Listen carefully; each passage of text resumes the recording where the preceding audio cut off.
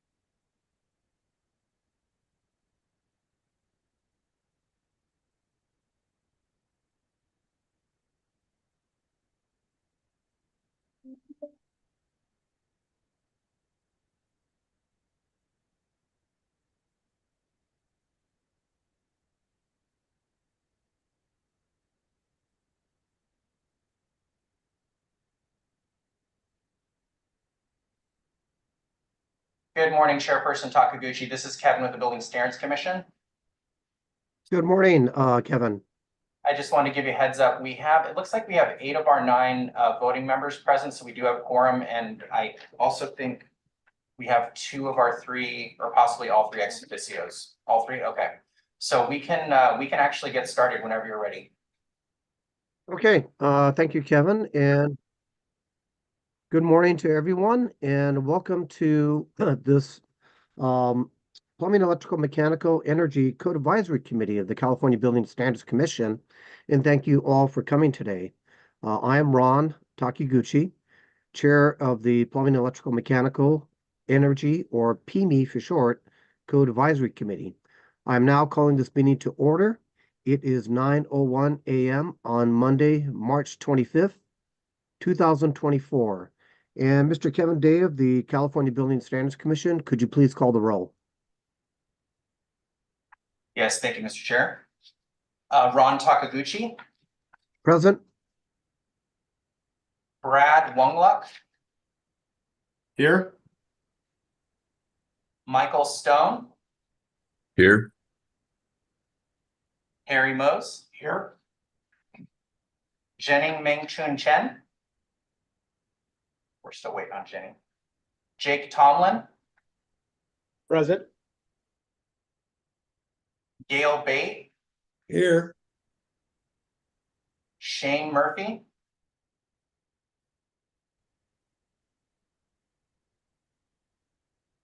Sorry, here. there he is. Okay, thank you, Shane. Scott Wayland. Here. Okay, so we have quorum, Mr. Chair, and I'll now call the roll for the ex officios.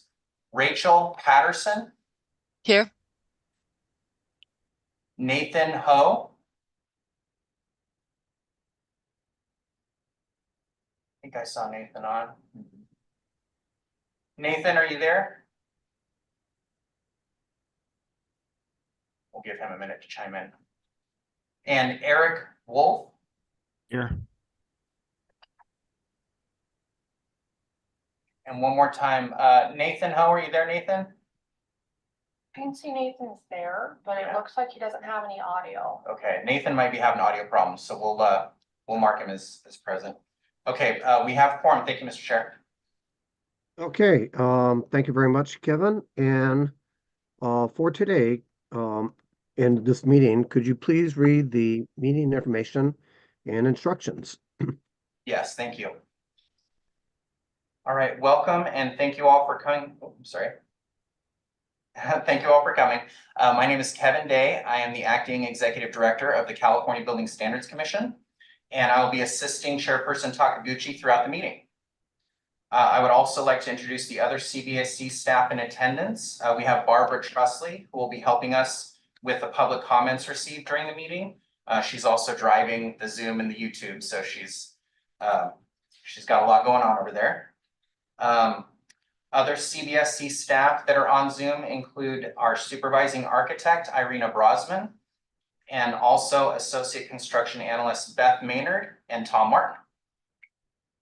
This is an open public meeting of the CBSC Plumbing, Electrical, Mechanical, and Energy, or PEME Code Advisory Committee. The purpose of this meeting is to ensure public participation in the development of the proposed building standards and to ensure adequate technical review and recommendations to the Commission and the state agencies on the proposed building standards submitted for this committee's review prior to being evaluated by the CBSC Commissioners for adoption. The proposed building standards are required to comply with specific criteria listed in Health and Safety Code 18930, commonly known as the 9-point criteria.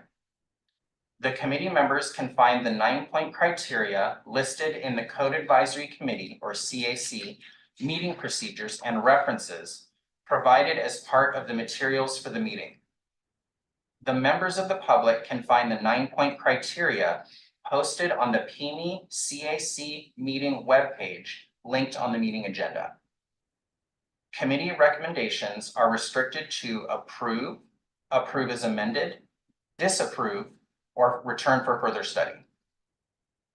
For positions to approve as amended, disapprove, or return for further study, the commenter must identify which one or more of the 9-point criteria the proposed code change has failed to satisfy and provide your rationale. Comments must be restricted to one or more of the 9-point criteria. This meeting is being held remotely and in person, consistent with Senate Bill 544, Chapter 216 of the statutes of 2023, which remains effective until January 1st, 2026, and allows alternate requirements for state boards, committees, and commissions or state bodies opting to conduct meetings and other proceedings by electronic means. In part, this statute allows a state body that is an advisory body to participate remotely as specified. As a reminder, CAC members participating remotely must always remain on camera. If at any time a member needs to turn their camera off for bandwidth or other issues, please just notify the chair. Today's meeting can be viewed in the Zoom webinar and on the CBSC YouTube channel linked on the meeting agenda. I would like to remind the YouTube viewers that there is an approximate 45-second delay. Real-time closed captioning is available via automated live transcriptions in both Zoom and YouTube. The public may provide comments on each agenda item by calling in on the Zoom teleconference number provided on the meeting agenda or by using the raised hand feature in Zoom. Instructions are provided on the CBSC webpage. If you have difficulty with the technology, please call the CBSC office at 916-263-0916. I will now read the public comment and Zoom instructions. If you wish to make a comment on a specific agenda item, please listen for the committee chair to ask for any comments from the public. The chair will first go through the Zoom participants that have their hands raised. Mr. Chair, in the event we have any members of the public in the room, we'll actually go to them first, but we don't have any currently, so just a reminder. So following commenters from the room and then the raised hands, the committee chair will then take comments from the public from anyone on the Zoom phone line. At this time, please take yourself off of mute. You may choose to announce your name and who you are representing before making your comment. Then please mute yourself when done commenting. The chair will continue through the call queue until there are no questions remaining. Staff will summarize any written comments that were received by 5:00 p.m. Monday, March 18th, 2024. The committee will then proceed to the next agenda item. If possible, please call from a landline using the telephone handset only. This enhances the committee's ability to hear your comments clearly. Calling from a speakerphone or a cell phone reduces the quality of the audio and makes it much harder for your comments to be heard clearly. Thank you, Mr. Chair. We can now proceed to agenda item 2. Okay, thank you very much, Kevin. And before I take agenda item number 2, I'd just like to comment on the makeup of this committee. This PEME committee, we're all volunteers, and I want to thank each of the committee members for once again volunteering. Many of you have been on this code advisory committee for more than one cycle, and your time and expertise is very much valued. As well, I'd like to thank the state agencies, the California Building Standards Commission, most of all, for putting together the voluminous amount of material. It's a lot of work in a very short amount of time, as well as each of the 6 state agencies that are presenting today. And of course, thank you to each of the public members. This is a public process. It is a process that needs public input for the completion of adoption of these codes. So thank you for everyone for joining. Agenda item number 2 is an overview of the meeting schedule and housekeeping.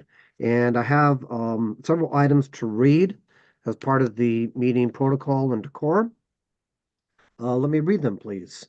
Okay, first is item A, stand on schedule is everyone's responsibility. Please honor time limits when they are identified. B, I will call for the state proposing agency to address the committee and explain the proposed building standard. C, the committee will discuss each agenda item, then I will call for public comments. D, please avoid duplicating comments in their entirety. Support or non-support may be expressed for specific comments. E, follow all comments and discussion. I will call for a motion in a second to recommend action on each agenda item relating to the proposed building standard. F, a roll call vote will be taken for each motion. G, please stay on the subject matter being discussed and avoid sidebar conversations. Extraneous discussions disrupt the flow of the meeting and can be hard for persons on the telephone to understand who is speaking and what is being discussed. H, please be respectful of others' times and opinion and avoid interruptions. I, we will take a lunch break around noontime, as well as a morning and afternoon break. And the committee will decide on a good stopping point for the break times as the meeting progresses. And let me also remind everyone that this meeting is scheduled for a 2-day period, in which I anticipate that we will need the second day. So with that, Kevin, I believe we are ready for agenda item number 3, and that is comments from the public on issues not on just this agenda. And again, let me remind the public, items that are not on this agenda, we would like to hear from you. And please be brief in your discussion. No action may be taken by the committee on any comments by the public.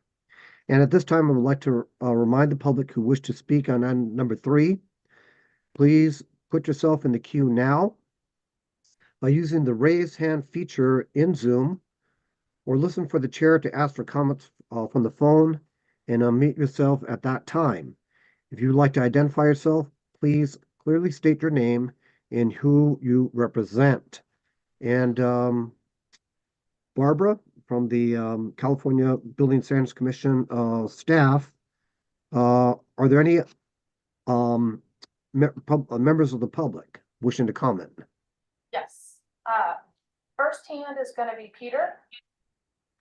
Okay, thank you, Barbara. And Peter, welcome, and your comment, please. Good morning. Thank you, Chair Taguchi. Good morning, committee members and BSCs. My name is Peter Mustasich. I'm with Silicon Valley Clean Energy, CCA, serving Santa Clara County. And I wanted to bring up 2 issues in the plumbing code, which aren't on the agenda for the 2025 amendments you'll be voting on today, but which have come up recently in our work supporting jurisdictions in our county, which I think are very important to meeting California's energy goals, as well as we look towards progressive decarbonization and cleaner, healthier homes. So the first, these are both related to plumbing code, chapter 5 around water heaters. And the first is an issue that's been coming up around first hour ratings. We've come to our attention that the table 501.1, which includes requirements for first hour ratings for water heaters, refers to the energy guide label for the first hour rating. However, the energy guide label fails to account for thermostatic mixing valves, including products that come with integrated thermostatic mixing valves that store water at a higher temperature, typically 140 degrees instead of 120. These products have actually higher first hour ratings than what's printed on the energy guide label. And so because of that, they're come to our attention that there's some conflict between kind of enforcing whether these products actually qualify with meeting the plumbing code or not. And so we're requesting for consideration that we're recommending considering adding a footnote 3 into this table that heat pump water heaters using thermostat mixing valves to increase storage temperature can have a supplemental calculation provided showing a higher first hour rating.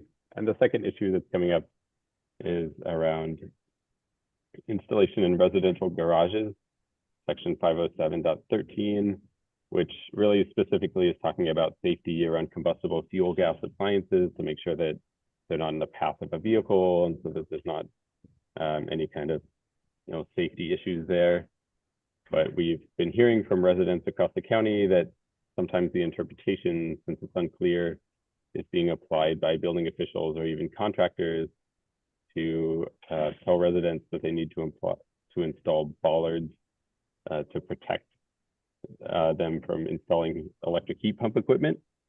And so we're kind of seems like a misinterpretation of the intent of the code. Heat pumps are, Excuse me, Peter, Yes. sorry for interrupting, but you have 1 Yep. minute. If you could wrap up, please. okay, sure. Yeah, heat pumps are not combustible. The electric compressor is up at the top of the equipment anyway, so we're requesting that the committee considers updating language in 507.13 and the subsection 507.13.1 to clarify that appliances is really referring to fuel gas appliances. Thanks for your consideration. Okay, thank you very much, Peter. Any other callers by Zoom or by phone? Well, by Zoom, first of all. Yes. Next is Bryce. Bryce, good morning, welcome. Hello, good morning. Can you hear me? Yes, I can. Welcome, Bryce, and your comments, please, sir. Great. So my name is Bryce Nesbitt. I work as a permit consulting dealing with weird situations like when, I don't know, the design professional or the architect died during construction. My main comment here is that it is very difficult to make these general public comments on the phone. They're often very technical. There's something that needs to be read. I'd love to see a way to do like with the NEC process to be able to submit these proposals, these public inputs in a written form in a way that could really be considered. That said, I will bring one up. When I advise on how to install electric vehicle chargers, there'll often be a main breaker, and I'd love to be able to swap that main breaker out for a tandem breaker. So if I've got a 100 amp breaker, I can swap it out and put that electric vehicle charger right there with no additional stuff. But that's generally not possible due to something called CTL. The CTL tab on the breaker, they're not listed. I'd love to see a solution for that. This is a case where it's a problem that I come up with. I don't have a specific code suggestion, but I'd love to be able to express those sort of annoyances, difficulties, and opportunities in a way that a code advisory committee could look at. So thank you. Thank you very much, Bryce. Okay, do you have any more public members? No more hands, and I don't see any phone participants. Okay, thank you very much. And Mr. Chair, sorry, this is Kevin with Building Standards Commission. In addition to the comments that Bryce and Mr. Musastich just described, we received one other comment in advance in writing that I'll briefly summarize if that's okay. Yes, thank you. This comment came in from Whitney Hill with Snap ADU. And this was provided to the committee. It came in before the deadline, so it'll be in your e-box or e-binder materials. And it has to do with streamlining ADU development with electronic compliance in mind. And she has suggestions for reevaluating compliance comments, flexibility in metering options, and other such provisions. So once again, you have that comment, and I just wanted to briefly summarize it. Thank you. Okay, thank you very much, Kevin, and thank you, Ms. Hill, for your comment. Are we ready for agenda item number 4? Yes, please proceed. Okay, thank you very much, Kevin. All right, so agenda item number 4 is to the Code Advisory Committee and discussing and taking action on appointing a vice chair of this committee. To the committee members, do I have any nominations for vice chair. Mr. Chair, this is Mike Stone. I would like to nominate Brad Lungluck to be vice chair of this committee. Okay, thank you very much, Mike. We have a nomination for Mr. Brad Wunluck as committee vice chair. Do I have a second for Brad? Jake Tomlin, I'll second. Okay, thank you very much, Scott. So motion for Brad Wunluck, vice chair by Mike Stone, seconded by Scott Whalen. Do we have any other nominations for vice chair? Well, do Robert's rule. Do we have any more nominations? Do we have any more nominations? Okay, that meets Robert's rules protocols of calling for any nominations 3 times.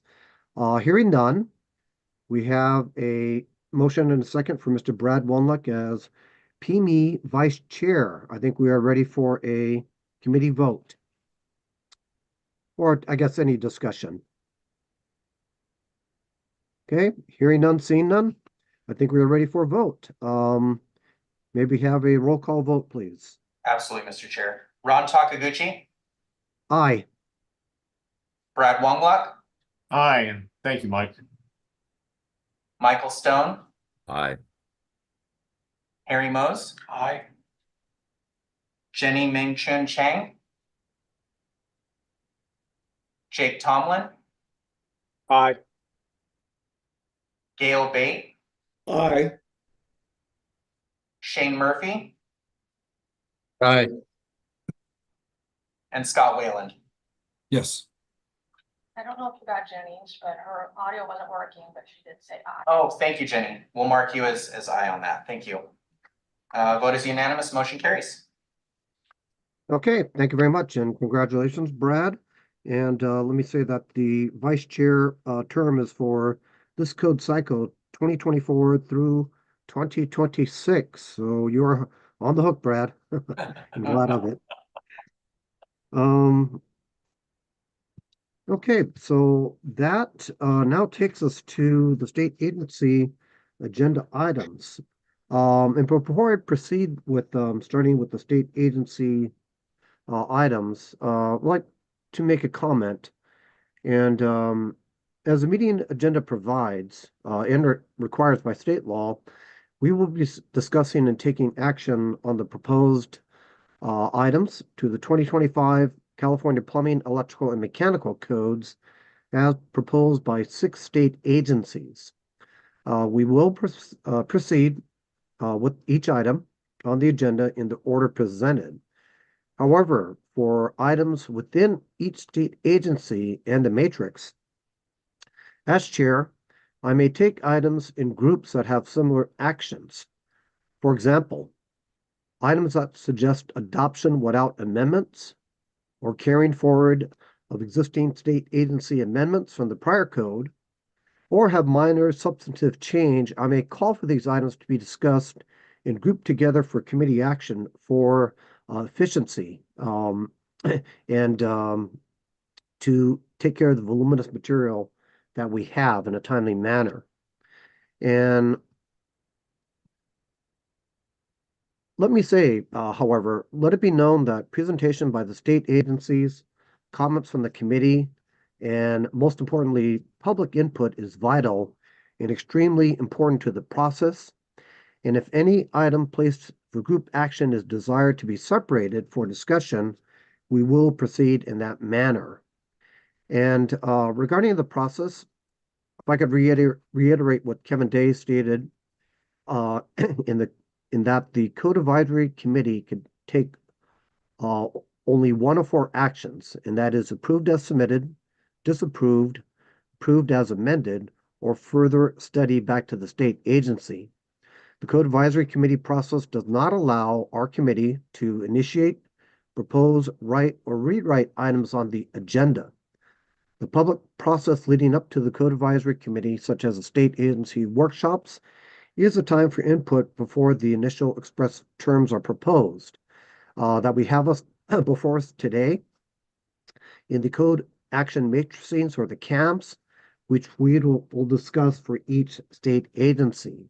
So having said that, I think we are ready for our first state agency agenda, item number 5, which is the California Department of Water Resources. And their proposal to adopt and amend the 2025 edition of the California Plumbing Code, Part 5, Title 24. So with that, we may have the representative from the Department of Water Resources. If you could please introduce yourself and your presentation for item number 5. Yes, my name is Nancy King, and I work for the Department of Water Resources in the Division of Regional Assistance and the Water Use Efficiency Branch. I am a civil engineer and have worked with the department since 2000. I worked in the water recycling and desalinization section for over 17 years.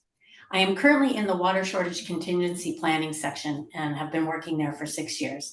With me today is my boss, Fenty Benjamin, and also Rich Mills. He is the former chief of the water recycling and desalination section, and he is now retired and volunteering. Here I'm going to present a synopsis of the amendments, and I'll try to rush through these as Mr. Tagaguchi had recommended. Our items 1 through 3 encompass chapters 1, 2, and 6, and these are just carrying forward existing amendments. Item 4 is in chapter 15, section 1501 through 1502. In this section, there are some references to subsequent sections, which we have added a section which has caused a renumbering. We are also renumbering to conform to the UPC. And we need to update those cross-reference sections to later sections in the chapter. If that's not clear. Again, we're adding a section in 1505. So 1501 and 1502 refer to sections in 1505, and so those are renumbered. Our next item is 5, section 1505. And we have 2 sections there, item number 5.1 and 5.2. Again, we're carrying forward existing amendments and adding new amendments to refer to the State Water Board's Cross-Connection Control Policy Handbook, which replaces Title 17. We also have one section in item 5, that's number 5-3. This one is, since we're proposing a new UPC section 1505.5, which is named water pressure, we're proposing this for adoption into the plumbing code. This proposed section is causing the need to renumber subsequent sections. So looking at the, and then another section, item number 5-4, we're carrying forward existing amendments, adding new amendments to refer to the Cross-Connection Control Policy Handbook from the State Water Board, again, which replaces Title 17. And we're renumbering this because of that new proposed section 1505.5. We also have 2 sections, 5-6 and 5-7, which we're carrying forward existing amendments, renumbering because of that new proposed section 1505.5 on water pressure. And then we have item number 6 in chapter 15, that's section 1506.4, and then we're carrying forward existing amendments. And then item 7 is in chapter 16, which is section 1602, and again, or 1602.4, again, we're carrying forward existing amendments. That concludes our presentation. So if you have any questions. Okay, thank you very much for the very comprehensive and thorough report, Nancy. I now turn it over to the committee for any comment or discussion on items 1 through 7 that was presented by DWR.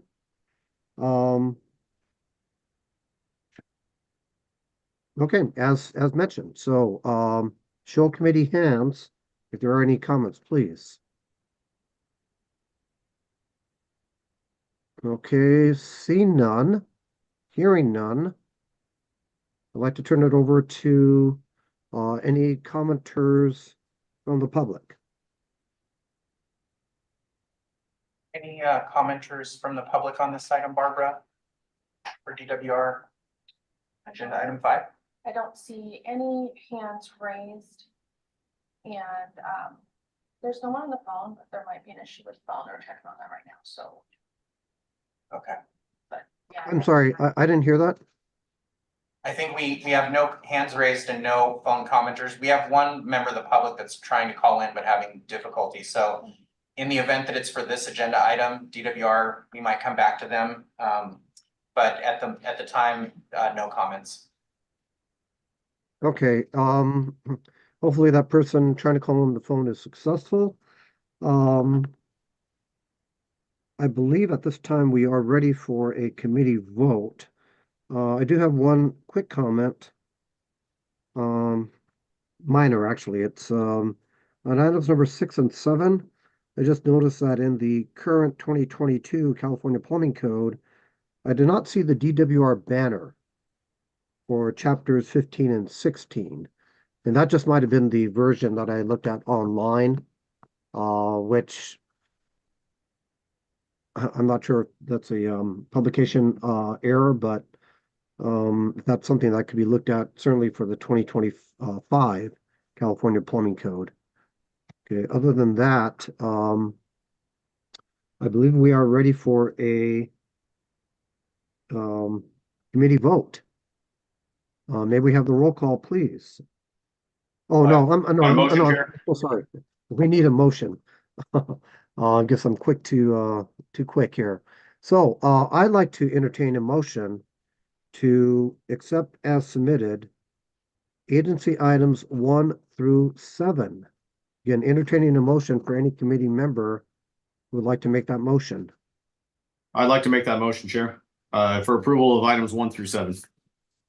Okay, thank you very much, Brad. We have a motion to accept as submitted, items 1 through 7. Do we have a second? I'll second it. I'll second Gail B. Harry Mose Okay. seconds.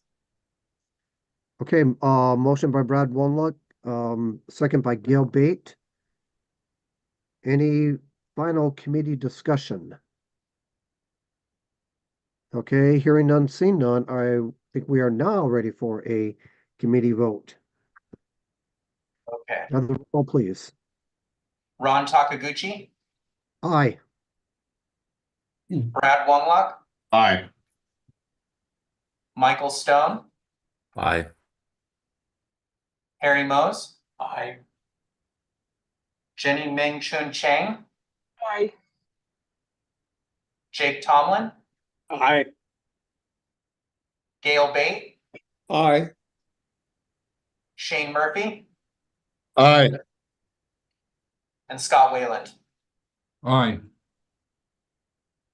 Motion carries. Okay, unanimously. Thank you very much. And thank you very much to DWR for your input once again to the 2025 California Plumbing Code. And we thank you for your presence today. Thank you very much. Okay, we are now ready for the agenda items for the California Building Standards Commission, starting with agenda item number 6 and the adoption and amendment to the 2025 edition of the California Electrical Code, Part 3, Title 24. May we have the state agency report, please, on agenda item number 6. Thank you, Chair Takaguchi. This is Tom Martin, Associate Construction Analyst with Building Standards Commission. Tom, can you turn your camera on? I cannot. You turned me off and it said I can't turn it on. You have to. We'll fix that. One moment, Tom. Thank you. Working on it. Okay, there we go. Okay, first I want to thank the chair and the committee members for their time that they volunteered to do these review of the packages. I know it takes quite a bit on some of these packages. So Building Standards Commission electrical package is a very modest one. We have 8 items. The first item, we're just carrying forward Article 89 with minor editorial. We're updating the version of the NEC that we're adopting. And then we're doing some cleanup in Article 89 to align Article 89 with Chapter 1, Division 1 of all the other parts of Title 24. And item 2, we're just adopting Article 90 without amendments. Item 3, we're adopting Chapter 1 and carrying forward existing amendments without modification. Item 4, we're adopting Chapters 2, 3, and 4 without amendments. And item 5, adopt Chapter 6, except Article 517, healthcare facilities, and 550, mobile homes, manufactured homes, and mobile home parks. And item 6, we're adopting Chapter 6 and carrying forward existing amendments for EV charging. And item 7, we're adopting Chapter 7, 8, and 9, except for a few articles that we haven't adopted in the past. 708, which is critical operation power systems, 728, fire resistive cable systems, and 840, premise powered broadband communication systems. We're adopting all those without amendment. And item 9, we're continuing to not adopt any of the appendix of the NEC. And that's it. Okay, thank you very much, Tom. Very comprehensive. And appreciate your work as well on this this 2025 California Electrical Code. Okay, so we heard from the state agency. It is to the committee for any discussion or comment. Show of hands, please. Any comments on Building Standards Commission amendments to California Electrical Code? Okay, hearing none, seeing none. I'd like to move on to public comment to state agency amendments to the 2023 National Electrical Code. Please. I don't see any hands raised. Yeah, no comments. Okay, thank you, Kevin. Actually, we did move on, but just to be sure, that person who was trying to call in by phone, did they ever get through? I'm having the phone line tested right now, so I'll know in a minute if it's working or not. Yeah, we're Okay. testing the phone line right now. Yeah. Okay, thank you very much. If you could interrupt me at any time to let me know if we are successful in that. Again, we do want to hear from everyone by whatever means. Okay, no public comment. So we are ready for a motion for these items as presented by the California Building Standards Commission on Title 24, Part 3 to the committees. Do I have a motion for these items? Mr. Chair, this is Mike Stone. I would like to move to approve as submitted. Items 1 through 8. Okay, thank you very much, Mike. Motion by Mr. Mike Stone. Approve as submitted, items 1 through 8. Do we have a second? Second. Yes, thank you, Brad. Second by Mr. Brad Wunluck. Any final committee discussion? Okay, hearing none, seeing none, we are ready for a roll call vote. Yes. Ron Takaguchi, Aye. Brad Wungluck, Aye. Michael Stone, Aye. Harry Mose. Aye. Jenny Ming Chun Chang. Aye. Oh, thank you. Jake Tomlin, Aye. Gail Bate, Aye. Shane Murphy, Aye. and Scott Whalen. Aye. All right, vote is unanimous, motion carries. Okay, thank you very much, Kevin. And Tom, thank you very much. Always good to hear you, sir, and your expertise. Thanks, sir. Okay, with that, we are now ready for agenda item number 7. Also, the California Building Standards Commission. for their proposals to adopt and amend the 2025 edition of the California Mechanical Code, Title 24, Part 4. And may we have the state agency report, please? Good morning, committee chair and members. My name is Beth Maynard, and I'm an associate construction analyst with the Building Standards Commission. I'm here to present agenda item 7, the California Building Standards Commission rulemaking number BSC 0124, which contains 11 items of BSC's proposed adoptions and amendments to the 2024 Uniform Mechanical Code into the 2025 Mechanical Code. So as is, item 1.1, amending chapter 1 to update the section to the current Uniform Mechanical Code. I can go through item by item, or I can go through kind of give you a general overview. The mechanical code really, there's only in item 4, we're renumbering a couple of the California amendments due to the model code restructuring, and the balance of the chapters, they're adopt and or carry forward existing amendments. So I'd be happy to go through item by item if you'd like, or that can conclude my overview, and however you'd like me to proceed. I follow what you're saying, Beth, but just for just for a very quick summary, if you wouldn't mind doing item by item.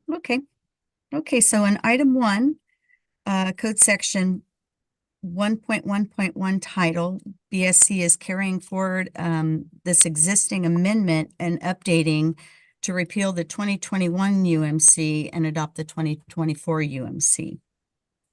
In item 2, which is the chapter for definitions, BSC is going to adopt chapter 2 and carry forward existing California amendments. In item 3, BSC proposes to adopt chapter 3 without any California amendments.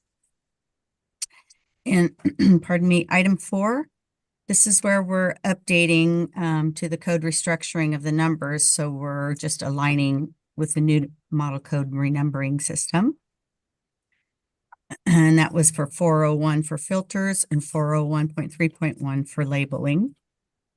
In chapter 5, item 5, BSC proposes to adopt chapter 5 and carry forward any existing amendments. Item 6, that's chapters 6 through 14, and BSC proposes to adopt these chapters 6 through 14 from the 2024 into the 2025 without any amendments. Item 7, which is chapter 15, BSC proposes not to adopt chapter 15 of the 2024 UMC, and that was for solar systems. Item 8 is chapters 16, 17, and 18, and BSC proposes to adopt these chapters from the 2024 UMC. Item 9 is Appendix A. BSC proposes not to adopt this appendix.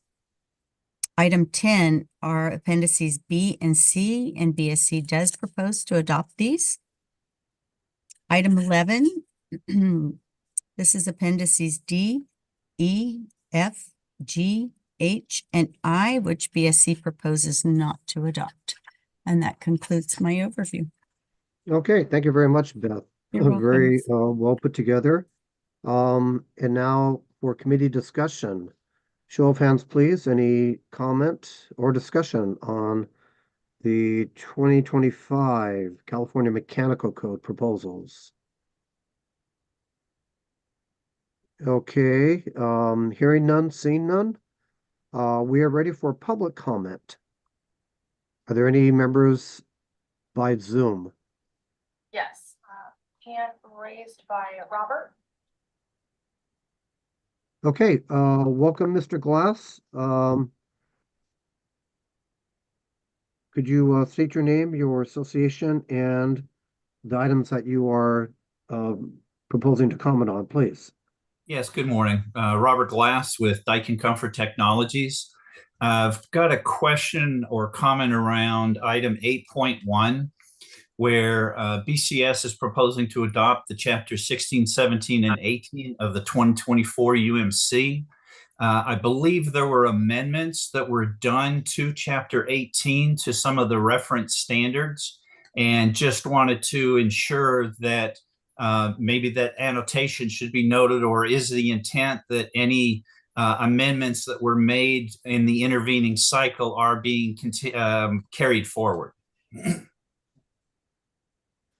Thank you, Robert. Yes, good afternoon or good morning. Yes, we are carrying forward any amendments that were adopted during the 2022 cycle. I just don't have them notated here because they're just carrying forward. So they will be a part of the 2025 California Mechanical Code. That's fine, thank you. It was noted in some of the sections annotations and it wasn't noted there, so I just wanted to get clarity. Thank you very much. Thank you. Okay, thank you very much, Robert. Do we have, well, let me comment in general. Yes, that did come up at the last Code Advisory Committee meeting where intervening items did appear and were part of the proposals if the agency felt that they would be included or not. But yes, that is considered part of the current code, which is being discussed and possibly amended. Okay, do we have any other Zoom commenters? There are no other hands raised, and I will just note there seems to be a Zoom glitch and no one can get in on the phone. So. Okay, how about the phone? Any luck there? Yeah, we're having a technical difficulty with the phone line, so we're still working on that, but currently no phone comments. Okay, all right, thank you very much for clarification. With that, I'd like to turn it over to the committee for a motion to action on Building Standards Commission proposals for the 2025 California Mechanical Code. I'll do it. Harry Mose has a Harry? yes. Yes, motion is your motion to approved as submitted? Yes. Okay, thank you very much, Harry. So we have a motion by Mr. Harry Moose to accept the items as accepted. That's items 1 through 11. Do we have a second? I'll second. Okay, second. Thank you, Jenny. Motion by Harry Moose, second by Jenny Ming-Chung Chang. Any further committee discussion? Okay, we are ready for a roll call vote, please. Okay. Ron Takaguchi, Aye. Brad Wungluck, Aye. Michael Stone, Aye. Harry Mose. Aye. Jenny Ming-Chun Chang, Aye. Jake Tomlin, Aye. Gail Bate, Aye. Shane Murphy,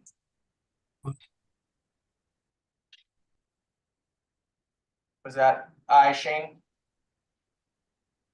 Yes, aye. Thank you. And Scott Wayland. Aye. Okay, the vote is unanimous and the motion carries.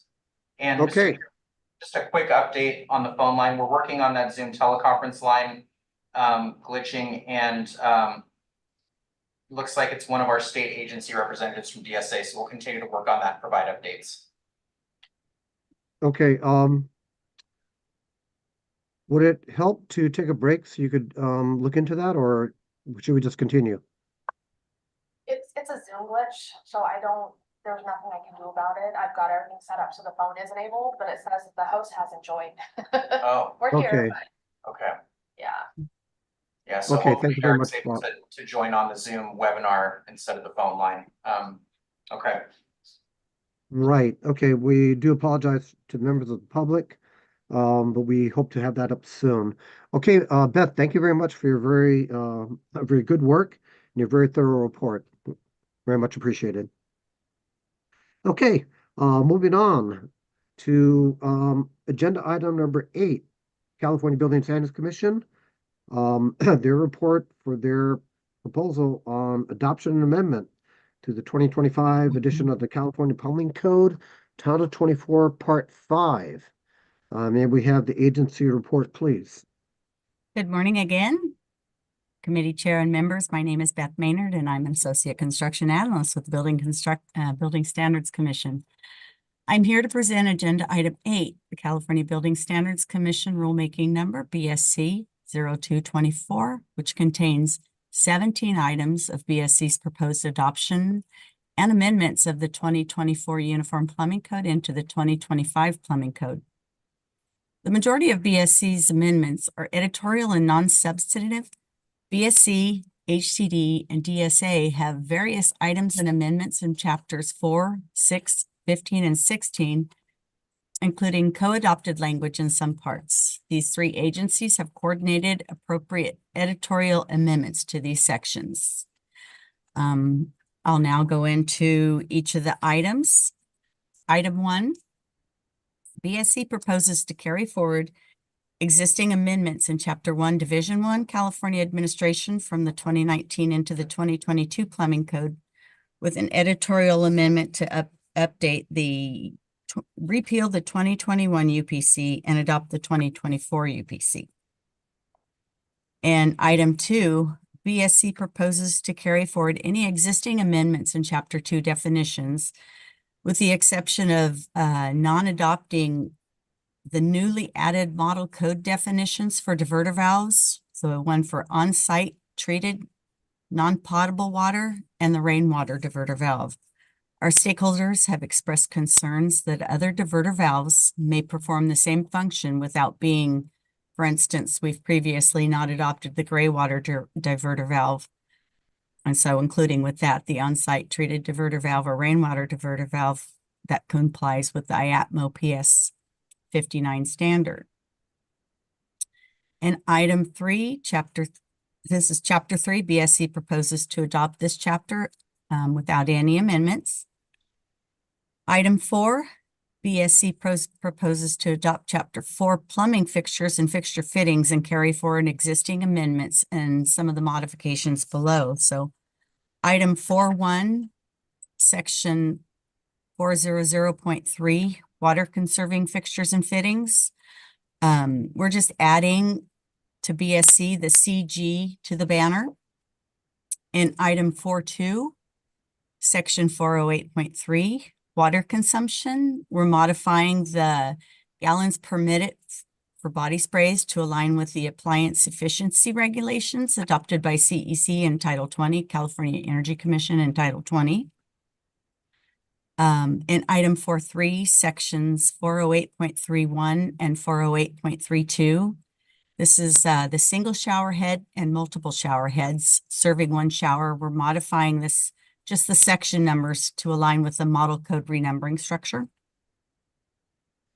Item 4.4 is section 420.2.1, kitchen faucets. What we're doing here is adding the PSI value in the metric to follow the format of the model code. In item 4.5, section 420.3.1, this is our pre-rinse spray valves.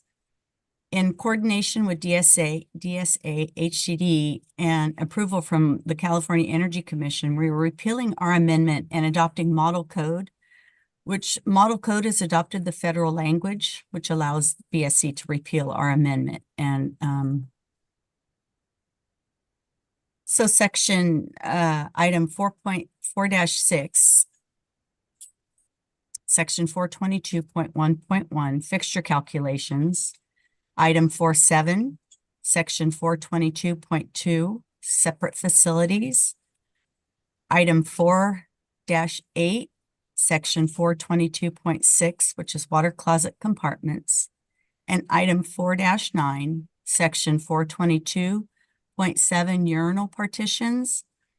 All these sections are related to the all gender facilities, which BSC and DSA early adopted this language in the 2022 intervening code cycle. In this cycle, we have coordinated our efforts to relocate and revise these amendments to adopt to the model code language under BSC's authority for the 2025 codes. Item 4-10, table 422.1, minimum plumbing facilities.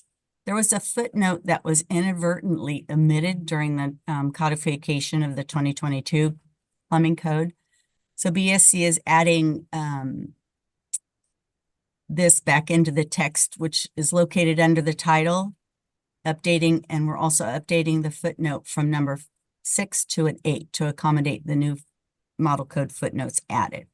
Does anybody have any questions this far? And if not, I will continue. Okay, to the committee members, any questions for Beth at this time? Or we could do save it to the end. Yes. I have a, Jenny, please. I have a question about item 4-6. I see the language that's crossed out saying that so before it said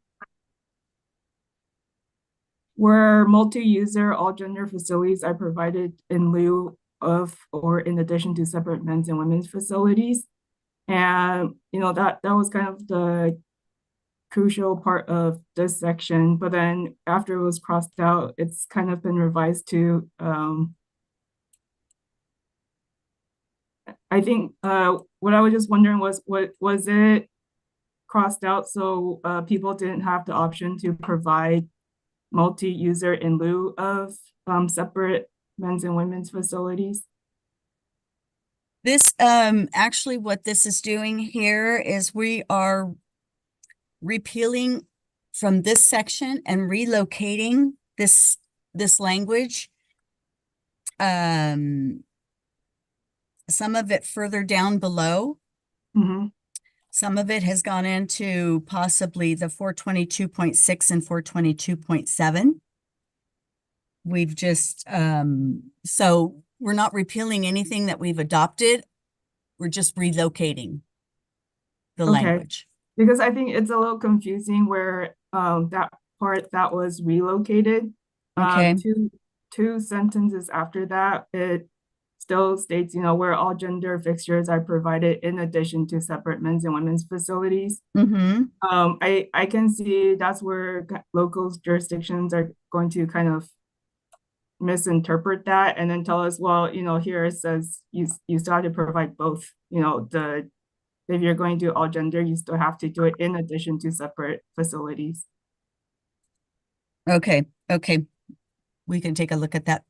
Okay, thank you. Just a quick comment. This is Kevin with Building Standards Commission. I think Beth partially clarified it, but just to reiterate, Jenny, so last cycle during the intervening, we knew that the 2024 Uniform Plumbing Code, the model code we'd be adopting in this triennial cycle, had this all gender exception in some of the language. So we early adopted it and had to show it as a California amendment in italics in the supplement. And kind of like Beth said, now what we're doing to kind of carry that forward is repealing the amended versions that are now in the model code. So I think those sentences you're asking about are actually shown in upright and not underlined because it's a part of the model code that we can just have carrying forward. So yeah, and I think that's down at the very bottom of 422.1.1. So yeah, that's still there and the language hasn't changed where it says in addition to. So hopefully that helps. But yeah, I know it was a little confusing because we early adopted the model code and then further amended it. And then now that it's in the model code, we repealed stuff that's in the model code and carried forward our amendment. So hopefully that helps. Understood. Thank you. Okay, thank you very much, Jenny. Any other committee discussion on what Beth has presented so far? Okay, hearing none, seeing none. Beth, please continue. Okay. Item 5 is Chapter 5, water heaters. We are adopting this chapter without any amendments. And item 6 is Chapter 6, water supply and distribution. BSC proposes to adopt Chapter 6 and carry forward any existing amendments. And then we've got some one item that we're item 6-1, section 605.9.1 fittings. BSC is proposing to amend the reference standard there. In item 7, chapter 7, 8, and 9, BSC is proposing to adopt these chapters without any amendments. In item 8, Chapter 10, Traps and Interceptors. BSC is proposing to adopt Chapter 10 and modify Section 1003.1. And we're just adding an S to the end of exceptions to note that there are 2 exceptions. In item 9, this is Chapter 11, Storm Drainage. BSC is proposing to adopt and carry forward any existing amendments here. Item 10 is Chapter 12, Fuel Gas Piping. BSC is proposing to adopt this chapter without any amendments. Item 11 is Chapter 13, Healthcare Facilities and Medical Gas and Medical Vacuum Systems, and Chapter 14, Fire Stop Protection. BSC is proposing not to adopt these chapters. So item 12, this adopt Chapter 15, Alternate Water Source for Non-Potable Applications, and to carry forward any existing amendments with some modifications. Item 12.1 is Section 1501.7, Minimum Water Quality Requirements. BSC is proposing to renumber this section to renumber the reference section number to align with the UPC renumbering format. Item 12-2, Section 1503.6, Prohibited Locations, and Item 12-3, Drawings and Specifications. BSC is proposing to reintroduce an existing amendment which was inadvertently omitted from being carried forward during the 2019 triennial cycle. Item 12-4, Section 1506.5, Water Pressure. BSC is proposing to add the word gray to clarify reference to an on-site treated non-potable gray water in similar fashion with other sections in the code. Item 12-5, Section 1506.10, Design and Installation. BSC is proposing to renumber the reference section number to align with the UPC renumbering format. Item 12.6, Section 1506.10.2, Minimum Water Quality. Here BSC is proposing to provide a new reference standard, the IATMO IGC 324, in addition to the NSF ANSI 350 standard for the absence of local water quality requirements. Item 12-7, Section 1506.10.6 is disinfection. BSC is proposing to renumber this reference section number to align with the UPC renumbering format. Item 13 is Chapter 16, Non-Potable Rainwater Catchment System. BSC is proposing to adopt this chapter and carry forward any existing amendments with modifications. So item 13.1, Section 1601.7, Minimum Water Quality Requirements. BSC is proposing to renumber the reference section number to align with the UPC renumbering format. Item 13-2, Section 1603.20, Rainwater Diversion Valves. BSC is proposing to remove the reference to the IATMO PS59 and IATMO IGC 352 standards for the diverter valves. This is to allow for a more markedly available valves. I believe when I was doing the research, there was 2 valves available on the market for these standards. So we wanted to open that up. And item 13-3, Section 1604.4.1, Disinfection. BSC is proposing to renumber the reference section number to align with the UPC renumbering format. Item 14 is Chapter 17, Reference Standards. I did make a mistake in one of them that printed here for the ASTM-D 1253-2014 standard method for residual chlorine water. I have shown section number 1604.5.1, which should be 1603.4.1. So that was a mistake made there. Thank you, Beth. Noted on that. Thank you. Item 15 is appendices A, B, D, H, and J. BSC proposes to adopt these without any amendments. Item 16 is Appendix I, IATMO IS 31-2022, BSE proposes to adopt this section only. Item 17, appendices C, E, F, G, K, L, M, N, O, P, Q, R, and S. BSE is proposing to not adopt these. And that concludes my overview of all the items. Okay, thank you very much, Beth. And before I turn it over to the committee, again, want to ask BSC staff. I see that as far as public members on Zoom, there are 18. Are these individuals allowed to, or can they comment? Or are we still having technical difficulties? Oh, just to clarify, the attendees on the Zoom webinar can comment with the raised hand feature. We're not having issues with that. There's a teleconference line on the agenda where it's just folks calling on a phone, where there's a Zoom technical difficulty. So that's the one that we're working on. It's just the teleconference line. So the Zoom webinar folks can comment. Okay, so there is an avenue. Okay, thank you very much, Kevin. Okay, Beth, thank you very much for your report.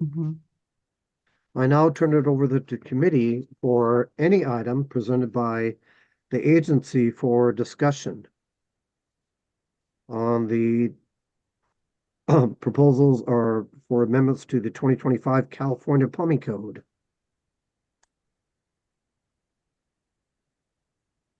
Okay, hearing none, seeing none. We now turn it over to public comment. Any public comment, please? There are no hands raised in Zoom. Is there public comment in the room? No, okay, no. Just a quick update, Mr. Chair, there are no hands raised in Zoom. We do have a public member in the room, but he has no comment on this agenda item. Okay, thank you very much. So that concludes the comment period. So it is to the committee for these amendments to the 2025 California Plumbing Code. Do I have a motion for the items presented? Harry Mose. Harry Mose, is that approved as submitted, Harry? Yes. Okay, thank you very much, Harry. So motion by Harry Mose to approve all as submitted.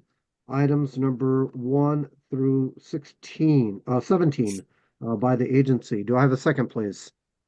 I'll second that. Okay, thank you, Brad. Motion by Harry, second by Brad.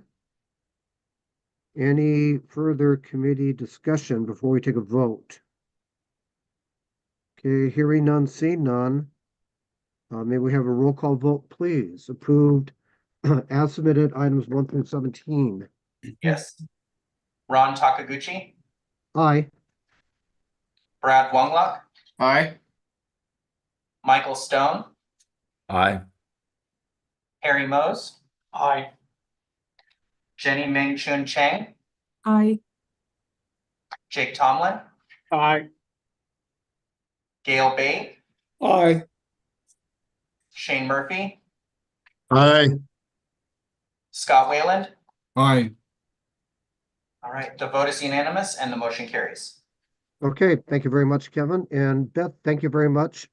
Thank you all also for coordinating with the other state agencies, as that was extremely important as far as coordination into the process itself. So we thank you, Beth. Thank Okay, you, Chair and so- committee members. Yep, thank you. So that concludes item number 8 for the California Building Standards Commission. However, we do need a overall motion to accept all items presented by the California Building Standards Commission. Do we have a motion, please? Move for approval for all items submitted. Okay, thank you very much, Brad. Motion by Brad Wongluck to accept all items by the California Building Standards Commission. Do we have a second?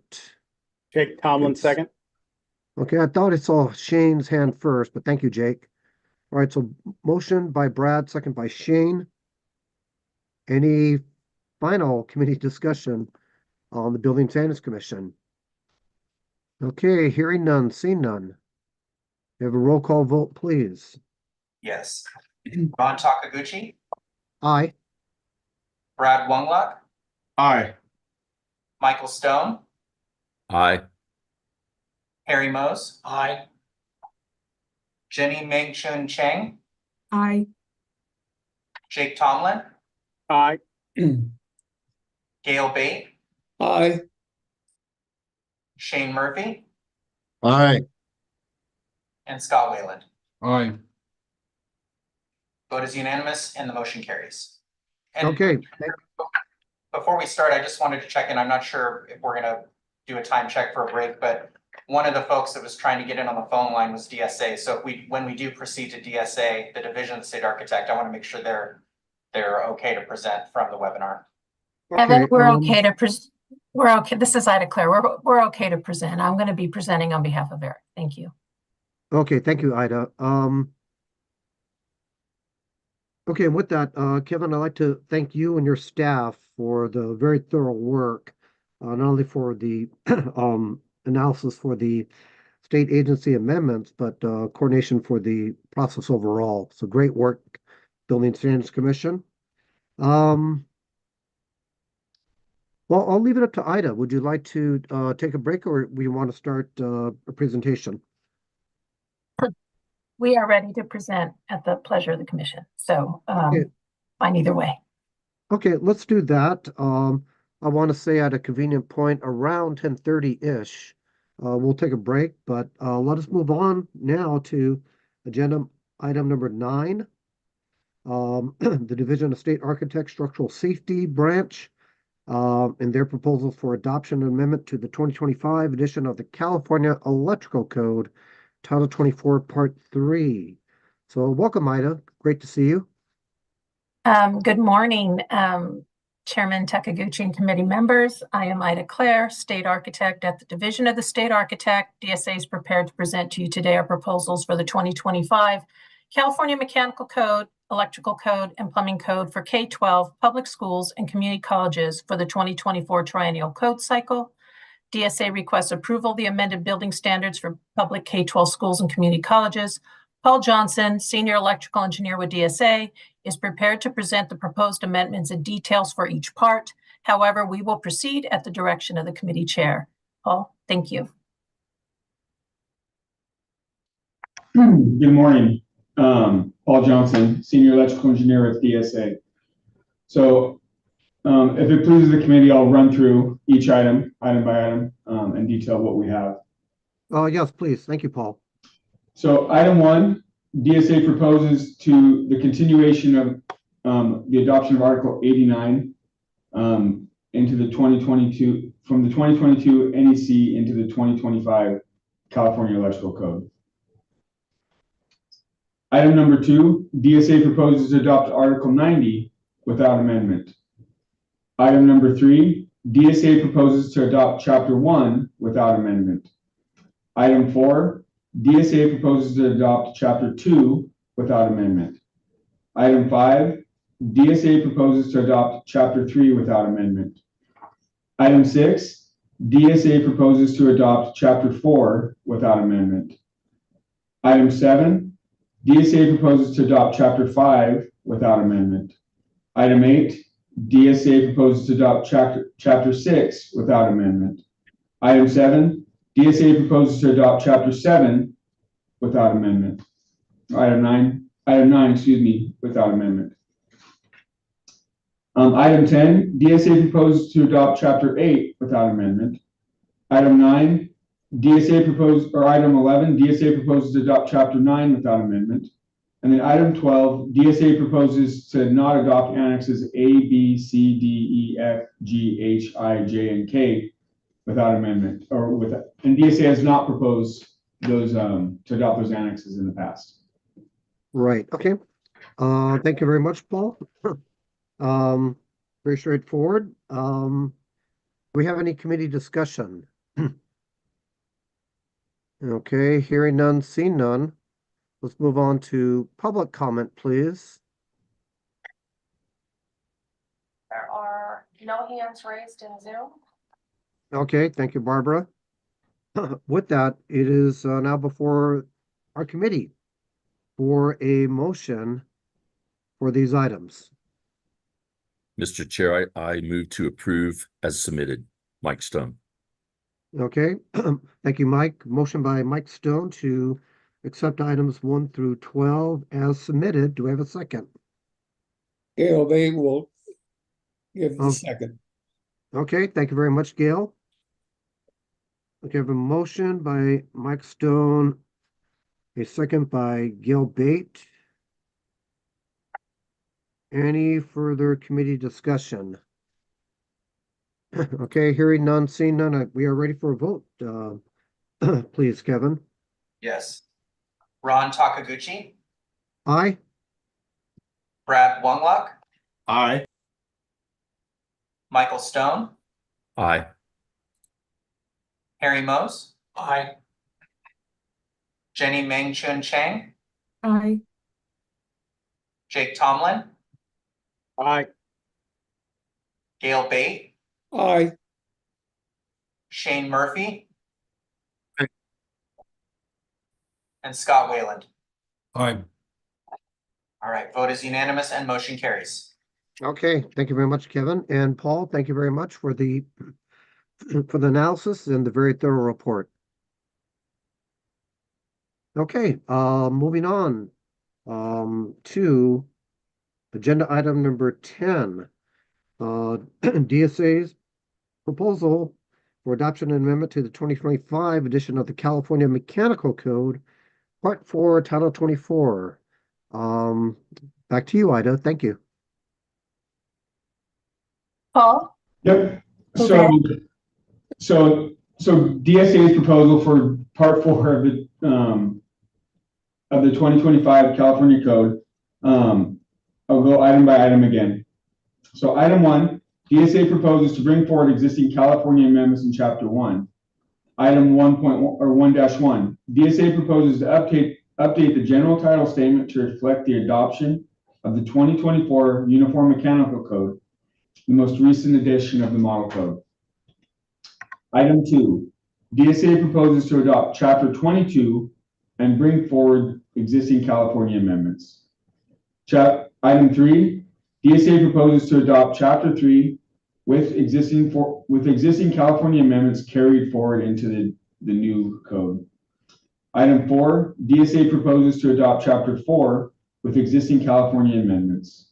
Item 5, DSA proposes to adopt Chapter 5 with existing California amendments. Item 6, DSA proposes to adopt Chapter 6 with existing California amendments. Item 7, DSA proposes to adopt Chapter 7 without amendment. Item 8, DSA proposes to adopt Chapter 8 without amendment. Item 9, DSA proposes to adopt Chapter 9 without amendment. Item 10, DSA proposes to adopt Chapter 10 without amendment. Item 11, DSA proposes to adopt Chapter 11 with existing amendments carried forward. Item 12, DSA proposes to adopt Chapter 12 without amendment.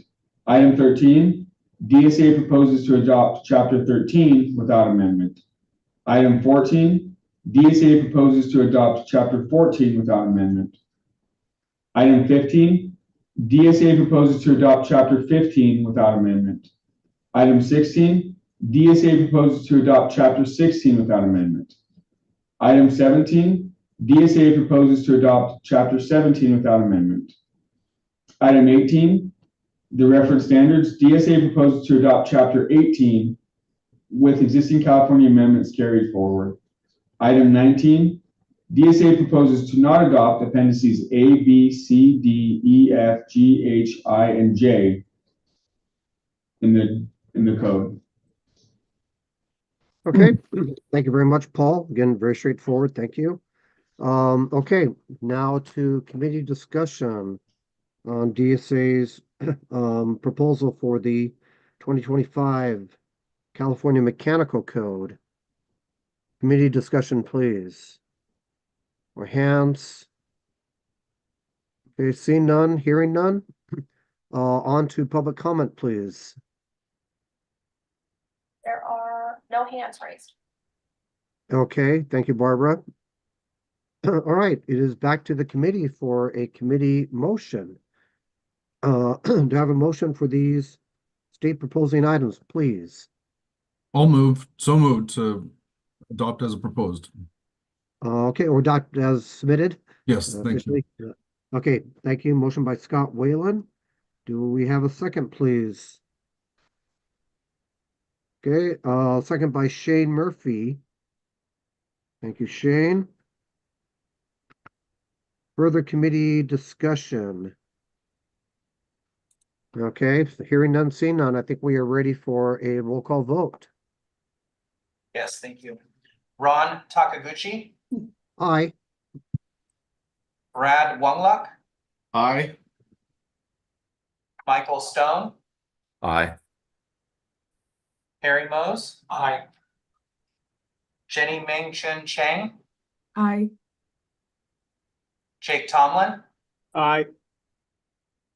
Gail Bate, Aye. Shane Murphy, Aye. and Scott Wayland. Aye. All right, vote is unanimous and motion carries. Okay, thank you very much. And once again, thank you, Paul and Ida, for the mechanical code proposals. And moving on to agenda item number 11, DSA's proposal for adoption and amendment to the 2025 California Plumbing Code, Part 5, Title 24. So back to the state agency, please. Yes, Paul Johnson with the state architect. So item 1, DSA proposes to bring forward existing California amendments in Chapter 1. Item 1.1, DSA proposes to update the general title statement reflecting the adoption of the 2024 Uniform Plumbing Code. Item 2, DSA proposes to adopt Chapter 2 with existing DSA adopted California amendments carried forward. Item 3, DSA proposes to adopt Chapter 3 with existing California amendments carried forward. Item 4, DSA proposes to adopt 2024 UPC Chapter 4 and to carry forward existing California amendments as itemized into the 2025 California Plumbing Code with new editorial modifications and numbered sections that I will enumerate. Included in the amendments are changes that DSA earlier adopted into the 2022 California Plumbing Code during the intervening code cycle. This is co-adopted with BSC, which you have heard previously today. So item 4.1, DSA is proposing to modify the GPM for body spray valves to align with the appliance efficiency regulations adopted by the CEC in Title 20 of the California Code of Regulations. Item 4.2, DSA is proposing to renumber some sections to align with UPC renumbering. Item 3, DSA is proposing to add the metric pressure equivalent measurements. Item 4.4, DSA is proposing to repeal an existing California amendment to the prevent spray valves. In 2019, in the 2019 intervening code cycle, HCD, DSA, CEC, and BSC coordinated and adopted the subsequent section to align with the efficiency regulations adopted by the Energy Commission. So, and we're repealing that. So item 4.5, DSA proposes to repeal a portion of section 422.11 fixture calculations adopted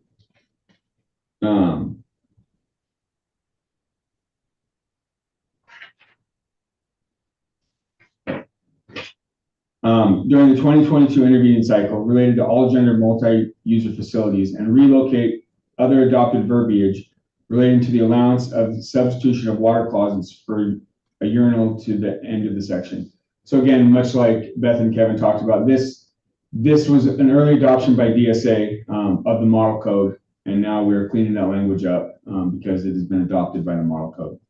So item 4.6, DSA proposes to amend exception 4 with verbiage similar to the more stringent requirements adopted during the intervening cycle.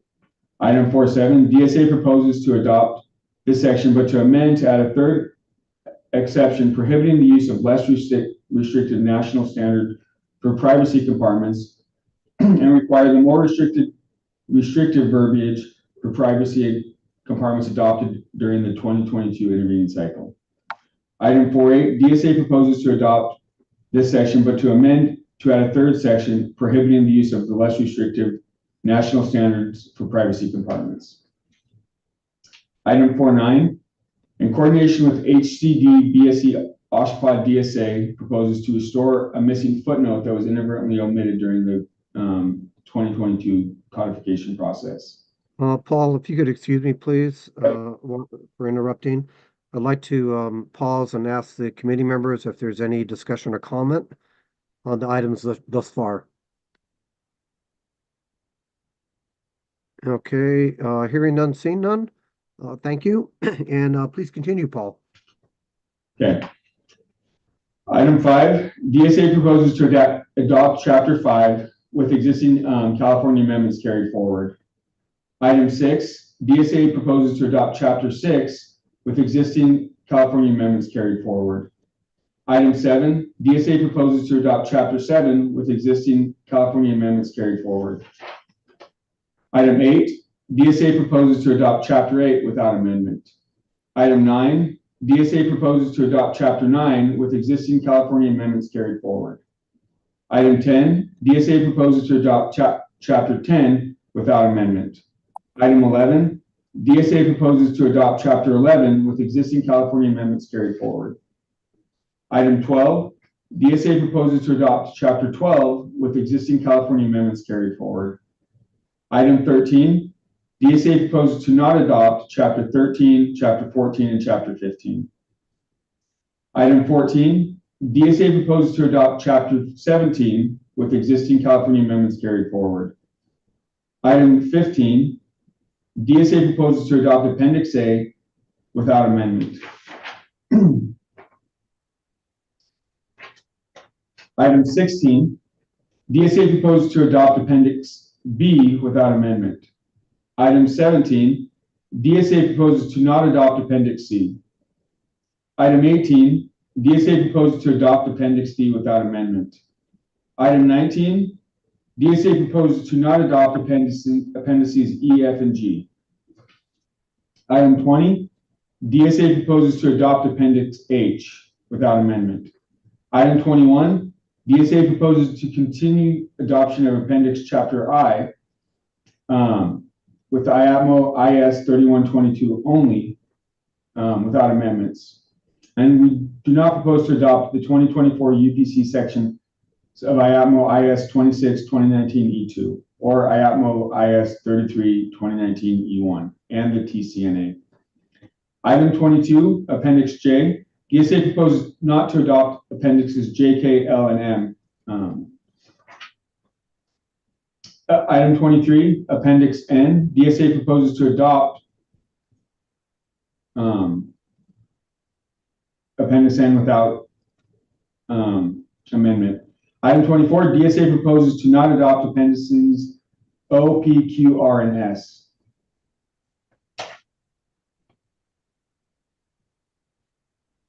Okay, thank you very much, Paul. A lot of items. Any committee discussion?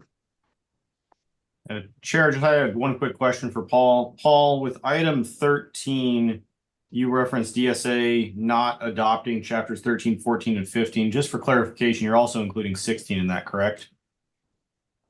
Yes, I'm sorry, I misspoke. 16 is not adopted either. Okay, thank you. Thank you, Brad, for catching that. Any other committee discussion? Okay, I do have a question for the agency. Appendix N, the impact of water temperature on the potential for scalding and Legionella growth. The agency is adopting this appendix. And my question is will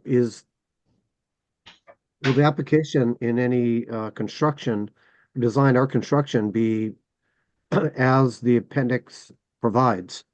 Or does the agency intend to go beyond that with any reports or studies?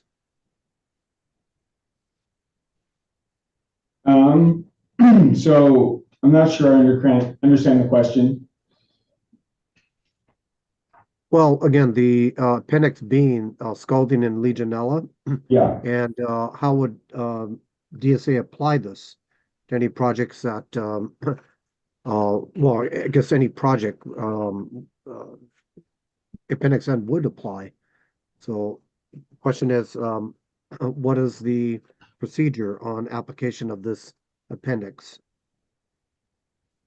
So it would be up to the design professionals to determine how that would apply to the project. Mr. Takaguchi, or Chairman Yes, Takaguchi. Ida. Thank you. So I'm stepping in for Eric Drever today, who is out on vacation. I'm not specifically clear on your question. DSA does not provide full review for plumbing, mechanical, and electrical. That is a peer review process at DSA. And so we can explore your question further and determine if we need to make a change for the proposal going to the Building Standards Commission. So if that one, you might want to vote as further study because I don't have an answer for you today. We could do that. Yeah, thank you, Ida. It wasn't so much a questioning on the proposal, but perhaps more on the process, and I should have said that. So forgive me. And Paul did answer the question by saying that that would be up to the design professional, and you further answered it by stating that there's peer review in the process. So Okay. from my perspective, it will not warrant a further study. It's Great. Okay. adopting as proposed. Thank you. Thank you, Ida and Paul. Any further committee discussion? Okay, hearing none, seeing none. On to public comment discussion by Zoom. There are no hands raised in Zoom. Any comments in the room? No. Any luck on the phones? There's a ticket, but I highly doubt we're gonna have phones today. Yeah, we're still working on that, Mr. Chair. Okay, thank you very much. Okay, so that concludes the report from the agency, and back to the committee for a motion. I'd like to entertain a motion to accept the agency's proposals as submitted, and that is items 1 through 24. I'll make a motion. I'll make a motion for move for approval as submitted for items 1 through 24. Okay, thank you very much, Brad. Do we have a second? Gail, Okay, I saw Gail's input first. Thank you very much, Gail. Okay, we have a motion and a second to accept the agency's items as submitted. Further committee discussion? Okay, if not, may we have the roll call vote, please? Yes, thank you. Ron Takaguchi, Aye. Brad Wungluck, Aye. Michael Stone, Aye. Harry Mose. Aye. Jenny Mengchun Chang, Aye. Jake Tomlin, Aye. Gail Bate, Aye. Shane Murphy, Aye. Scott Wayland. Aye. Okay, vote is unanimous and motion carries. Okay, thank you very much, Kevin, and thank you very much to DSA, Ida and Paul. And I also appreciate very much that you coordinated with the other state agencies as well for the amendments. So great work, DSA, as always, and we shall see you again on another meeting. Thank you. All right, thank you very much. And it is 10:34. I think this is appropriate before we move on to the next state agent. No, we have one more vote, sorry. And that is the acceptance for the overall motion for DSA's proposals to the electrical, mechanical, plumbing code. Do I have a motion, please, for the overall acceptance? So moved. Mike Stone. Okay, Mike Stone, motion. Do I have a second, please? Harry Mose. Harry Mose seconded. Okay, motion and a second for the overall acceptance of DSA's proposals for items, agenda items number 9, 10, 11. We have a roll call vote, please. Yes, thank you. Ron Takaguchi, Aye. Brad Wungluck, Aye. Michael Stone, Aye. Harry Mose. Aye. Jenny Ming Chun Chang, Aye. Jake Tomlin, Aye. Gail Bate, Aye. Shane Murphy, Aye. Scott Wayland. Aye. All right, vote is unanimous and motion carries. Okay, so thank you very much. And again, thank you very much, Ida and staff. Okay, now we shall take a break for 15 minutes. It is 10:35. Please remember that the recording will be paused, but you're still on camera and mic. So please mute yourself and take yourself off video. We'll see you in 15 minutes. Thank you very much. Thank you.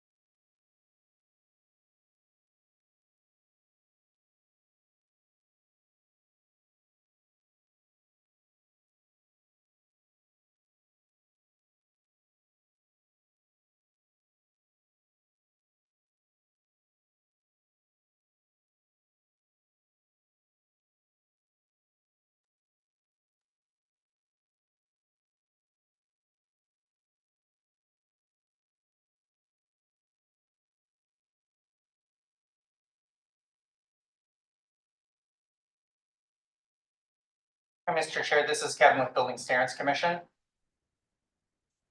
think we're gonna get Okay. started. I think we're Yeah, gonna, if we could we're have- okay to get started. I just wanted to give you an update on the teleconference line.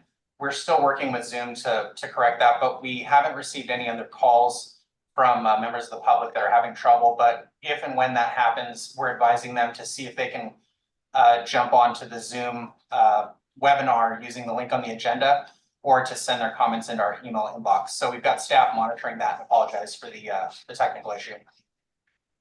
Okay, thank you for the clarification, Kevin. Okay, do we have all committee members back?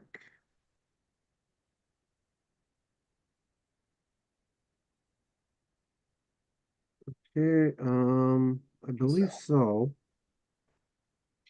Okay, so welcome back. We are ready to resume, and we shall move on to agenda item number 12 for OSHPOD. I'll just say that. I'll let the agency explain what that means, what that stands for. So, if we may have the state agency report for OSHPOD and their proposals for the adoption amendment to the 2025 California Electrical Code, Part 3, Title 24. OSHPOD, please. Hello, my name is Jamie Schnick. I'm a senior electrical engineer. I'll be presenting on the OSHPOD building standard. This proposal is for the 2024 triennial code adoption cycle for the California Electrical Code Part 3 of Title 24. The proposed amendments I will be presenting today were presented to the Hospital Building Safety Board Codes and Process Committee meetings on May 9th and August 1st. And August 8th with their concurrence on these proposed changes. We had 2 meetings with the state fire marshal, one in December and one January 3rd, to collaborate on amendments that affect both of our agencies. The proposed recommendation is to repeal the 2020 NEC and adopt the majority of the 2023 NEC. It should be noted there was formatting changes to the 2023 NEC that affected us, and we'll talk about that. We're proposing a number of non-technical changes, some to bring in line with the new formatting of the NEC. We are moving some amendments and definitions to Chapter Article 100. We've looked at all of our amendments. We plan to repeal some of the amendments as they're no longer necessary as a result of the changes to the NEC. We have a number of clerical changes with our name, with adding OSHPOD 6 facility type to the code, and we are relocating the on-site fuel storage requirements from Article 700 to Article 517. Most of our technical changes occur in Article 517. So I'll go ahead and start. Okay, yes, thank you, Jamie, for the introduction. And may I suggest, since item number 1 from Article 89 has a administrative change for OSHPOD. If I could ask you to take that item separately, then we'll leave that, we'll open that up to committee discussion. Okay. So you would like me to talk about Article 89 now? Item 1, to start with. Yeah. But, I'll go with yeah, item thank you. 1.1. So when Governor Newsom signed the 2021-22 budget and trailer bills, OSHPOD became the Department of Healthcare Access and Information, HCI. Governor's budget recognized that OSHPOD's growing portfolio made it time for the office to become a department, and OSHPOD has begun transitioned from OSHPOD to HCI. As a result of this, OSHPOD was recast and transitioned to the Department of Healthcare Access and Information. And the divisions within HCI were changed to offices, and OSHPD was able to retain the acronym, which will not change in the Title 24 banners. However, in Article 89, the OSPOD, Office of State Healthcare Planning, is now going to change to the Office of State Hospital Planning and Development. So this article, this 1.189, we have I'm going to just guess a dozen instances where OSHPD was spelled out as Office of State Health Planning and Development, and we've changed that to read Office of Statewide Hospital Planning and Development. Okay, please continue. 1.1, item 1.1, we propose to add this new section, OSHPD 6, to Article 89. OSHPD 6 is for chemical dependency recovery hospitals, and this was added to the CBC and the 2022 intervening code update. So we're just bringing our code, the California Electric Code, to introduce that new term. Okay, anything else on item number 1, Jamie? No, sir. Okay, thank you very much on that. And I'd like to open, since that is a preface to the other state agency proposals, the Mechanical and Plumbing Code administratively generally applies. I'd like to open that up for committee discussion on item number 1. Any committee input? Okay, I do have a question. This has to do with OSHPD 6, Yes. which is as the code adoption matrix shows, chemical dependency recovery hospital, and it really was separated from existing OSHPD branches. But if you could expound on that, and again remind the committee what an OSHPD or what a chemical dependency recovery hospital is. My question specifically, for example, is it inpatient overnight stays? And are there things such as patient monitoring if there is indeed inpatient care? Yes. So I might have to take a minute to take a look at the California Building Code. Essentially, it's a recovery hospital that's not within an acute care hospital building or an acute psychiatric facility. So it's kind of a lower acuity. And this, the enforcing agency will be the local building department. And so I apologize, but I'll have to take a minute to pull up the California Building Code to kind of answer that more thoroughly.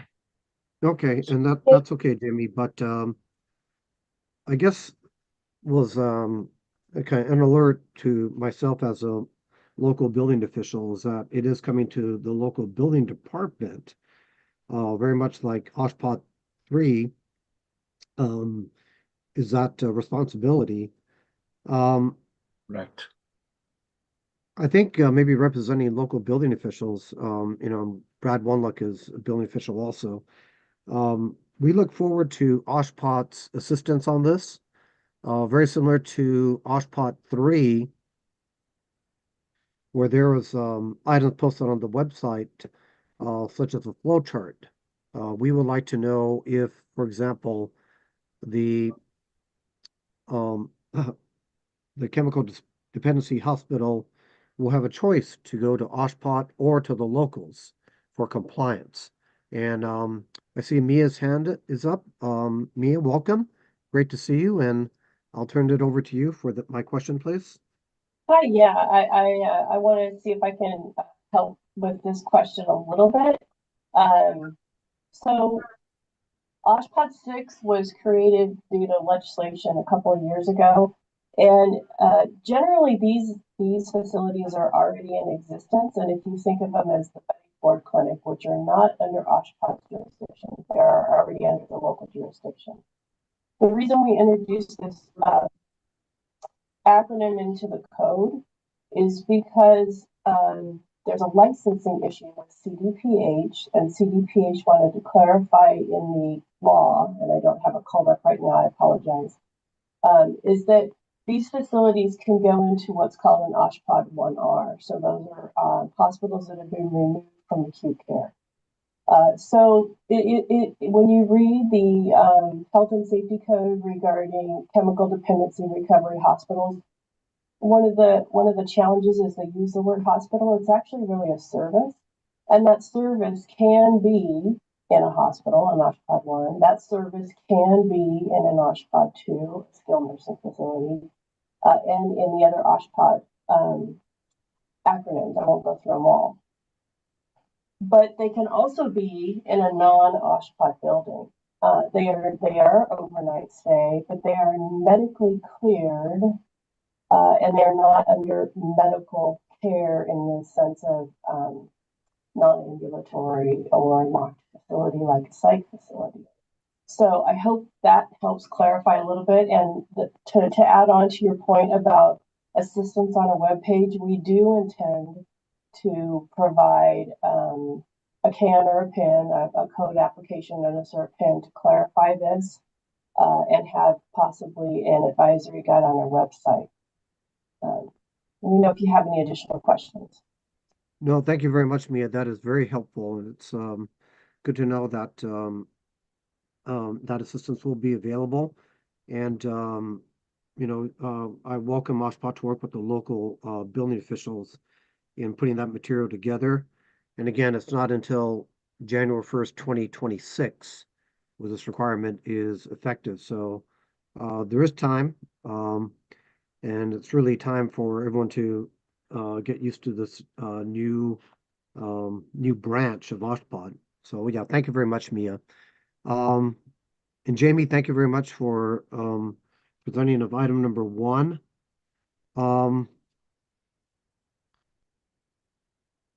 I know that Article 517 is very complex, and I'd like to propose to the committee and to the public and to the agency that we take all items related to Article 517 for separate discussion and motion by the committee, since it is so complex.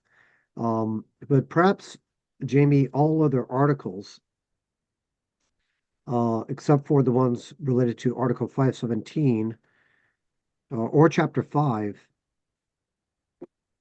I would suggest that you present those. So if you could present all items except for item number 7, 9, and 8.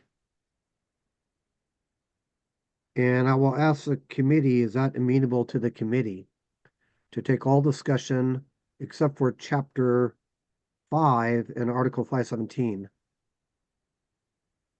Okay, I see agreements. So I would wouldn't mind just to so that would be our item number 8. We would exclude there is a link between item number 8 and item number 11, which is the 700 that I think that's correct. Yes. I think it Okay, would make sense to exclude item number 8 and item number 11 and then group them together and attack them after we get through the rest, because I agree the rest are fairly straightforward. Okay, so if we could do that, Jamie, 7, 8, 9, and 11, taken separate presentation. All others, if you wouldn't mind, just go through them. Alrighty. So Okay, Jamie. Thank you, sir. I'll move on to item number 2, and this is Article 90 introduction, and OSHPD proposes to adopt Article 90 of the 2023 NEC without amendment. Okay, item number 3, and I'd mentioned that the National Electric Code had a format change, and so in the 2023 National Electric Code, all definitions are moved to Article 100.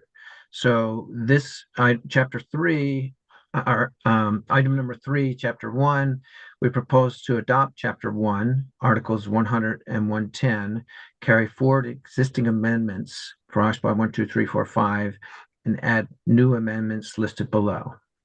So life-saving equipment is a definition that we find in Article 517, and we propose to move that to Article 100. That's specific to California, OSPOD 2, or what we call skilled nursing facilities. That's the same for oxygen generating devices. These definitions exist in the 2022 California Electric Code, and we're proposing to move as amendments, and we're proposing to move that, keep those amendments, but just move them from Article 517 to Article 100. Now, for categories. Yes, please continue. Sorry. Yeah. Category 1 space and category 2 spaces, the definitions were moved, currently exist in the 2022 California Electric Code, and we have California amendments that expand on these. In the 2023 NEC, these definitions moved to Article 100. So we're proposing to move that those existing California amendments associated with these definitions to 100 to accompany the definitions. Okay, thank you.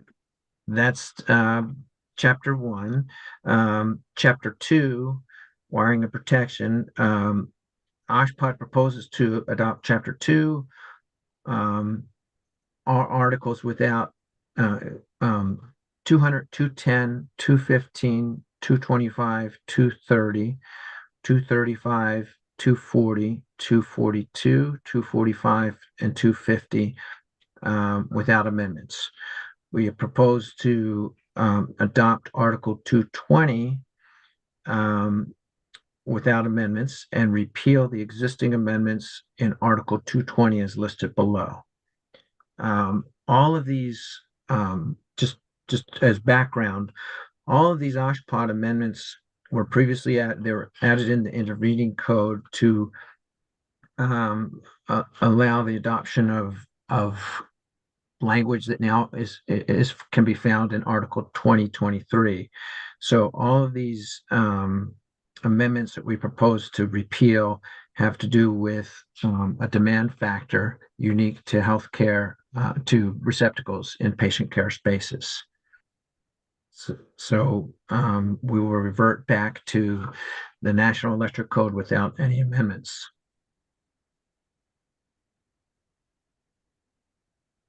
Okay, thank you. Item number 5, chapter 3. All righty, chapter 3, we propose to adopt chapter 3 in its entirety without amendments. Okay, thank you. Item 6, chapter 4. Yes, we propose to adopt chapter 4, articles 400, 402, 406, 408, 409, 410, 411, 422, 424, 425, 426, 427, 430, 440, 445, 450, 455, 460, 470, 480, and 495 of the NEC without amendments. And we propose in Article 404 to carry forward the existing amendments with modifications listed below. So the first one has to do with the definition of damp or wet locations, and we're just proposing to add the OSPOD banner to that, OSPOD 6 to the banner. Okay. And the next one is receptacles in damp or wet locations. We propose to repeal the existing amendment in Article 406. This has to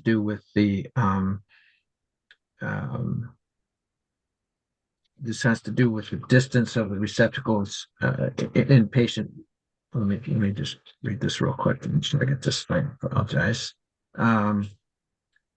Yeah. So this has to do with receptacles and damp locations as it relates to bathtub and shower spaces. We had an amendment that's no longer needed because that same language has now been added to the NEC. Okay, thank you. So we move on now to item number 10, chapter 6.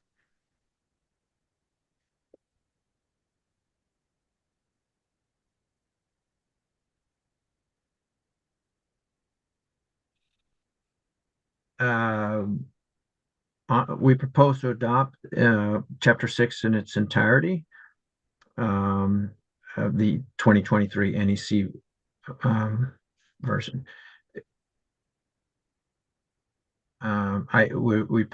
We propose in Article 620 to carry forward existing amendment for OSHPD 1 and Article 695 to carry forward existing amendments for OSHPDs 1, 2, 3, 4, 5, and 5.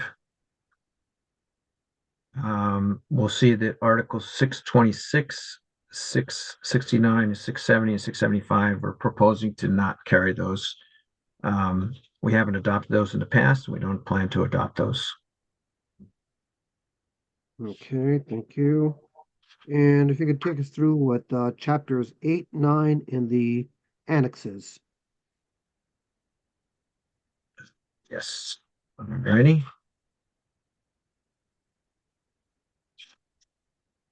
Chapter 8 is communication systems. We propose to adopt this chapter without amendments. So that we'll just carry forward the NEC. Chapter 9, we propose to adopt chapter 9 in its entirety without amendments. And then for the annexes, A, B, C, D, E, F, G, H, I, and J, we propose to not adopt the annexes from the 2023 NEC, which is consistent with what we've done in previous editions. Okay, thank you very much, Jamie. Okay, with that report, it's back to the committee and public for discussion for subcommittee. Discussion on all of the items except items 7, 8, 9, and 11. Opening up to the committee, please.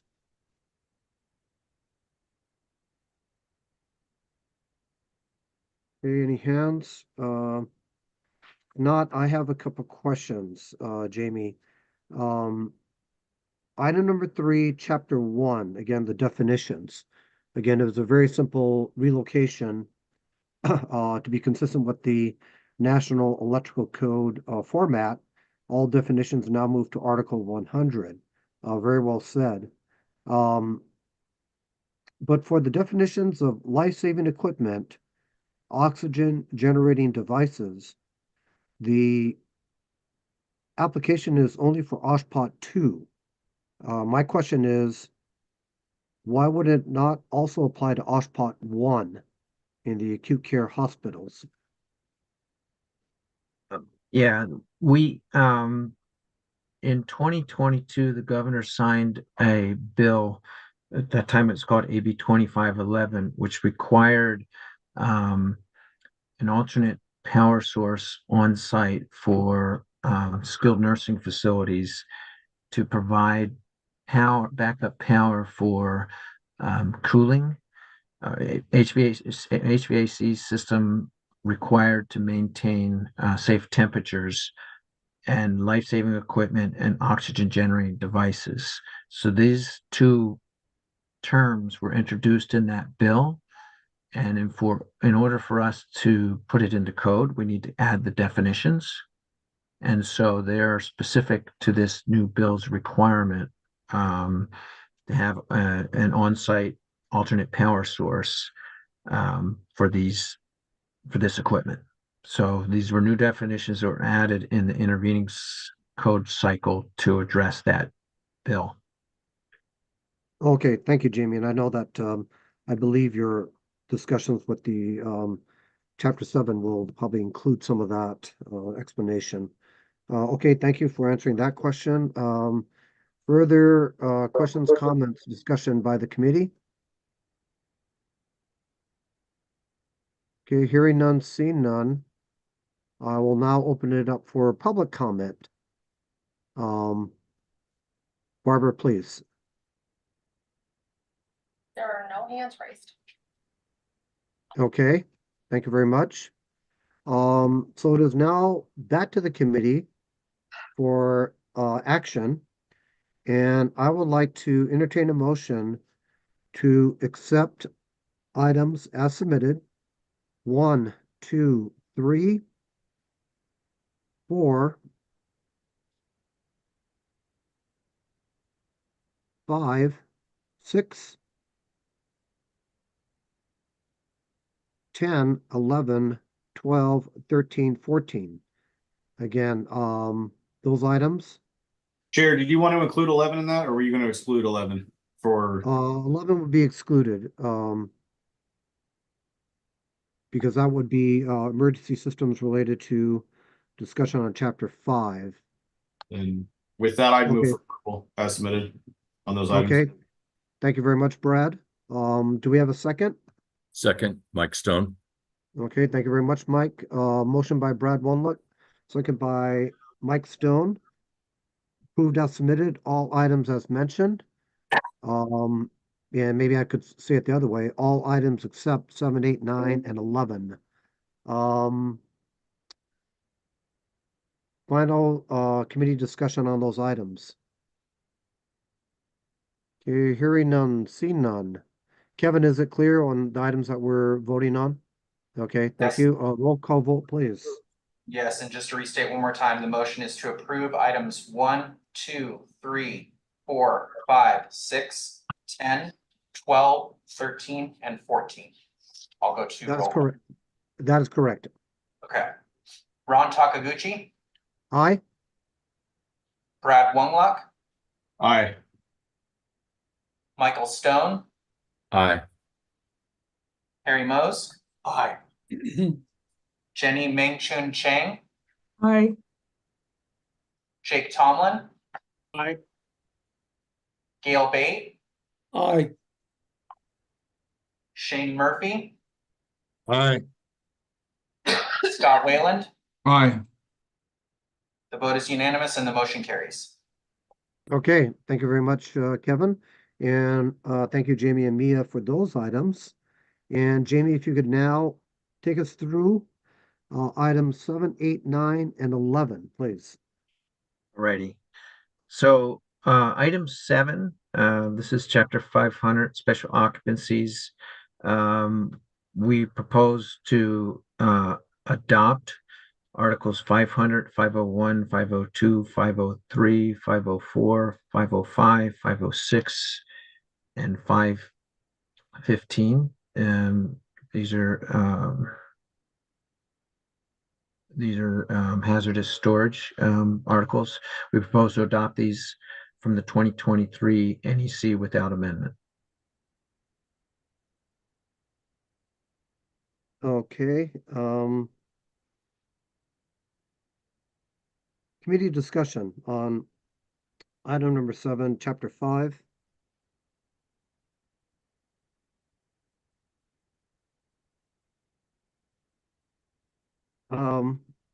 Quick question, Jamie, were these coordinated in conjunction with the state fire marshal, saying that they're, as you mentioned, hazardous storage? We didn't, I mean, we adopted these as they were in the article in the 2023 NEC, so I didn't specifically talk about these with the state fire marshal. We have some later that we did, but these are just consistent with what we've done in years past, and we do have hazardous locations on occasion in our healthcare facilities. So we think it's important to keep these in the code. Okay, no, very good. Thank you very much. I will add, Um, the 515 is bulk storage plants. Right. When you see that five, so again, we do have oxygen bulk storage. So we are adopting that code. You'll see that we don't adopt the next group down below. Okay. Right, any further discussion on item number 7 from chapter 5 from the committee? Okay, hearing none, seeing none. Thank you on Mr. that, Chair. Jamie. Uh, Sorry to interrupt. This is Kevin with Building Standards. We do have an Office of the State Fire Marshal representative in the room with us today, Crystal Sujeski, and I think she has a quick question, if she may. yes, please. Hi, Crystal, welcome. Hi, Crystal Sujeski, CAL FIRE Office of State Fire Marshal. There we go. There it is. Just a quick question for Jamie in 17.2 definitions. There is an underline and strikeout for microgrid healthcare and microgrid control systems. Based on your previous testimony, is this to be strucken out or is this new language? Crystal, are you speaking of item 8? I am talking about item 8, yes. Oh, that's our next item on the to be presented. We were just talking about item 7 at the moment. Okay, Yeah, if you could save your question, please. As we Yes, move on to okay. item number 8. Yeah, but thank you. I had the same question. Okay, any further discussion on item number 7? Okay, hearing none, seeing none. Jamie, if you could please take us on to item number 8. And if you go item by item, please, as it's pretty extensive. Yes. Agree. Thank you.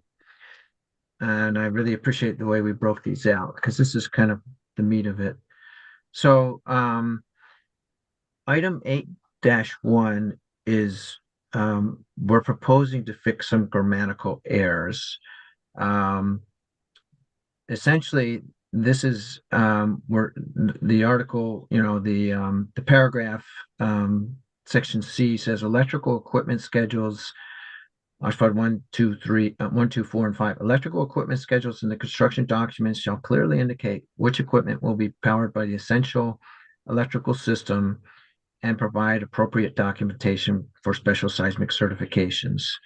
So it used to say or instead of and I kind of inherited this, and so I understand exactly what the intent was, and I just cleaned it up a little bit. Okay, thank you. If you could continue with 8-2-3-4. Okay. Please.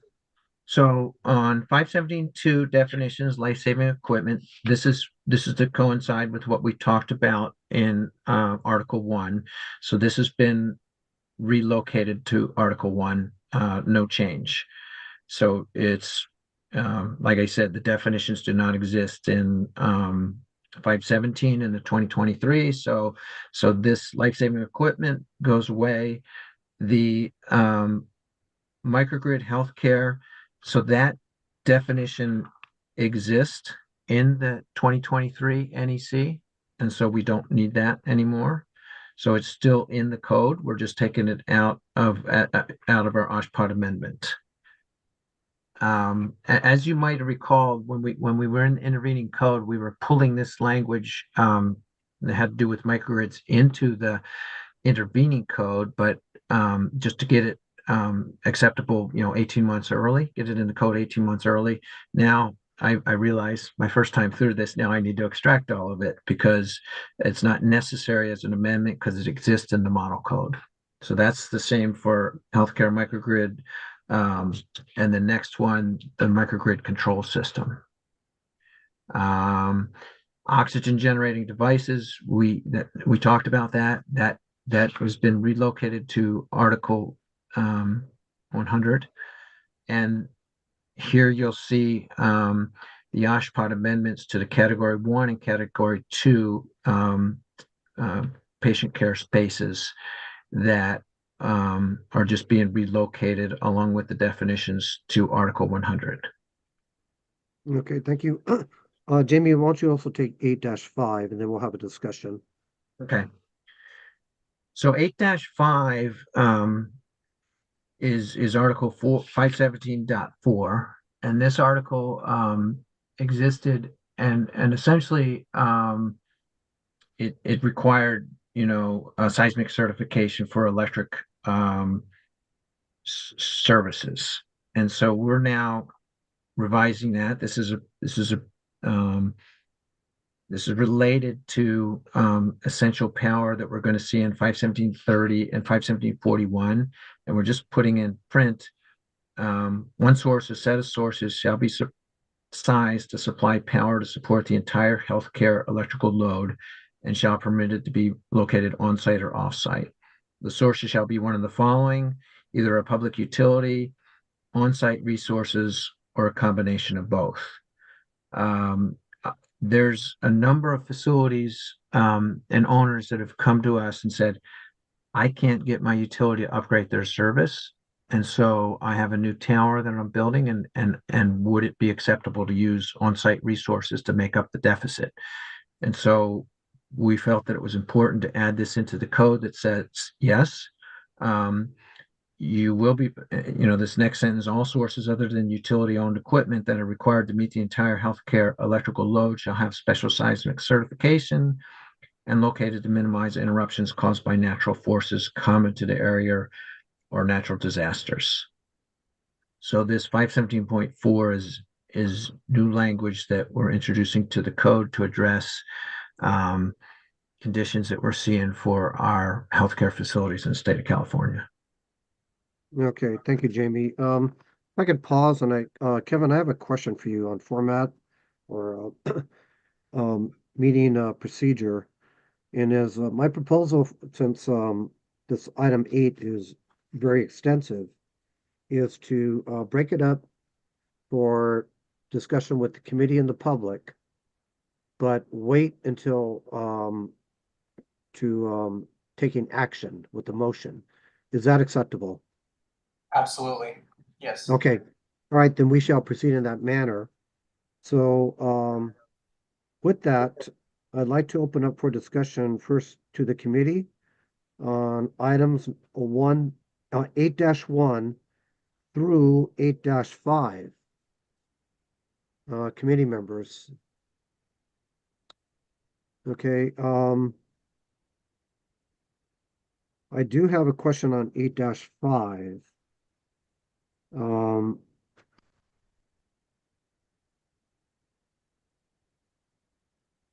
Again, the title of the section of 517.4 being electric power sources, feeders, and services. In the body of the requirement states one source or set of sources. And it talks about in subsection B, on-site resources, parentheses, PVs, batteries, fuel cells, etc. I would like to know in this section if generators and other microgrid type systems would satisfy this section.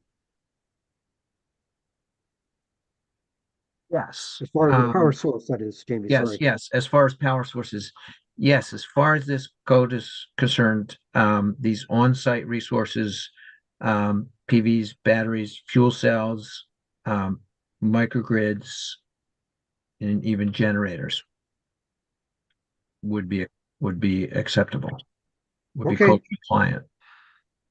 Okay, because that's what I expect that would happen in many cases for the Yeah, I think with the you're power. aware, just to say, generators are pretty unique in that APCD has when you don't have on-site clean resources, such as a generator, there's very limited hours that they could operate. And so I wouldn't expect that we'd see those as 24/7, but this code is not excluding them. It's kind of other areas, but you're right. The on-site resources could be any on-site generating what we call a distributed energy resource or a power supply.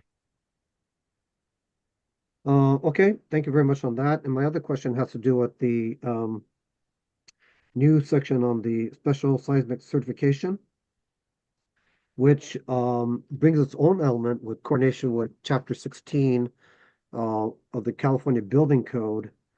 My question is, was there coordination with the Structural Design Lateral Forces Code Advisory Committee? Or other groups in general? Yeah, so I coordinated with our the head of our structural entity here at HCI, and he has I'd asked him to add in a complementary documentation. So he would call for the same special seismic certification. They do it differently, where they have if you look at this 1224 4.1, 1225 and 1228, that's the structural portion of the code where they call for seismic certification. Right. And speaking for the locals, since this requirement affects OSHPOT 6, which is now to the local building department, that special seismic certification, although it doesn't say it, I am taking it as that must be provided to the local authority, whether it's OSHPOT 6 or the other OSHPOT branches. That certification must be provided, and that's how I'm taking that. That's my intention. And I see Mia's hand up, please. Yeah, thanks. I noticed that as well, Ron, when I was reviewing this real quick. I'm sorry, this is Mia Marvelli. I'm the supervisor of the building standards unit over here at OSHPOT. Yeah, I think what I might request is a further study, only because I want to discuss internally the need to have 6 on the banner for this.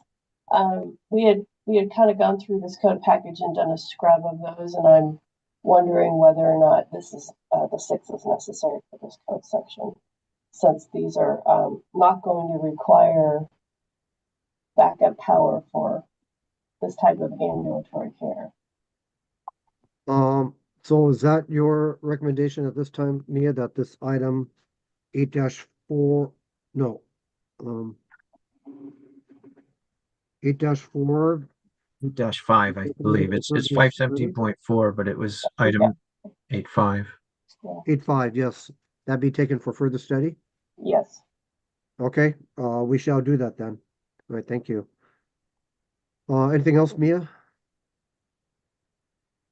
No, thank you. Okay, thank you. All right, any other committee input, discussion, questions? Okay, if not, may we have public comment on items 8-1 through 8-5. I think this is your input, Crystal, State Fire Marshal. Yes, just to be clear, what is struck out or underlined. And I'm sorry, I don't have the matrix. It's just under item 8 for me. I don't know what sub number it is. That would be 8 dash. You're talking about the microgrid strikeout, Crystal? Yeah, from what I understand, I think it's supposed to be struck out and moved to a different item, but it's not clear to me. If I may answer for the agency, yeah, these items, life-saving equipment, microgrid healthcare, healthcare microgrid system, are struck because they're relocated from Article 517 to Article 100 definitions, because that would be consistent with the National Electrical Code. That's So that was that's close, Ron. also the other one, microgrid control system. Is that Kevin? This is Jamie. Those two particular healthcare microgrid and microgrid controller are being struck because they are they're in the 2023 National Electric Code In Article 100? in Article 100. Okay, yeah, thank you. As well as oxygen generating devices, right? Well, see, that's the different. The life-saving equipment and the oxygen generating devices are unique to OSHPD 2 facilities. So we added them at the intervening code cycle, and the National Electric Code didn't pick those up. You're going to see when we talk about microgrids, we added microgrid language into the code based on what we knew, based on the published 2023 NEC. And so now for the microgrid and the microgrid controller, we can take it out because it's in the model code. We don't. Yes, I apologize. That's correct. Does that help, Crystal? Yes, thank you. Okay, thank you very much. Anything else, Crystal, on these items? Not at this time. No, thank Okay, you. thank you very much, Crystal. Okay, so for items, well, I'll actually go back. 7172, 81 through 85. Any other public discussion? There are no hands raised. Are there any comments in the room? Okay, no. None, Barbara? None. Okay, thank you very much. Okay, thank you very much. So now, Jamie, may I suggest you take 8-6 through 8-10 Got it. Okay. as your next items. Thank you. So 8-6, we're proposing to renumber 517.22 was artificial lighting.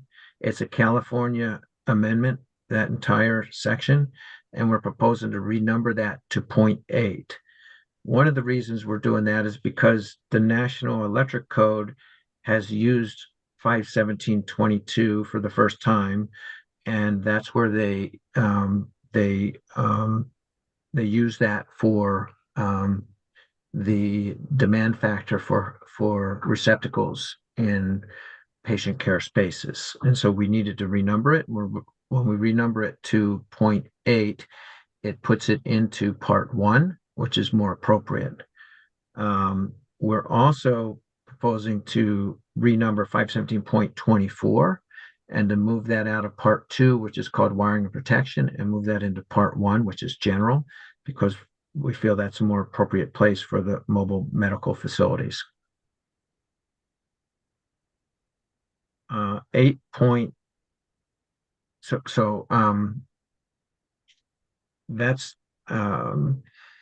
8.6, 8.6, and 8.7. Now 8.8 is applicability, and we're proposing to repeal this amendment. And this is a little interesting, but I'll kind of run through it with you just to clarify.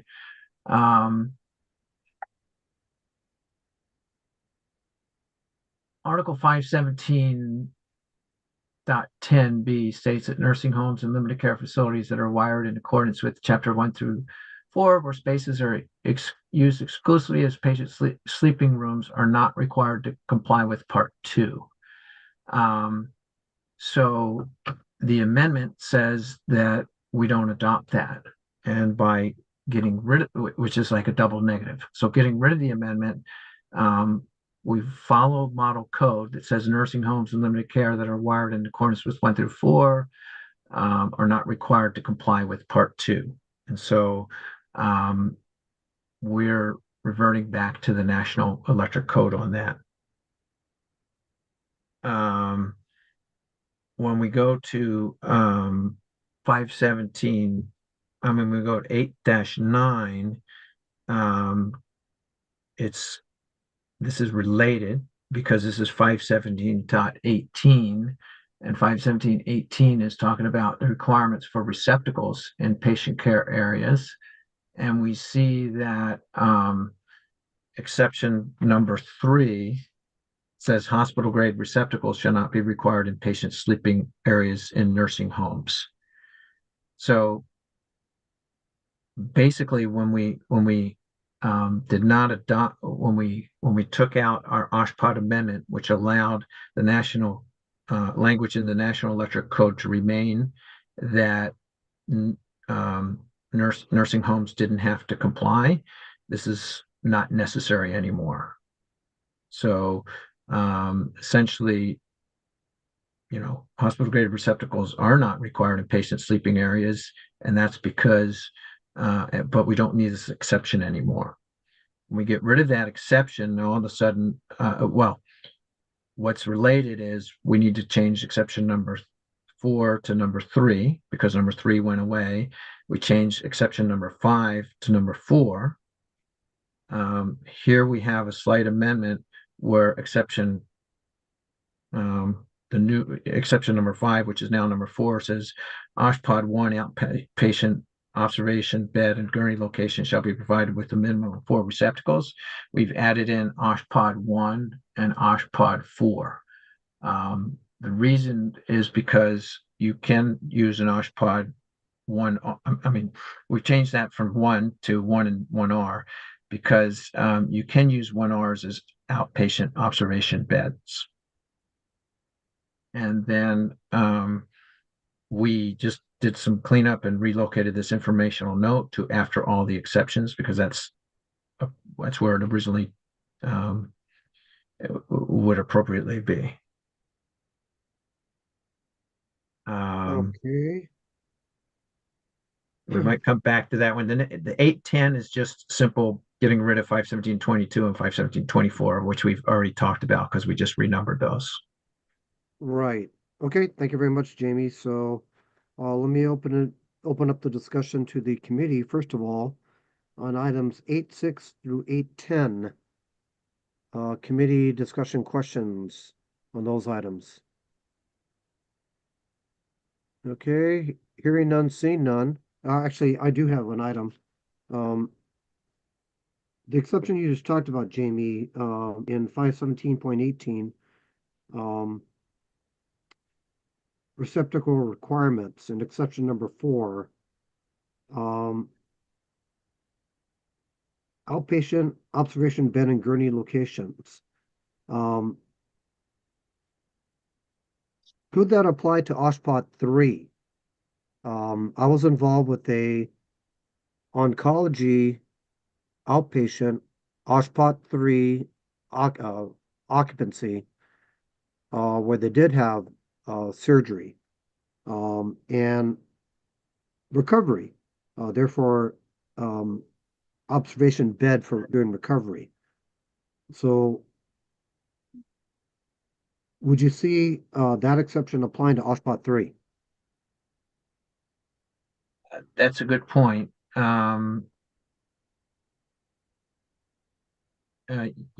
Yes, I would. I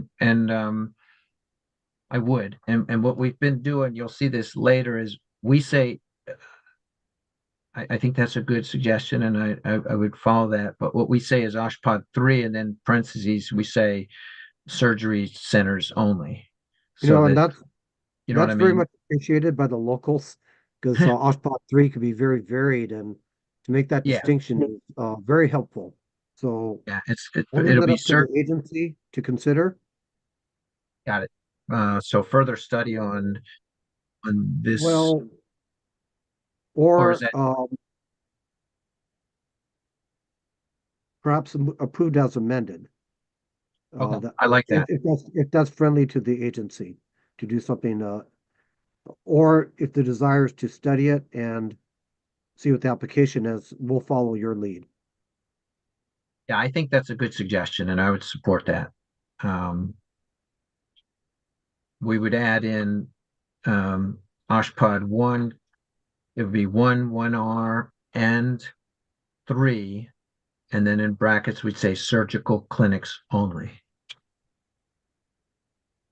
Okay, Mia, any comments? No, that's fine. Okay, thank you. Good catch. Thank you. Okay, with no other committee discussion, then to the public, items 8.6 through 8.10. Barbara? There are no hands raised and no comments in the room. Okay, thank you very much. Okay, so let us move on with the other items. And I will suggest, Jamie, 8-11 through 8-16.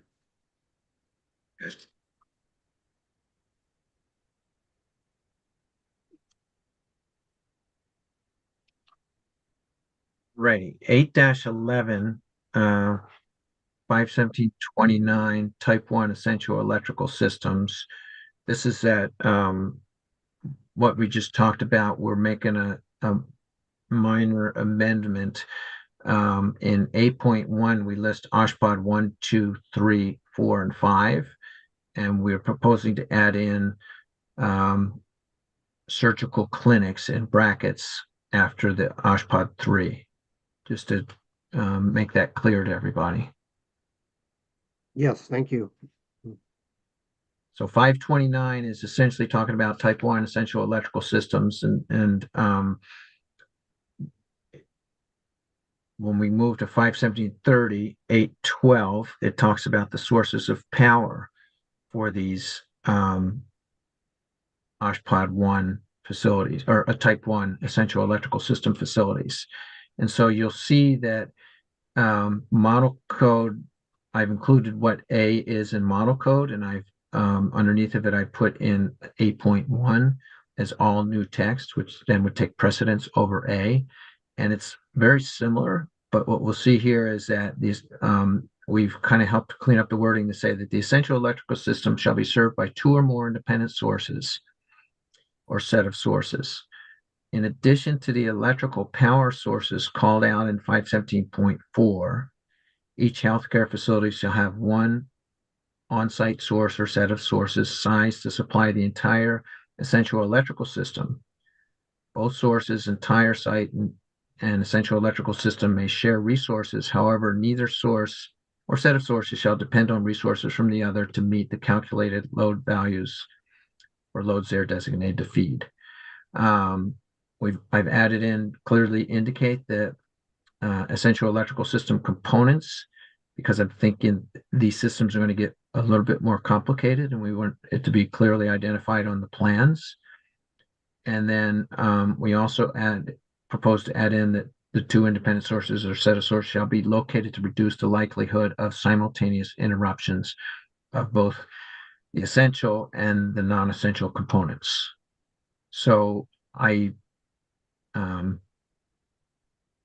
we're looking at some of these projects that are being designed and considered, and I felt that it was important to state that you're going to have you're going to have your electrical source to support the entire site, and in addition to that, you're going to have your essential loads that are located on site. So it was a little bit of just wordsmithing, rewriting the A above.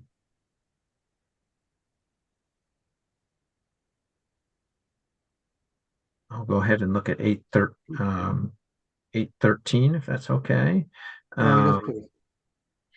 So previous OSHPOD amendment was a B.1, which broke out the different sources, but this language is now added into the National Electric Code. So we see that now B allows for utility power, utility supply power, generating units, battery system, fuel systems, energy storage systems, and healthcare microgrid. So this is kind of the case of repealing OSHPD language that now is included in the model code. So we're getting rid of the healthcare microgrid as we had brought it into the code in the intervening code cycle, because now it exists in the 2023 code cycle. And you'll see that we've added these requirements under healthcare microgrid that they shall meet the installation and commissioning requirements called out in NFPA 99.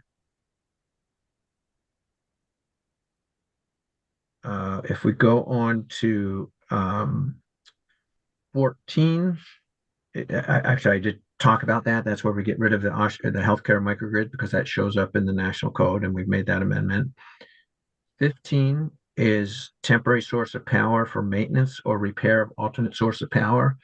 Here we're adding in language that's very similar to the language we see in Article 700, but we have to change the vocabulary, because 700 is really looking at only generators as emergency source. And so we're saying that these, the essential electrical system shall include permanent switching means to connect temporary or permanent on-site resources configured and sized adequately to provide power for the EES, such that additional resources can be connected without rewiring to meet essential power requirements for individual equipment replacement. I'd like to add as a friendly change on D, 1, 2, 3, 4 lines down, we say energy sources and stored energy, and I'd like to change that. As I was preparing, I realized that should say or. And then I'll finish with 16, which is the capacity of the systems. And we're just repealing the language that we had as far as the essential electrical system capacity, D1, because it's essentially the same language. It's in the model code as D, and so we don't need that anymore. Jamie, since you're on 517.31, might also take 8-17 and 8-18 as well, please. 817 is pretty straightforward.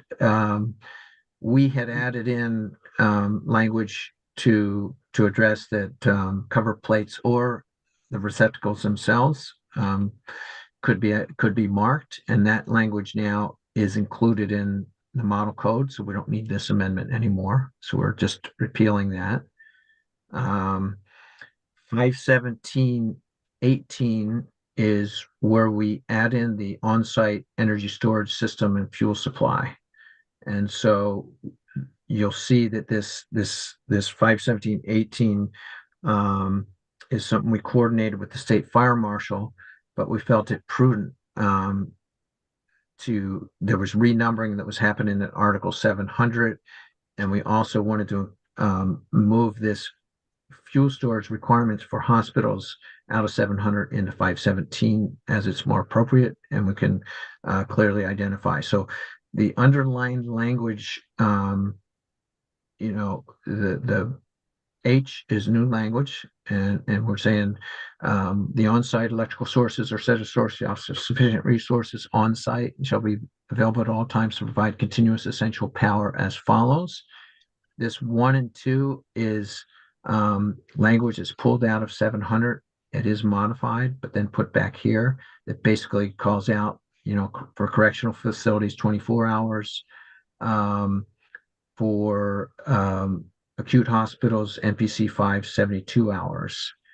And then item 2 is 4 and 5, where it has the requirement for the 6 hours. So that language has been pulled out of 700, and we're proposing to put it here. Okay, thank you. I want to pause for a second and give a time check. It is 11:54, and looking at a convenient point to break for lunch. And it seems that we're not going to get through all the items in item number 8. So I'm going to propose that for the items just presented, we will have a discussion and then come back, take a lunch break, come back, and Jamie will finish the rest of the items in item number 8. That's amenable to everyone. Let me open up the discussion to the committee on the items just discussed. In item 8. So any committee discussion on the items just discussed? Mike Stone, please.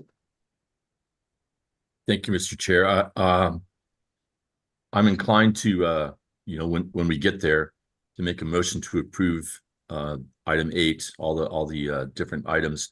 But I had a question on 8.5 with the seismic concerns. I believe Mia said that she wanted that one returned for further study. So I just wanted to make sure on that. Correct. Yes. That's why I marked it down too. Okay, Okay. Anything else, Mike? that's it. Okay, thank you. Any other committee input? Okay, let's go to public comment on the items just discussed before we take a break for lunch. And following a return for lunch, we'll conclude on the rest of the items on 8. Public comment, please, Barbara. Are no hands raised and no comment in the room. Okay, thank you very much. All right, so with that, I'm going to propose that we break for lunch for, and when we return, we will start off with, let's go through the remaining items for starting off with 8-19. And if you could take us all the way through when we come back, Jamie and Mia. All right, so Kevin, how about this? We break for lunch, come back at 12:45, get an extra 3 minutes. Okay, and Returning at 12:45, Mr. Chair. yes, and just to make sure the recording is stopped, but the broadcasting is continues. The record, Barbara, he's confirming the recording stops, but does YouTube continue to broadcast or will it be paused? No, it's a continuous stream, so it'll keep, Oh, okay. it'll keep streaming. Yeah, YouTube will continue, so everyone should probably mute and turn their camera off during the lunch break. Okay, let's do that, please. So see everyone at 12:45. Okay, thank you very much. Great, thank you, everyone.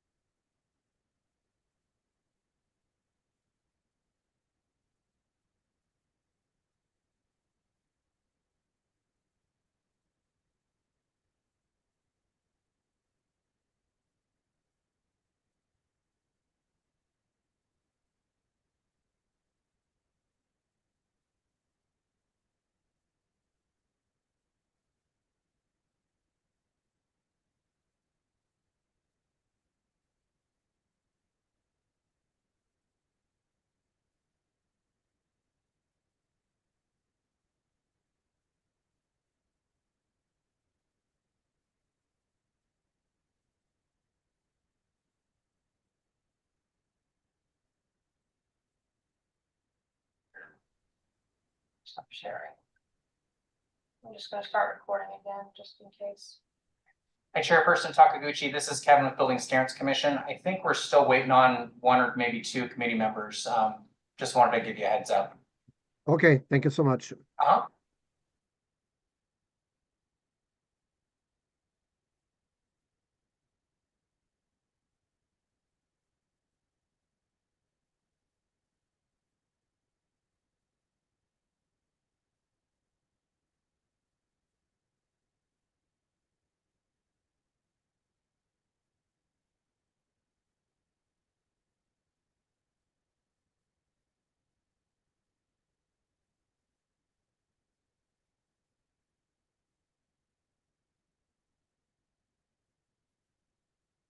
Okay, don't quite have everyone back yet, I don't believe. Did you want to give them a couple more minutes, Mr. Chair? Yes, please. Okay, you got it. We'll stand by. Okay.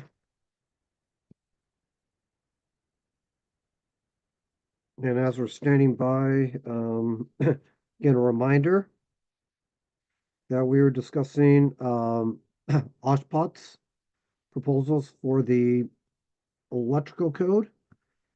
And we are on item 8-19 when we resume.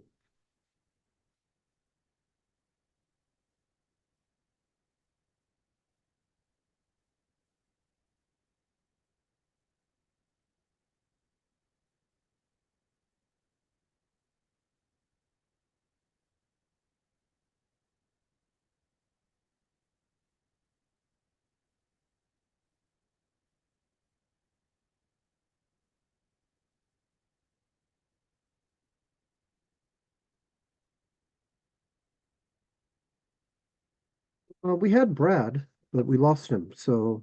I'm here. I'm still here. Sorry, Ron. Okay, no worries. Okay. We have the committee members, so let us resume. So, Jamie, if you would please, recommence with item 8-19 and take us all the way through it, please. Okay. So we start to have some repetition here. So just for clarification, 51730 that we just went through and 51731 address type 1 essential electrical systems, and 51741 through 42 addresses type 2 emergency power systems. So 51741 A.1, we are basically revising, we put in the same language that we put in under 51730 A.1, where we're talking about two sources, two independent sources served by two or more independent, the essential system shall be served by two or more independent sources in addition to the electric power sources called out in 51714 for the entire site. Each healthcare facilities have one on-site source, I supply. We have the same addition about clearly indicate the design documents, all EES components. And then we also mimicked by saying that two independent sources shall be located to reduce the likelihood of simultaneous interruption. 820, we took a little different tack. So this B1 was similar to what we saw in 51730 B1, which listed all of the different emergency sources. And we're proposing to just cross all of those out. And you'll see that in 517, that's 820, 821, under D, we say power sources for the essential electrical system shall be permitted to be any of those listed in 51730 B1 through B5. So much like all the work we do, we tried not to have the same language in two different places to simplify. So we're just referring that any of these emergency power sources that you can use on the type 1, you can also use on the type 2 essential electrical system. Okay, thank you. 822D, again, repetition here, permanent connections for the essential electrical system. We have a same requirement that you would have provisions to connect temporary or permanent on-site storage configured and sized adequately to provide power for the ES, such that additional resources can be connected without rewiring to meet the essential power requirements for equipment failures or maintenance. So the concept here is that these microgrid components have less life expectancy than our emergency generators. Well, similar to what we have in 700, we just have the provisions that if you're going to connect a temporary source, that you can do that without rewiring. So that's 22, 8-23. This is the same, and I want to make a note on this one. I didn't, this 517.42E, essentially this is the receptacle identification, and we looked at this previously under the type 1, and I neglected to cross out to show that we were getting rid of this OSHPD language that says or the cover plates for the electrical receptacles. So this, we're not changing the intent. It's just that the NEC picked up those those revisions. I had just marked this up incorrectly, so as a edit while we're doing this, I wanted to take out this or the cover plates for the electrical receptacles. That'll match exactly what we did in 517.31. Okay, thank you. On-site energy storage systems and fuel supply, which is 8-24 under 517.42G. We now take the same approach under the type 2 systems, and we talk about that there shall be adequate on-site essential electrical system resources shall have sufficient resources on-site to provide continuous essential power as follows. And then this language for OSHPD 2, 4, and 5 is not the hospital, but the other buildings. It talks about 6 hours, which comes out of our Article 700. And then again, on item 2, this is where I add in the requirement that addresses the new bill that we passed and the language that we put in. So it says, so for OSHPD 2 facilities, for skilled nursing facilities, have alternate source of power that is independent of the essential electrical system, provides power for mechanical equipment required to maintain safe temperatures, life-saving equipment, and oxygen generating devices to meet 517.1B. Sufficient on-site fuel or contractual arrangement shall be provided to operate the emergency power system for 96 hours.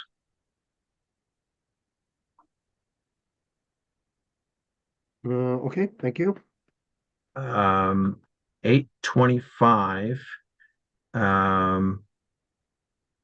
optional connections to the equipment branch. So this was 517.44. There was a typo in the national code, and so we added 3.1. Back in the day, it used to be life safety and critical, and that was incorrectly written in the 2020 NEC. So we put this 3.1 to say that it's really the equipment branch rather than the critical branch, and so we don't need that anymore because the NEC has fixed that. Okay. 826 is 517.45. And here we say that for surgical OSHPD 3 surgical clinics only, the essential electrical system for ambulatory surgical clinics shall comply with 517.29 through 35. And that is to say that you have it's a type 1 essential electrical system because you have patients in there that would be adversely affected with the power outage. So we used to say it shall be provided with a generator set. But that was an OSHPD amendment. We're just revising that to take into account this new microgrid approach, and says you can have any of the, a generator set would be acceptable, but any of the sources that we identify in 51730 would also be acceptable. Batteries, fuel cells, combination of PV and batteries. Okay. The next, should I keep going? Oh, yes, please. Okay. So that's 517, 40, 26. So 27 it's related. E1 said the essential electrical system for ambulatory cal shall comply with 51720. So we've added these other sources. So G, which was in there previously, we're just getting rid of that because it's more appropriate to add that under E1. When we get rid of G, that same language that we saw was in E1, then H becomes G, which is just a paragraph change from H to G for 828. No language or code change. 829 is 51763. I'm sorry. That was 827 where H turns to G. 828 is just the fuel requirements for these surgical clinics, and it says it would be sufficient for 4 hours full operation, which is extracted from what we had in 700. 829 is battery powered lighting units.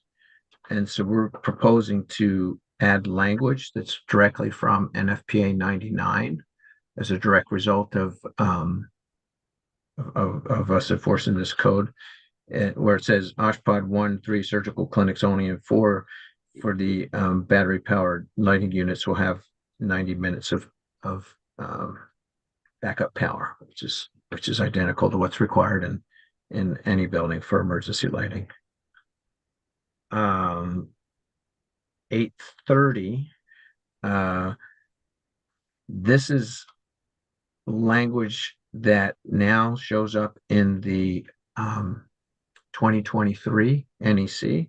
So what we're crossing out here is this class 2 and class 3 signaling communications, and we're reverting back. The same language that we're crossing out now shows up in the NEC 2023 edition. That includes this note that it says to see ANSI NEMA C-137. So all of that in 51780 is just reverting. All of that is going in the same language that we had pulled forward into our code now exists in 2023. So we're deleting our amendments. And then the last one, 517.123. This is nurse call stations. And we had language that said in shower stalls and tubs, the station shall be located between 5 and 6 feet above the floor within normal view of the user and within reach of staff without the need to step into the stall or tub.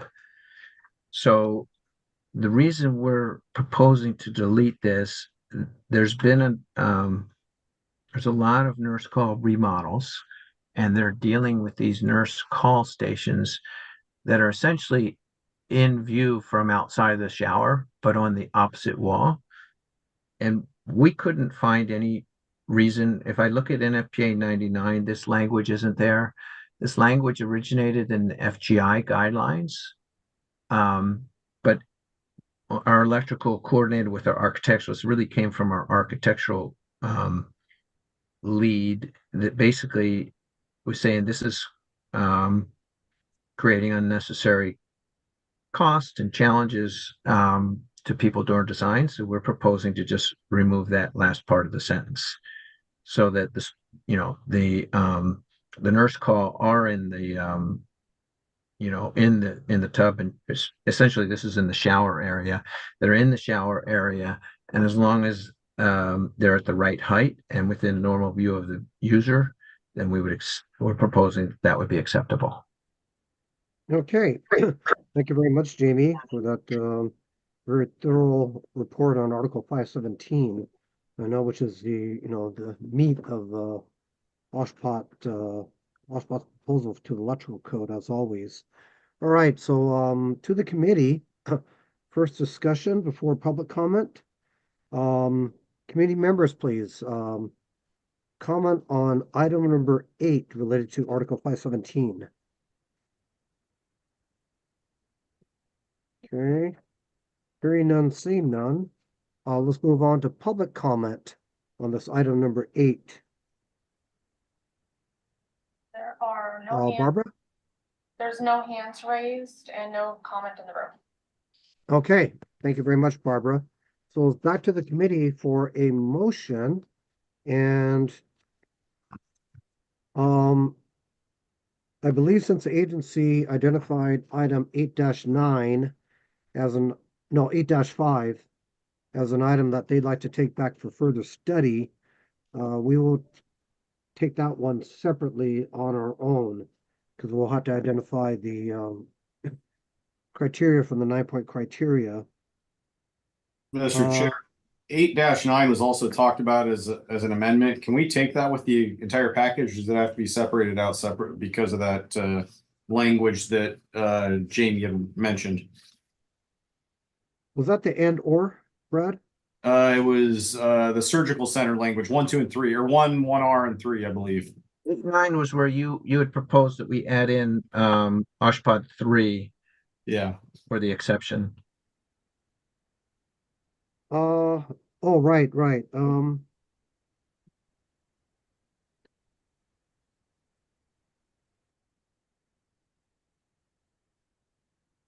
just wondering if that would be a approved as submitted, or that would be a approved as amended, which, to answer your question, Brad, I think that might be able to be taken all at once. Further comment, Brad?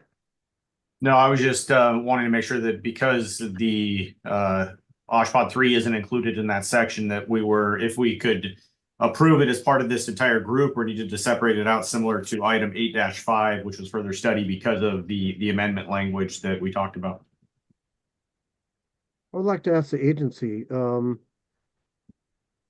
Mia, do you see that as a approved as amended or further study?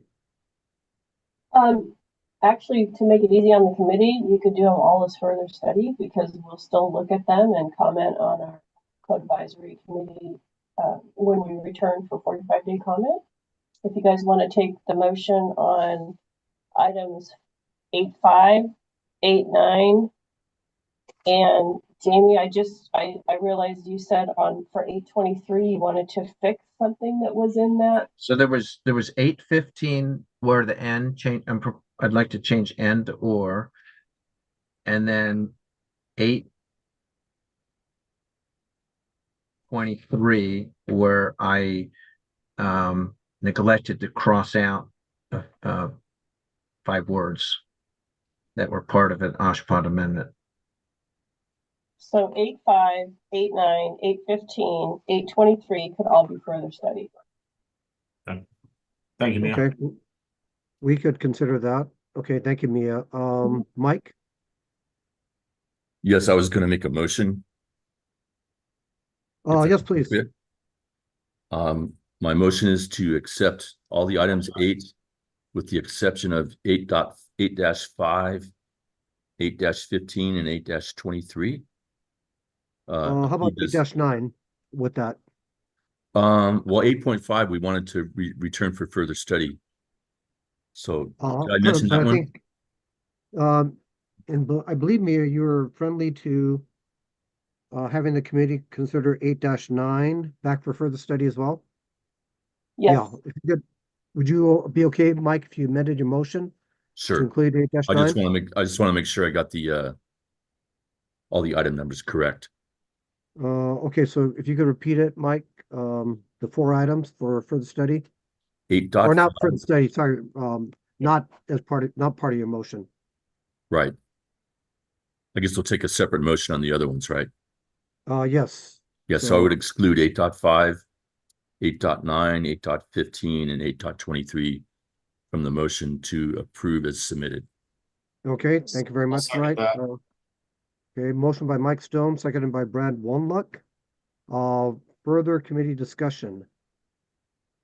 Okay, hearing none, roll call, please. Mr. Chair, before we go to roll call, I just want to clarify, we don't have a motion on item 7 yet, do we? The two. I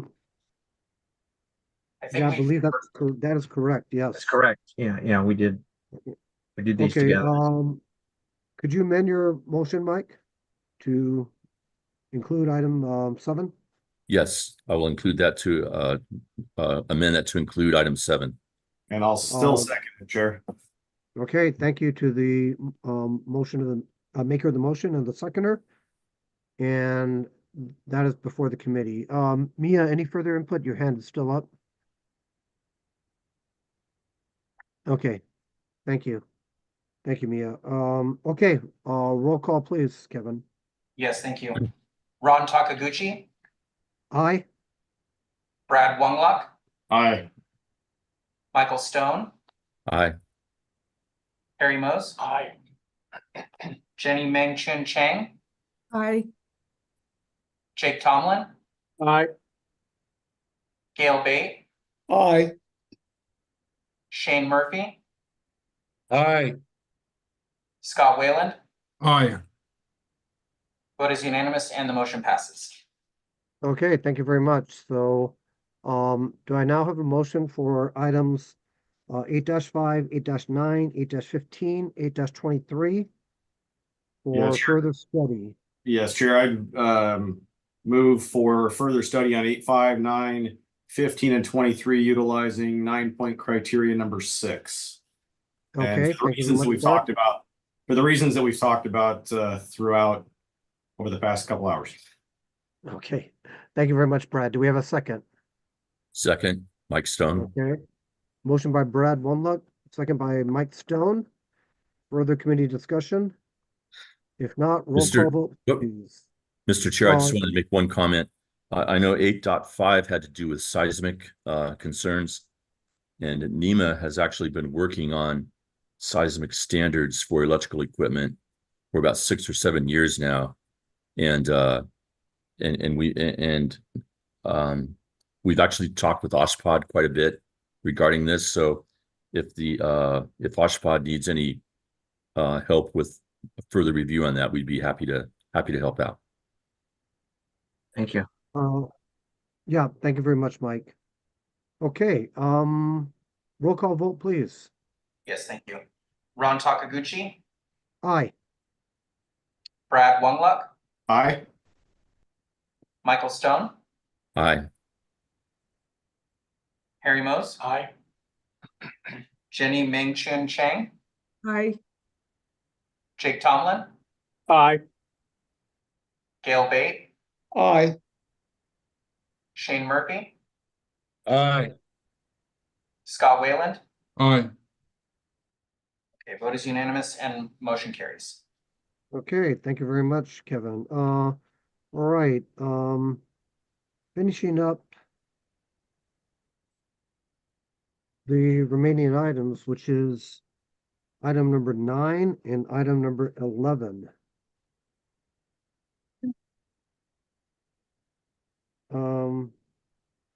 So Jamie, could you take it away, please? Those 2 items. Yeah. So item number 9,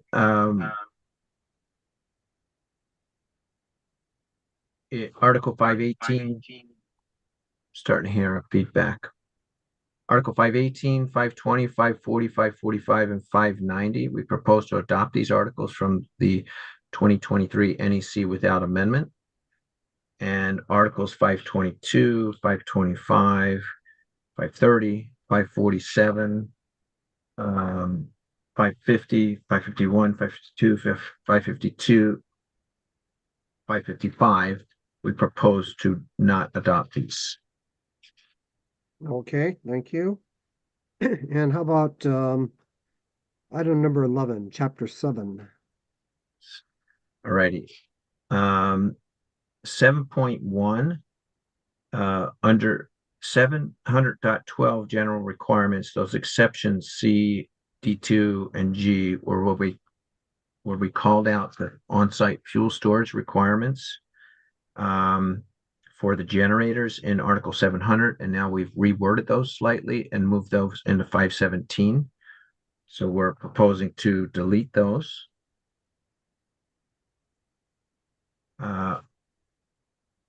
Article 705.2, disconnecting means and source. In this one, 705 is interconnected electrical power production sources, or when you're producing power on site. And we're recommended to add the OSHPD banner that you have a disconnect, a local disconnect outside of the building to disconnect the alternate source. So we're just adding banner 6 to that 705.20. Okay. And then the last one, Article 708.1. This is 708 is critical operations, power systems, and we're recommending that it's not required. We show that it's not required for 1R, 2, 3, 4, 5, and we're just saying add to the banner number 6, so that the critical operations power system is not required for any of the OSHPD building types. Right. Okay. And clarifying, is there a typo in the code adoption matrix? There is no 7-3. Yes. Should be 7 Typo. Okay. Yep. Thank Okay. you. Thank you. Good. Okay, so to the committee for discussion. Mia? Yeah, I just mentioned that I think for the OSHPD item 11, the sub items should be 11-1, 11-2. Right. Oh, wow. Just a Shoot. minor correction there. I'm sorry. I mean, That's okay. That could be fixed before 45-day comment period. Thanks. Okay, we'll be sure to include that in the motion. Good catch, Mia. Committee comment. Seeing none, hearing none. Barbara, do we have any public comment on these two items? I don't see any hands raised in Zoom and no comment in the room.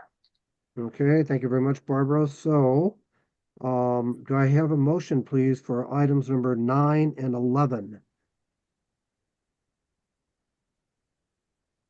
Motion to approve is submitted. Okay, thank you, Mike. Second. Second. Oh, I'm Okay, sorry. I heard Brad One first. Okay, motion to approve as submitted. Motion by Mike Stone, seconded by Brad One. Approved as submitted, items 9 and 11. May we have a roll call vote, please? Yes, thank you. Ron Takaguchi, Aye? Brad Wonglock, Aye. Michael Stone, Aye. Harry Mose, Aye. Jenny Ming-Chun Chang, Aye. Jake Tomlin, Aye. Gail Bate, Aye. Shane Murphy. Aye. I'm sorry, was that I? Aye. Thank you. And Scott Wayland. Aye. Vote is unanimous, motion carries. Okay, thank you, Kevin. Did we cover all items and for agenda item for this agenda item 12? 1 through Yes. 14? We did. Okay, great. Okay, thank you very much, Jamie, for that. Let's move on to agenda item 13, OSHPD proposed adoption amendment to the 2025 California Mechanical Code. And will we have the agency report, please? Hi, my name is Larry Enright, Senior Mechanical Engineer for Oshpod Building Standards. This proposal is for the 2024 Triennial Code Adoption Cycle for the California Mechanical Code, Part 4. Proposed amendments were presented to the Hospital Building Safety Board Codes and Processes Committee on January 10th, 2024 and February 21st, 2024. HCI also had coordination meetings with the State Fire Marshal in November and December for items related to SFM authority. And here's an agency proposal summary. The proposed actions to make technical amendments to Title 24 Part 4 and include adding Oshpod 6 in the Chapter 1. Item 3 is going to include a new provision for essential power for minimum cooling. Item 4, we're aligning Oshpod amendments with the UMC adoption of the 2021 edition of ASHRAE 170. The previous edition was a 2013, which happened in the 2016 CMC supplement. There's a big jump with a lot of amendment changes. A lot of the focus today will be on that. Excuse me. Coordinate Oshpod amendments relating to unoccupied turndown of ventilation systems to align with a new column in the ventilation table 4A. Additional Oshpod amendment relating to exhaust discharge requirements to align with national standards. Reorganize Oshpod amendments relating to air distribution device locations found in CMC 407.4. Revise Oshpod amendment relating to air transfer in corridors to align with the California Building Code. Consolidate and revise the recirculating room units amendments in 407.4 and 408. Add Oshpod amendments relating to VAV to address duct systems that also serve sensitive spaces. Revise Oshpod amendments to coordinate with a change in national standard regarding placement of required HEPA filtration. And repeal and replace the CMC Table 4A to be based on the 2021 edition of ASHRAE 170, and then while incorporating previous Oshpod amendments. Thank you for your time and consideration for approval. We're happy to answer any questions and go over items as necessary. 3, 4, 5, 6, and 7 are kind of the bulk that might need to be split out separately. Okay, thank you very much, Larry. And agreed. 3, 4, 5, 6, 7 are the most detailed as far as proposed amendments. Larry, would you say that the tables, items 8, 9, and 10 are pretty straightforward? So 8 is the repeal and replace of Table 4A, and that has substantial a redo of the whole table. The other tables have minor changes, so 9, 10 for 4B and 4C are just minor changes. Because what I'm proposing, subject to committee input, is to take all items for consideration for approved as submitted, except for items 3, 4, 5, 6, 7. And if you like, if we should add item 8, table 4A, because of the changes, we could do that as well. But take all other items as one shot approved as submitted. Larry, is that meetable to you? Yeah, that's acceptable for me. Okay.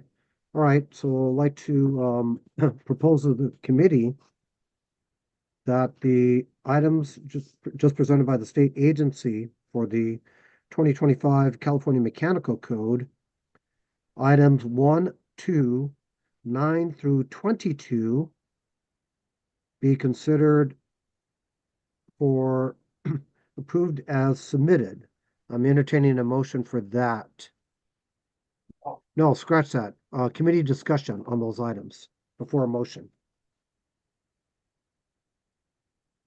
Okay, seeing no committee discussion input on those items, to the public, please.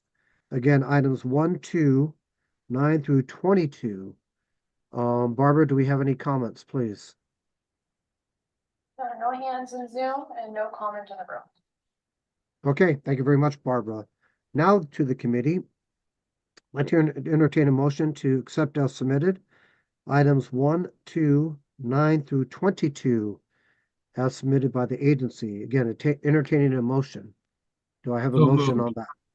Okay, thank you very much, Scott. Do I have a second? I second. Okay, thank you very much, Jenny. Okay, motion by Scott Whalen, second by Jenny Ming Chung Chang. Committee discussion. Items 1, 2, 9 through 22. Okay, hearing none, seeing none. We are ready for a roll call vote. Kevin? Yes, thank you. Ron Takaguchi, Aye. Brad Wunglock, Aye.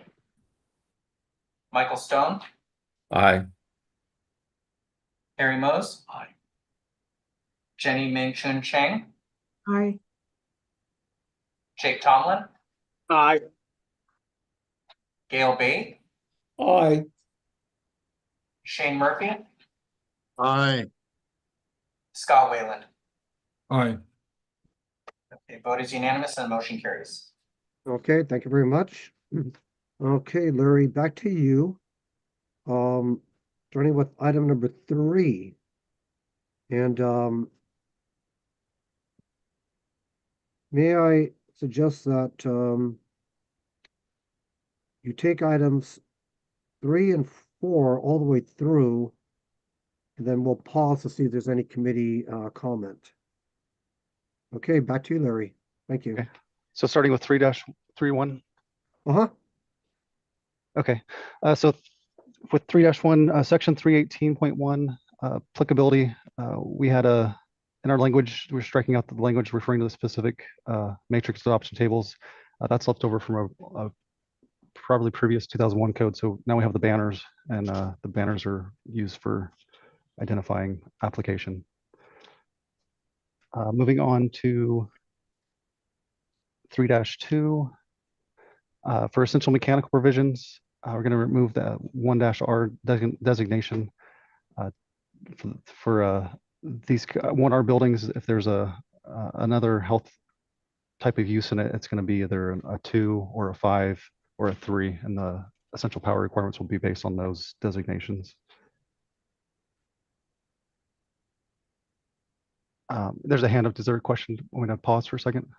Yeah, please forgive me. I know we've already accepted item 9, but I do have a clarification question on one of the footer items under item 9, table 4B. But I can wait until you're done and address that because we've already voted on it. So please forgive me.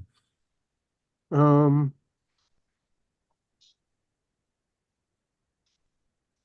about this, Scott? After Larry presents Yep. on item 8.1 on table 4A, Yep. We'll address your question at that time. Lovely. Consistent with the tables. Thank you. Okay, thanks, Scott. And then as I added, the changes in 4B are directly related to the changes in 408, so I can cover both of those at the same time, if that helps. No, let's wait till we get to the table on after table 4A. Okay. Yep. Okay, please continue. All right, so moving forward, item 3.3, so a new section 321.3 is added for cooling equipment. This is for acute care hospitals are required to provide equipment necessary to remain operational for 72 hours of continued operation. So the Code of Federal Regulations in Title 42, Chapter 4, Subchapter G, Part 42, requires hospitals to provide alternate sources of energy to maintain temperatures to protect patient health and safety. So this is a minimum requirement to bring in the operating rooms for this space, and then also for the hospitals as they do their emergency response plan to also list those additional spaces that need to be provided with cooling to meet the other requirements. And then so 320, the other sections are being 321.3 through 6 are being renumbered to 0.4 through 0.7. 321.6, we're adding in also fire and smoke dampers to the list of controls that require essential power, as we need fire and smoke dampers typically need to be powered to maintain open, and we need to maintain ventilation for heating and cooling in areas in the healthcare facility. Okay. Let's see, so I think that was 3.3 and 3.4 also. Sorry if I skipped over. for the CAM. So 3.5 is for section 322. This is our sensitive areas or rooms. So 1R is being removed from the OSHPD banner, as 1R does not have sensitive areas or rooms. It's when we provide some other either a 2, 3, or 5 inside the 1R that those requirements would come into play. Okay, Larry, let me pause here, and I apologize because I told you wrong. I mentioned that if you could take 3 and 4 together, but I want to pause since item 3 is general regulations and open up for discussion on item number 3 to the committee. Okay, seeing none, I have a question of my own. That is item 3-3, the new amendment for cooling equipment, which applies to all the agencies listed above, including OSHPD 3. However, there is no change in 321.1 for heating equipment and fans,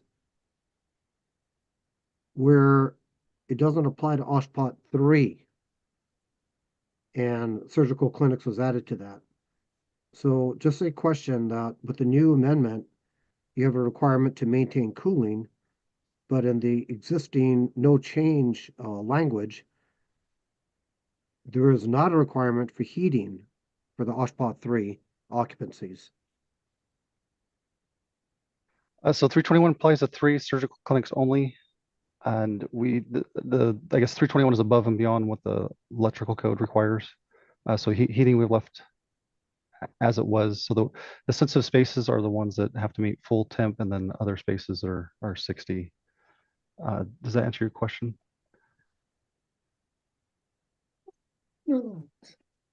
But that, but the heating would apply to the patient care areas and surgical areas, correct? Yeah, heating would play sensitive in all, pretty much the whole, any healthcare areas.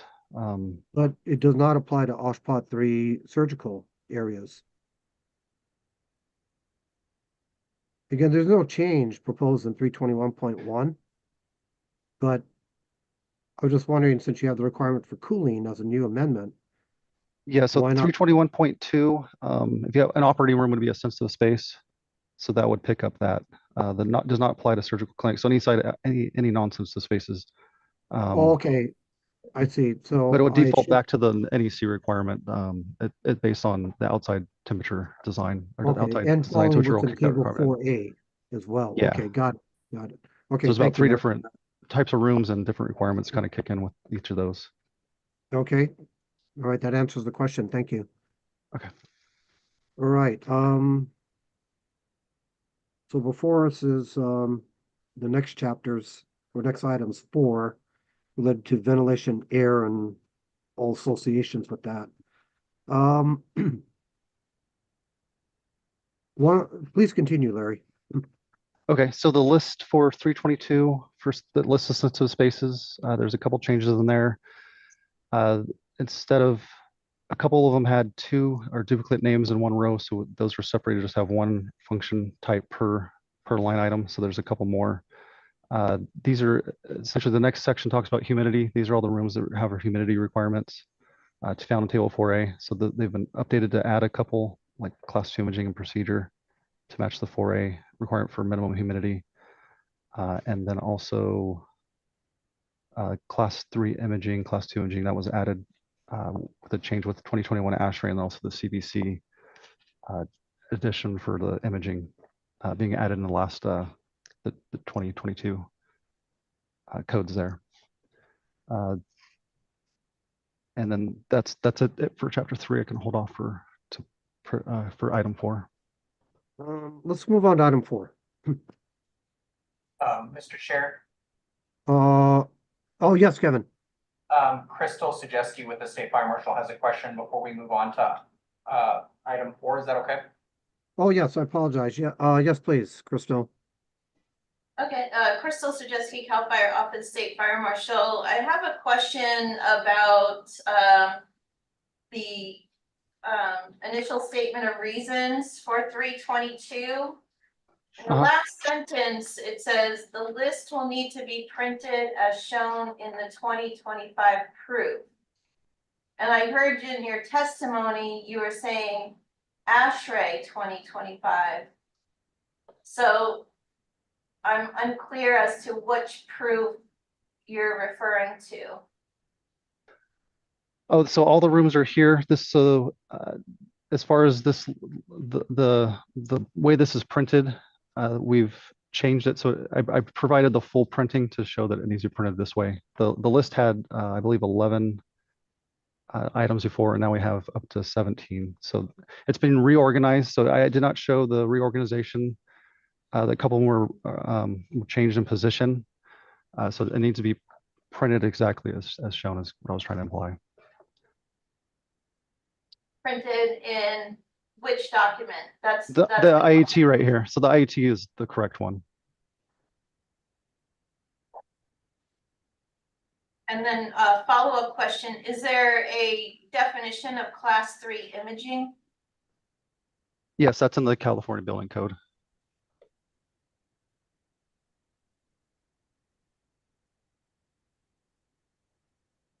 No further question. Okay, are you good? That's it, Crystal? Yes. Okay, thank you very much, Crystal. Any further public comment on item number 3, Barbara? There are no hands raised and no comment in the room. Okay, thank you very much. Just want to make sure to the committee, any comment on item number 3? Okay, no? No, but were you looking for action on that item at this time, or were you going to combine those with the other items later? I think we'd like to combine them. So yeah, we'll move on. Thank you, Brad. All right, Larry, if you wouldn't mind, item number 4, chapter 4, ventilation error. Okay, so 4.1, or item 4.1, so section 401.1 applicability. So we're updating the section numbers. There was a change in model code, so now we're at 406 instead of 404, and with our OSHA amendments, we're at 420. We've backed down to 419. So that's a minor change. For item 4.2, so for section 402.1, so as OSHPAD HCI, we're looking to, instead of the OSHPAD amendment was in the middle of the sentence, so instead of having it in the sentence, we're trying to put our amendment down at the very end, kind of like the other state agencies. So we're deleting out and table 4A and then providing a little bit of a paragraph below for the OSHPAD amendment. With that, I'm pulling in language from 402.12, making it a little bit longer to understand the adoption between 4A and then the use of ASHRAE and ANSI standard 6.1.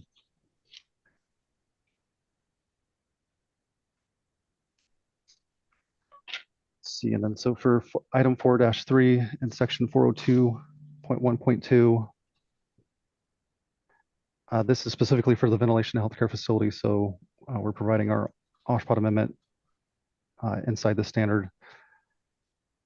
The existing amendment asked for the 2013 edition through addendum AE, so that addendums are no longer no matter pertinent to the standard, since the model code is adopting the 2021 edition.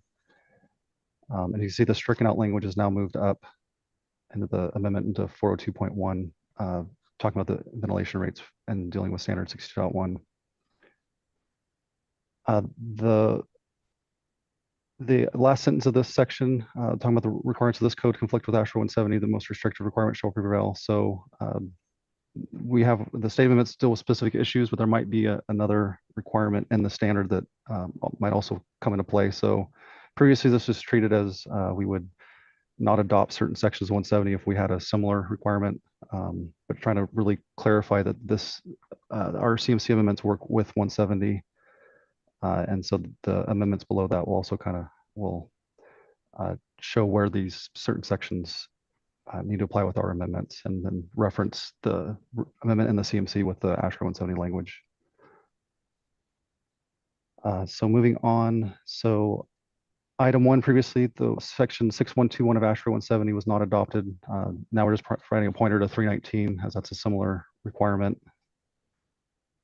ASHRAE ASHRAE 170, so for sub-item 2 here, 170.6313, there was a change in the model code and the model standard. So this is we're changing our amendment that was provided in the supplement last the code cycle, talking about the 10 feet, but also with the 2021 edition, this had language to bring in the difference between class 1 and class 2 air. So that's being added in to note that class 2 or higher air would be the what requires a 10-foot separation. For sub-item 3 here, 632, just noting the similar section 407.12 and 407.22. Item 4 is removed as that was no longer that table is no longer in the standard. Item 4, so section 6.4, we're modifying. This is what refers to the table 7.181, 8.2, and 9.1 for ventilation rates. We're replacing that with table 4A for the mechanical code. Item 5, section 6.9, we're just providing pointer to our amendment in 6.052 and 6.053. Item 6 here, we're just updating the table instead of 7.1 at 7-1 and reference to table 4A. And section 721, revising C is not adopted. That's the only one that conflicts with in the model code with our current mechanical code amendments. Item 8, for section 722, we're just pointing to the section now 415. 9 staying the same. Item 10 here, again, the reference, it changed from 7.1 to 7-1. 11 staying the same, and then so 12, 13, and 14, these are the new tables. Previously it was only one table, 7.1 or .1, and now there's 3 tables. So we're providing an amendment to just note that the 8-1, 8.2, and 8.91 need to go to table 4A as the applicable ventilation table. And did you want to continue on with the rest of the 406 section? Yes, please. Okay, so this is item 4.4, evaporative cooling. The one we're moving out is food preparation areas. This is an older amendment that was intended for areas that do not have much of a filtration rate, such as boiler machinery rooms. The food prep room is an area that still needs to have a cleaner filtration. So that's just being stricken from that list. Right. Okay. All right. Thank you on that, Larry. I'll open it up to the committee for item number 4, chapter 4, ventilation air. Any comments, discussion? And similar to members of the public, Barbara, any commenters? No hands raised and no comment in the room. Okay, thank you very much. So rather than a motion, I would suggest we move on with item number 5, chapter 4, Larry, section 407. Okay, so item 5.1, this is section 407.1.1. So we have an existing exception 2 under 407.1.1 that dealt with what we now call unoccupied turndown. It's unoccupied mode. And a lot of the requirements were built into exception 2. So with the ASHRAE's in their ventilation table, which we now adopt in table 4A, there's an occupied mode column that actually shows which space can and cannot be in unoccupied mode. So later on, you'll see that we added a new section to put these requirements in a better format later on in 407. And this just points to the 407.7 section now with the rest of the exception stricken out. So next, moving on to 407.221. This is a change to the national standard. Hazardous exhaust outlets. There's certain rooms that are now looking for a 30-foot separation rather than the 25-foot separation for exhaust. These are all typically identified as being equivalent to a class 4 exhaust. So they're listed here as airborne infection isolation, bronchoscopy, sputum collection, hazardous drug compounding, morgues, autopsy rooms, and the sort, and chemical fume hoods. So this is coming in line with the national standard adopted under the UMC. 407.3, so this is item 5-3, adding a little bit, another sentence to this section. The 407.3.1 identifies the air balance tolerancing as we get registers in healthcare. The one issue that happens is Table 4A also requires pressurization. And if you just stick with the general 10% value for tolerancing on registers, you could lose your required differential that's in the design and possibly even be the wrong pressure. So we're just providing a new amendment here. And this is looking at the air balance standards. The AABC looks at, you know, what's the tolerance you need to have on the pressure differential for positive and negative spaces. Okay. Moving on to 5.4, this is 407.411. And so I guess items 5.4 through 5.9 are all kind of related to this. This is a little bit of a revamp, pulling other sections into this one section, put all the requirements together. The section 407.411, we're pulling in the section 420 for air distribution devices and bringing it into here is kind of the start, talking about the different devices that need to comply with the ASHRAE table 6.2. And then the next section, 407.412, will now have 407.416. This just kind of the order puts the requirements into one section together, so it flows a little bit better. 407.413, this was part of 407.411. Instead of having a large paragraph of multiple requirements, trying to separate each type of requirement out. So the stricken out language is actually moved down below into 407.415 and 416. So 407.413 will just deal with the supplying of air to operating rooms, and then providing the new language talks about the requirements for supply diffuser array in 741 that's found in ASHRAE 170. 407.414, this is a new requirement for class 2 imaging and procedure. The operating rooms require a supply diffuser array. However, there's not a specific language prescriptively that talks about how you outlay your supply and return or exhaust diffusers in the class 2 and 3 imaging. And the base requirement is to have clean to less clean areas. So this is just prescriptive language to get the clean to less clean arrangement for those types of rooms. 407.415, this is the same language that was in previously in the larger paragraph. And this is just dealing with operating rooms and dealing with the low level exhaust or recirculation or return inlets, location, and separation, and then height above grade or above floor. 407.416 is also from the larger paragraph. This is dealing just with morgues and autopsies. Those were combined together before. It's nice to have, reads a little bit better with a separate section and talks about it either being in the table for the autopsy table or low level at the exterior. 407.417, this is just moving 407.412 down to the end.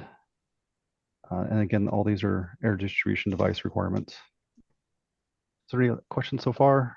Keep going. Yeah, continue, please. Okay. So with this reorganization and using the section numbers, the existing 407.413 now changes as a 407.42, and the rest of the sections will follow that. The strikeout here is just to align more with the building code. Quarter shall not convey or use supply, and we're just pointing to the building code requirements, in which they the stricken out about fire resistant because they have also corridors with non-rated corridors. So that's a conflict. Okay. But so item 1, the existing language is from previously 2001 code. So the 50 square feet and the 30 square feet. This deals more with makeup air and smaller spaces. So the exception, this is closely related to the building code language that allows the makeup area will be provided through the corridor. We're allowed per the California Building Code. And then we added a sentence just to make sure the air balance for the corridor is met for the net transfer air to or from the corridor. The next sections are just doing a resection number, 40743 and 4744 due to the changes. The next one is the 407417 is now 40745. This is recirculating room units. Language was stricken out and rewritten to work more with the table 4A recirculating room column. Previously in item 3 here, we noted to go to section 402 and 403. And that had about 4 different sections in it. Now we list the MERV rating to match, similar to what 170 does. And we put it in this requirement. And this allows us to consolidate and remove some of the, and strike out some of the existing OSHPD amendments in 408. We're just putting all the recirculating room units in this one section. The second part to the filtration is matching 170 for residential. Their section 9.1 allows skilled nursing and similar types of spaces to use lower filtration where it's a recirculating room unit only in there. It's per the manufacturer's recommended guidance. And most wall units align with this. 407451 is dealing with unoccupied spaces. This is added the way that OSHPD adopts our code, we do it on the building. 170 is really dealing with the actual healthcare spaces. So areas outside of healthcare, such as the mechanical rooms, IT closets, those are just noted that they're not, the ventilation rates are brought to, or per ASHRAE 62.1 because they're more of a general model code requirement in those spaces, and the recirculating room unit will also match that as far as filtration. Okay. The next change, we're moving on to section 407.5. This is item 5-14. So there's the base code here is that variable air volumes are not to be used for sensitive spaces. Typically, when there is sensitive spaces in a duct system served by an area you want to do VAV with, typically they'll provide constant volume supply diffusers. However, the return modulates. So what we're looking for is similar to pressurized spaces, and 407513. This 407514 for sensitive spaces will ensure that equipment for modulating dampers is provided to maintain a constant volume, so we're not subjecting the patient to a change in airflow or pressurization. 407515 is just being added for NR spaces. It's the per table 4A. Those are all the other spaces do not have pressurization, and that's noting that they're allowed to group zones with similar conditions. 4076, this is just a cleanup of economizers. I didn't match the rest of the formatting, so 4076.1 has a requirement labeled, so new section 40761 is provided. And then getting, so item 5-20, we're at 407.7. This is an unoccupied turn down. So these 4 requirements are pulled from the exception 2 of the beginning of 407. And so this is existing language just reconfigured into the section. And then it specifically talks about where unoccupied turn downs allowed per table 4A, since there's now a column added in this code change. And then 5-21, a new section is added for building pressurization. This comes from the national code that you're supposed to ensure that as you exhaust out of the building, you have to bring in at least or a little bit more outside air into the building, so you don't end up with a negative building and then you're infiltrating non-filtered air into the building. So this works with making sure that unoccupied turn down in the VAV and other modes do not cause a negative building where you're going to be pulling in dirty air into the building. And that's the last one. Thank you very much for the summary, Larry. Very comprehensive. Okay, to the committee. Comments on item number 5, Section 407 ventilation system details. Any committee member questions or comments? Okay, I do have one of my own. This is, hey, Larry, this is item 5 dash, oh, I'm sorry, Scott, why don't you go first? Go ahead. You can go first. Go ahead. Okay, thank you. Item 5-2, hazardous exhaust outlets. Where I do appreciate the new language for the dimensional setbacks of the vertical and horizontal distances of the hazardous exhaust dimensions. And I have no question about the dimensions. It's more so in the case of the 30 feet, where it requires 30 feet from outdoor air intakes, building openings in areas normally accessible to the public. My question is, in considering that dimension and the distances from certain items, was the property line ever considered? And the reason I say that is I had that real case where a building was going to discharge not hazardous health exhaust, but just exhaust that requires general mechanical code clearances. But they wanted to do so right on the property line because they had no openings on that side of the building. But that would render their adjacent property, if they ever wanted to build, compliance with the clearances as required for exhaust. Especially if they wanted to have openings on their side of the building. So back to my original question, was a property line considered on that 30-foot dimension or that situation? This one is really similar to the ASHRAE 170 language, and these are what you find in the ASHRAE 170 standard. The reason why we're bringing it in is because we have the exhaust section, which deals with the exhausts. So normally wouldn't need to provide this section, but this is really trying to, just so there's not confusion, we're putting in specific language for these hazardous areas, and it's dealing with the 170 standard. So that was, it's not OSHPD.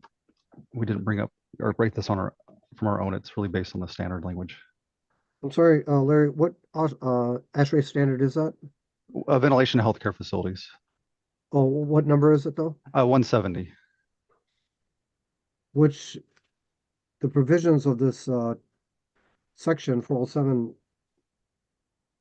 reference, well, is 170 adopted by the mechanical code or by OSHPD?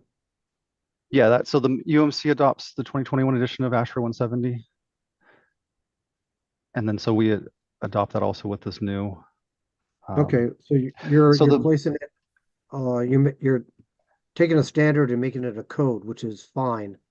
But at that point, again, it's codified.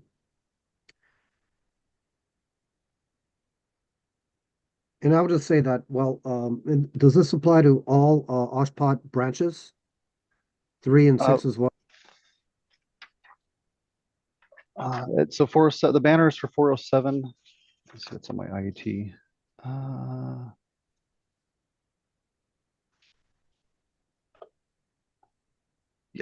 Yes, I believe so. Okay. Actually, I don't see 6, but 6 is mostly going to be to model code. We're going to adopt model code for most of the OSHPD 6. And I don't want to necessarily cite a case that, is not your everyday case. It's a case basis. I think at that point, the code official, whether it's state or local, would have to deal with it. But I want to bring that up because it's a reality. It can't happen. Ron, can I reflect on your topic? Yeah, please, Scott. Are you considering or suggesting that the 30-foot separation from the property line, as we're quantifying that distance from an intake, and would you deem that distance be the the limiter from the property line? The reason why I ask is because if you go to 502.2.1, we're saying all environmental exhaust ducts have to be 3 feet from the property line. Now that's not 30 feet, but we're identifying 3 feet, and that applies to any duct, not just that applies to the OSHPD duct also. So would the 3 feet be enough, do you think? So no, 3 feet wouldn't be enough. The hazardous is similar to more in line with the product conveying, but it's also in line with ASHRAE 60.1 and their separation distances for different types of exhaust. Yeah. So yeah, there's also mechanical chapter 5, 170, and then we're also working to align with 60.1. So there's about 3 or 4 different codes that are working to get exhaust separation distances. And the 170 committee is also working on, there's an addendum that's currently out, and that would be something we could look at. That wasn't done before we did our IAT. So in the supplement, this might have a little bit of a amendment based on the addendums that are now being brought through the ASHRAE 170 Standards Committee. Yeah, and to answer your question, Scott, directly, it would depend on what the design of the the future building would be on the separate property. Yeah. If they have openings or not. I just hate that when a standard that applies to one property affects the other property.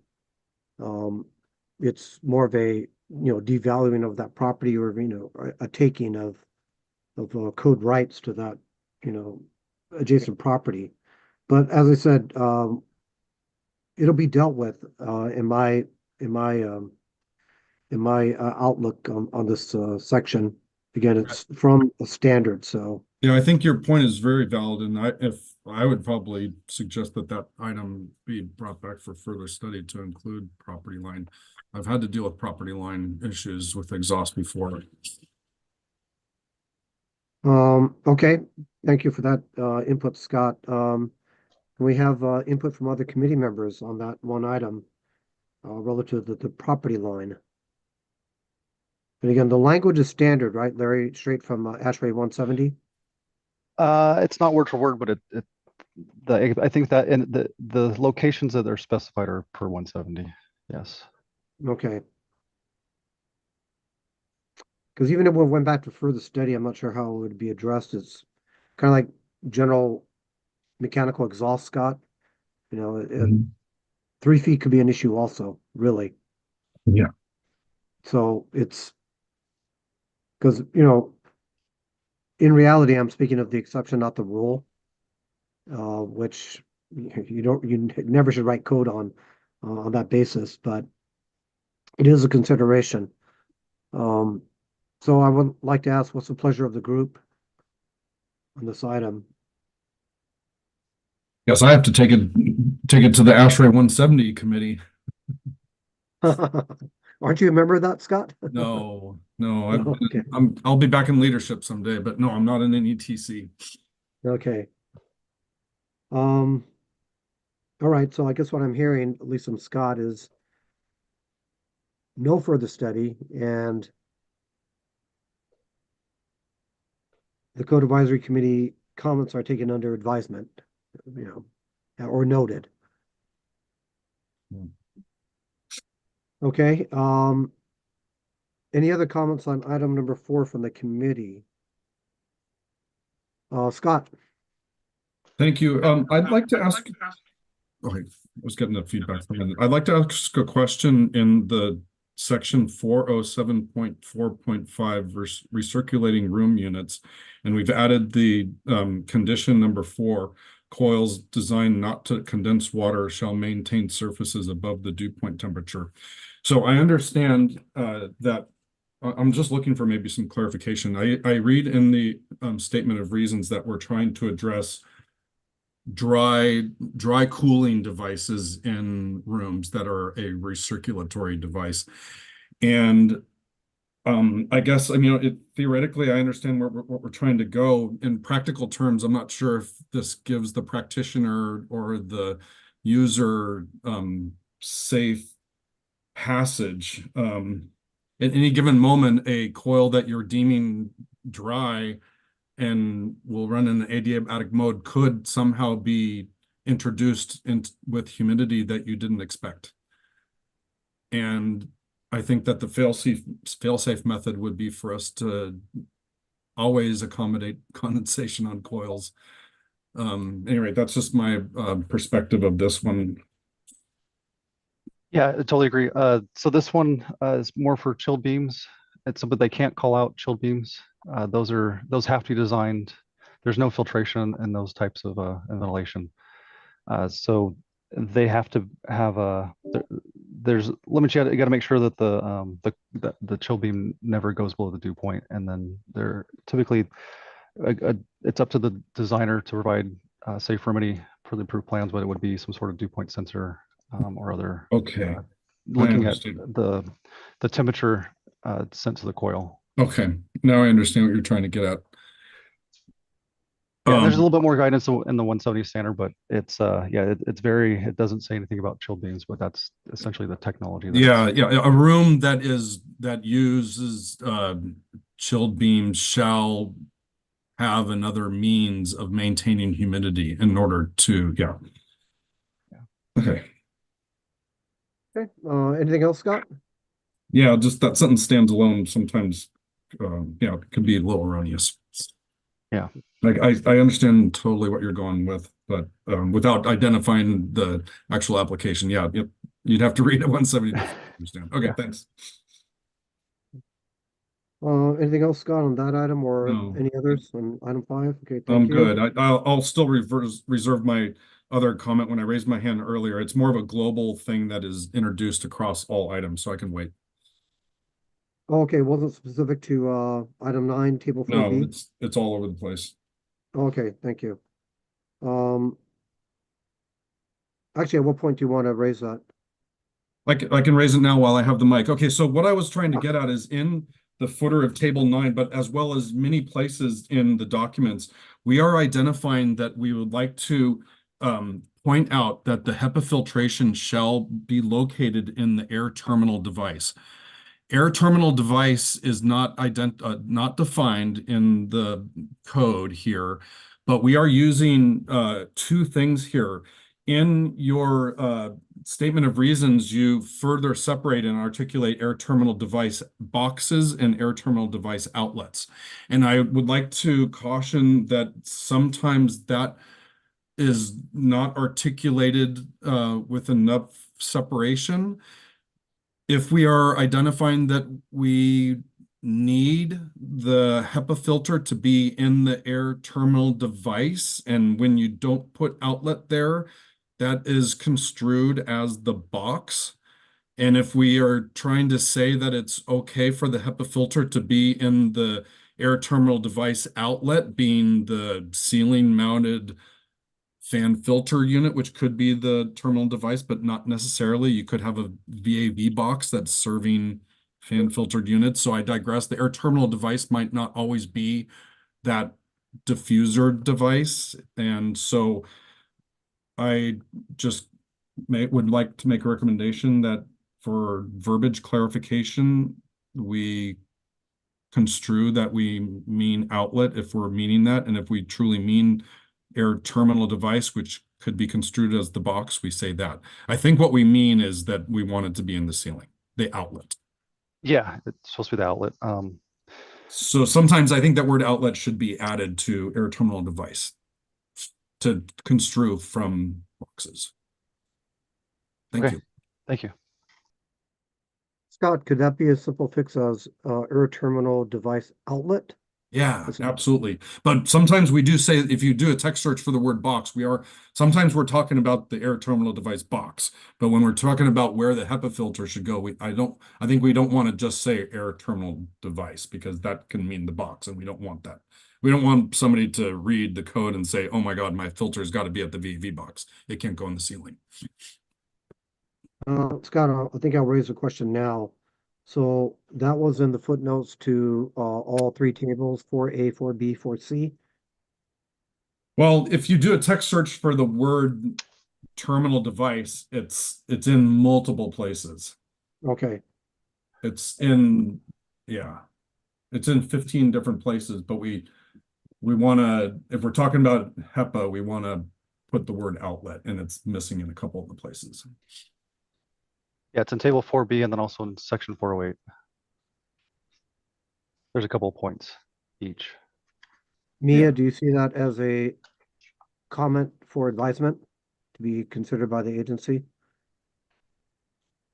What we can do is if the motion is approved, we can still take a look at this, and then when we resubmit, if we think it needs to be added in certain sections or footnotes, we can simply say that in our code advisory committee response area in the eyesore and say, you know, it'll be tricky because if you guys say approve, we'll say, well, while we agree, we needed to make this clarification. So we still have the opportunity to make massage this before the 45-day comment is my point.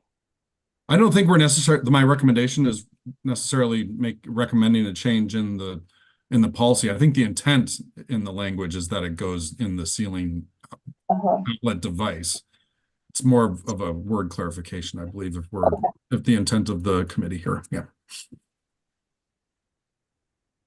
Okay, very good, Scott. Thank you very much for bringing that up. And I don't think we thought comments from the public yet on item number 5. Barbara? There are no hands raised in Zoom and no comment in the room. Okay, thank you very much, Barbara. All right, if we can move on to item number 7 and 8. And if I could suggest this, Larry, your code adoption, well, the express terms are very clear, and I would say that if you could give us a high level here, but take time to concentrate on significant and substantive changes. I don't think we need the detail on both these items. Especially since table 4A is, very detailed. Okay, but yeah, please proceed, Larry. Okay, we still have 6. Did you want to keep going with 6? That's correct, yeah. That same suggestion, please, for item 6. Yeah, thank you.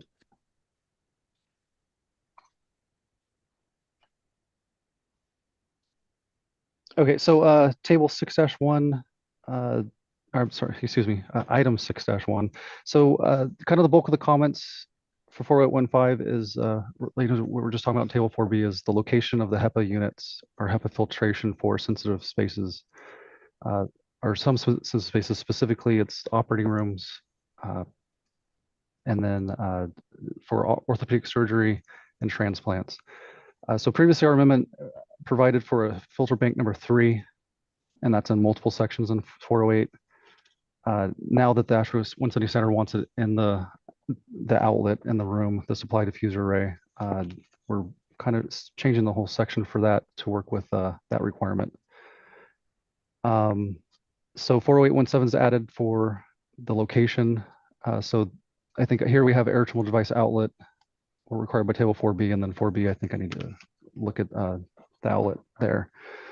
Or specifically saying outlet. 4082 filters for hospitals. 4082, 23, and 24, we're all going with recirculating air systems, and they're all the same filtration level. So this is being taken out. The strike through is on these amendments because it's all taken care of in 4077. 408. Let me make sure I didn't miss anything. Sorry.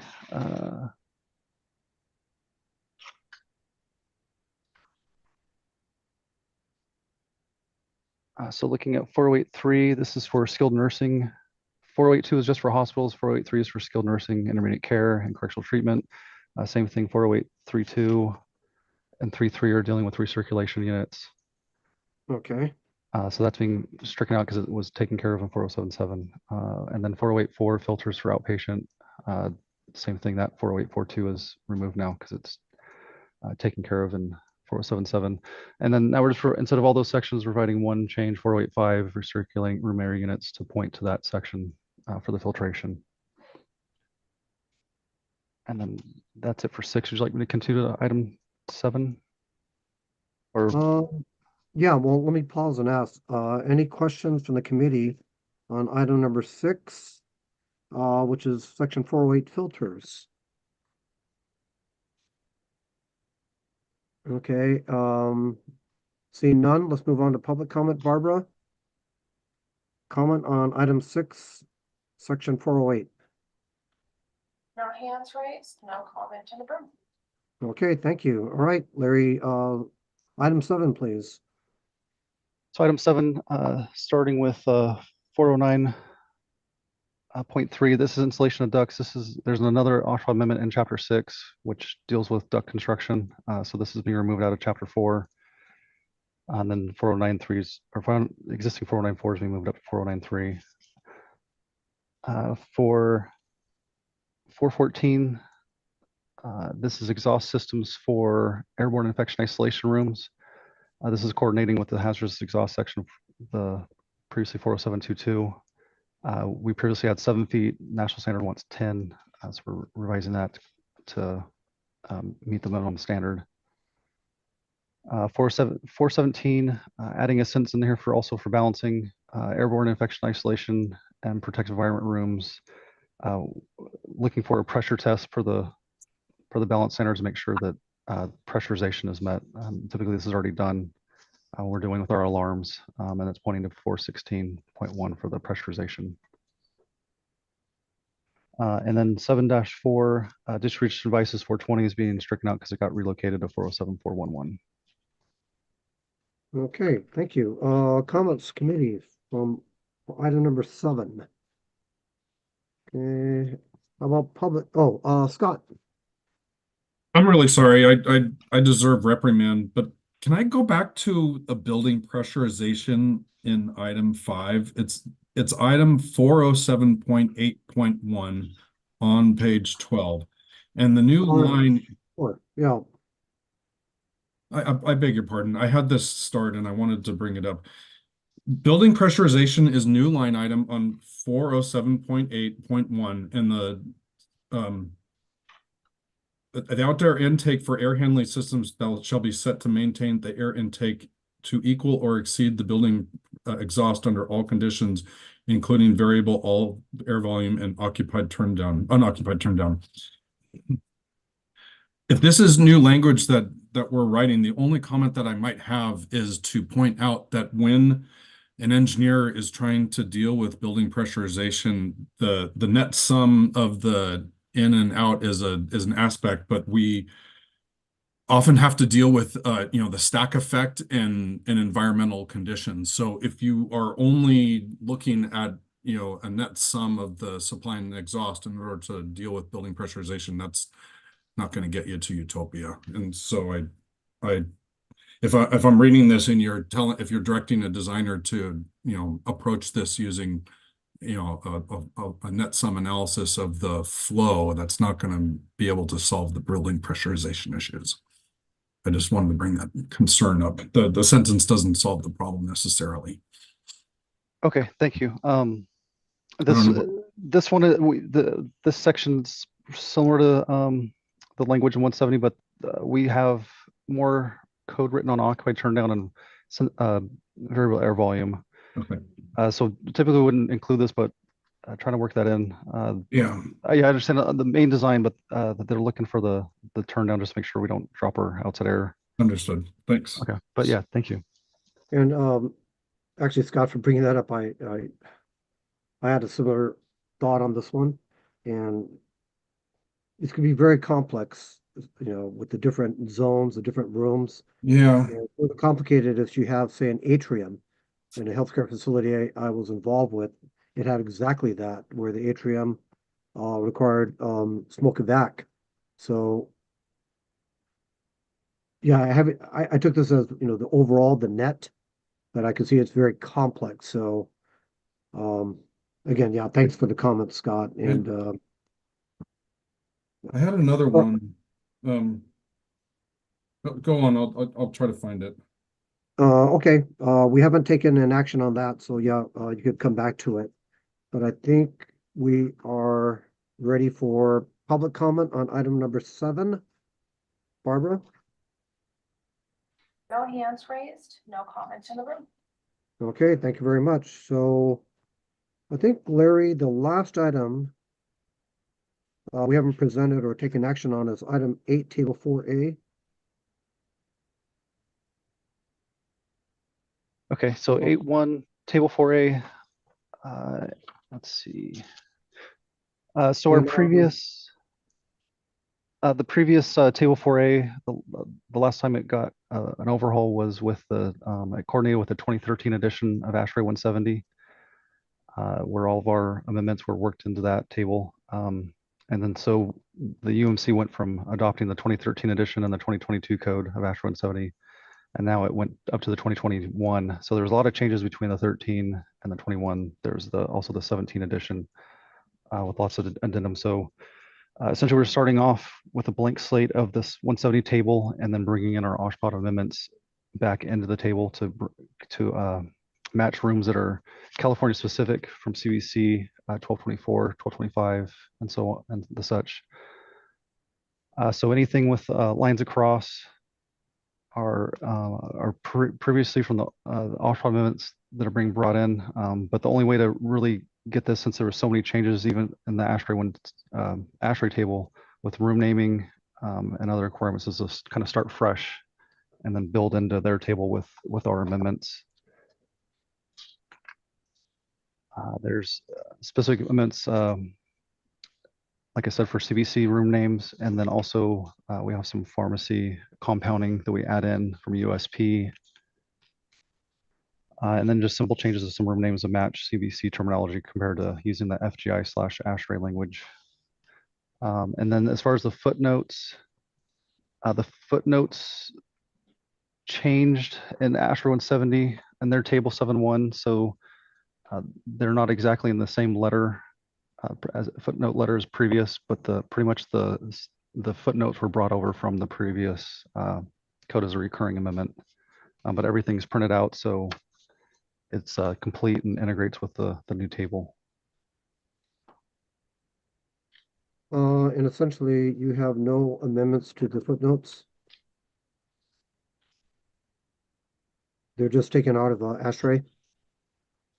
So all the underlined footnotes, so that anything with that's regular font is from ASHRAE, and then anything with footnotes is brought from the other code that's underlined that's a state amendment. So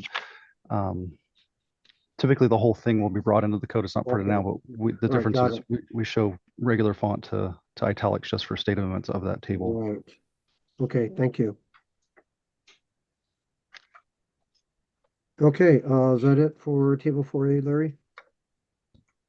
Yeah, I'll check the ISOR, but that's pretty much a summary of what we did. Okay, all right, thank you very much. All right, to the committee, item 8, chapter 4, table 4A. Comments, discussion, please.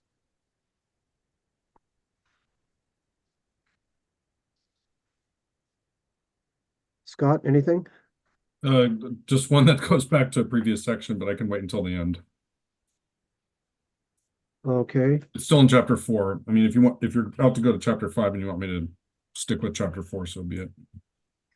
Actually, why don't you raise your question now on chapter 4? Okay, thank you. So on page 9 of the express terms, where it is going back to item number 4, I believe. So this is air balance 407.3.1 on page 9. This is the last sentence, or the last 2 sentences have been underlined. Air balance tolerancing values. I'm sorry to not bring this up, Larry, when you brought it up. I was moving on with you. The values shall not result in non-compliance of the minimum required pressurization per the table. The air balance tolerance of the pressure differential shall be between 100 and 110% of the design airflow differential. So again, I understand completely what we're trying to do. Tolerances are pluses and minuses, and we only want to allow the plus, so we keep the delta under all circumstances. So we keep that absolute tolerance.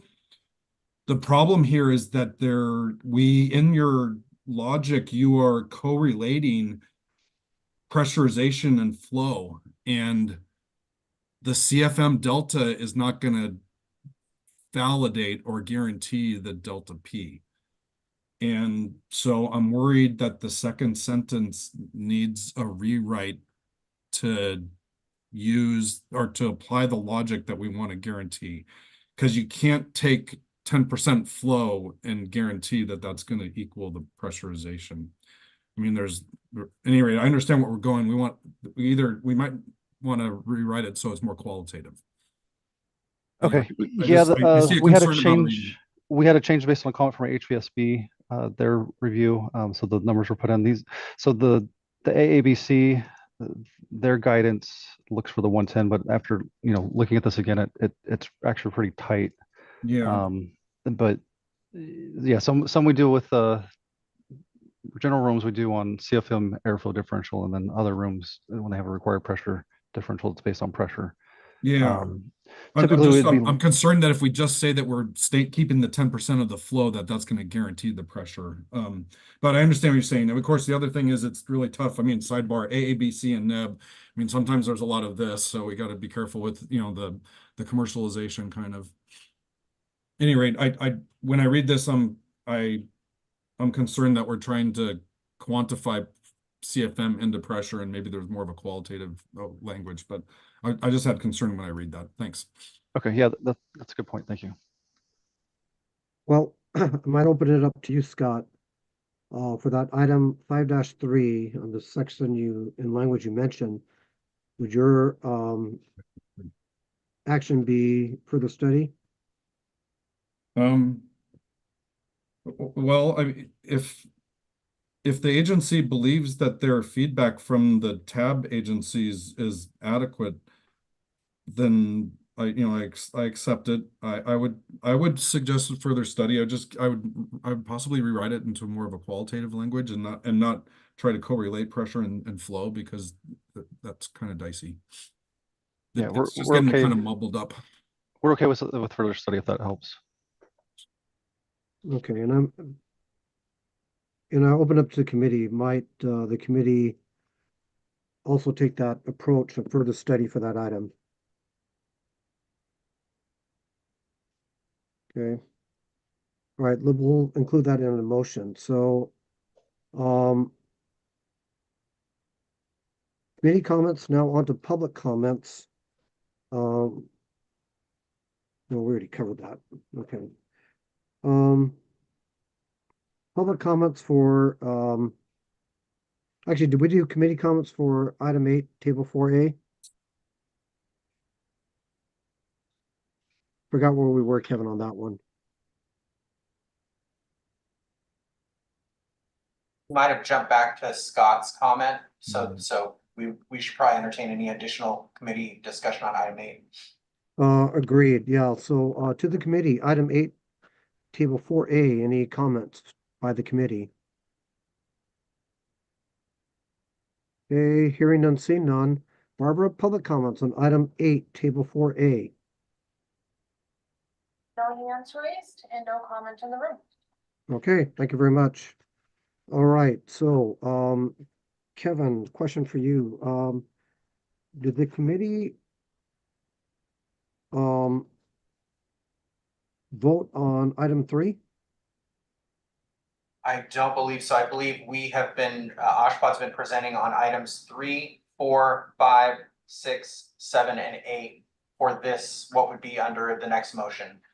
Okay, that's what I have. So I would like to entertain a motion to the committee to accept as submitted items 3, 4, 5, 6, 7, and 8, with the exception of item 5-3, which we'll take in a separate motion. Do I have, or that's an entertainment for a motion. Do I have a motion, please? I'll make that motion, Chair. Okay, thank you very much, Brad. Do we have a second on that? Okay, Tomlin, I'll second. Okay, thank you very much, Jake. So we have a motion by Brad Womack, second by Jake Tomlin. Again, items 3, 4, 5, 6, 7, and 8, minus item 5-3. Further committee discussion. Okay, if none, roll call, please. Yes, thank you. Ron Takaguchi, Aye. Brad Wungluck, Aye. Michael Stone, Aye. Harry Mose. Aye. Jenny Mengchun Cheng, Aye. Jake Tomlin, Aye. Gail Bate, Aye. Shane Murphy, Aye. Scott Wayland. Aye. All right, unanimous vote, motion carries. Okay, thank you very much. And now I'd like to entertain a motion to take item 5-3 for further study under criteria 1 and 6. Do I have a motion on that, please? So moved. Okay, thank you, Scott. Do I have a second? Second. Okay, motion by Scott Whalen, second by Brad Wunluck. Again, item 5-3, further study criteria 1 and 6. Further committee comment? Okay, hearing none. Roll call vote, please. Thank you.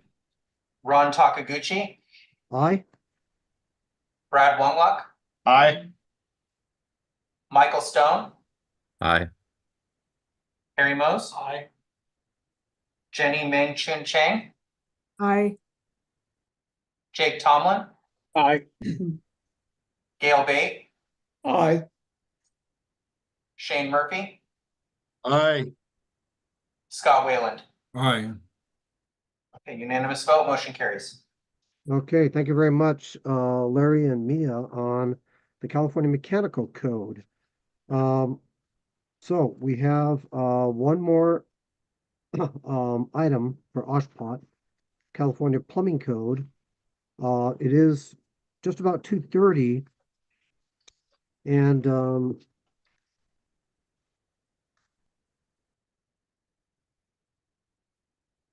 well, let me ask the agency, do you see these amendments as straightforward or involved in some cases? There's a few items in, I guess, chapter 6, dealing with hot Water water. supply and distribution, yes. And I agree. So why don't I suggest this? That we take a 15-minute break. We'll come back. The agency will present OSHPOT California Plumbing Code. And we'll do that in groups by subject matter. And let me say that we got notice that Brad Wolnick must leave at 4 o'clock for a previous scheduled meeting. But I believe at that time, if we continue after 4, we'll still have a quorum. But just let everyone know, Scott, when you're ready to leave, yeah, please do so. But yeah, thank you for today. Okay, so Kevin, if we could take a break, and committee members, please mute yourself and take yourself on camera. See you at 2:45.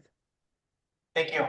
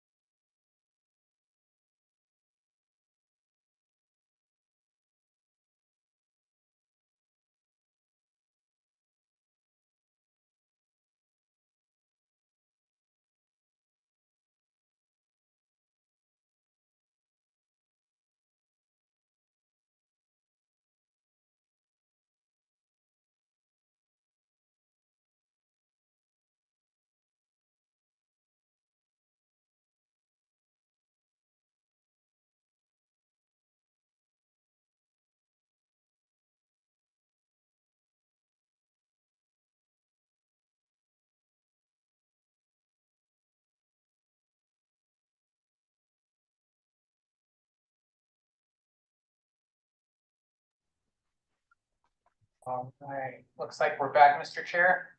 Okay, hello everyone, and thank you for joining us again.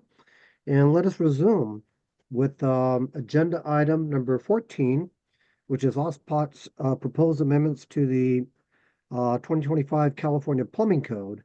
And before we begin, I'd like to ask the agency if it is friendly, if we would take the water supply and distribution items, which is items number 6, 7, 8, and 9,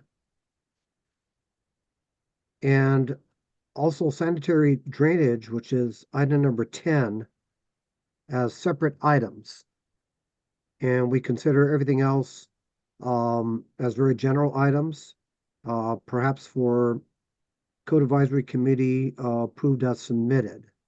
Of course, with discussion both with staff, committee, and the public. Would that be friendly to you, Larry, and Mia? Yeah, that should be fine. Item 10 is pretty simple. It's just adding a SPC. Oh, Not much of okay. it's changing. Okay, so how about this? We take the water supply and distribution items from chapter 6, items 6, 7, 8, and 9, and everything else for consideration as all together. So with that, well, any comments from the committee? Is that friendly, amenable to the committee to take chapter 6 separately and everything else together generally? Okay. I don't see any objections, so let us do that, Larry. If you could present all the items except for items 6, 7, 8, and 9 in a general overview for us, if you could, please. Okay, yes. Again, my name is Larry Enright, Senior Mechanical Engineer for the Oshawa Building Standards Unit. And so the proposals for the 2024 Triennial Code Adoption Cycle for California Plumbing Code Part 5. And so our proposed amendments were presented to the Hospital Building Safety Board Codes and Processes Committee on January 10th and February 21st of 2024. And we also met with, had coordination meetings with the SFM for a couple items relating to SFM authority. So I had a prepared agency proposal summary, but I'll just skip to the more of the item overview for 1, 2. So item 1, generally this was just changing health to hospitals we've seen before in the other standards with the new OSHPD name, and then adding in the OSHPD proposed 6. With 2.1 hand washing fixtures, we added a definition for flow rate. So there's a minimum flow rate associated with hand washing fixtures for Legionella risk, and that's at 1 GPM per minute.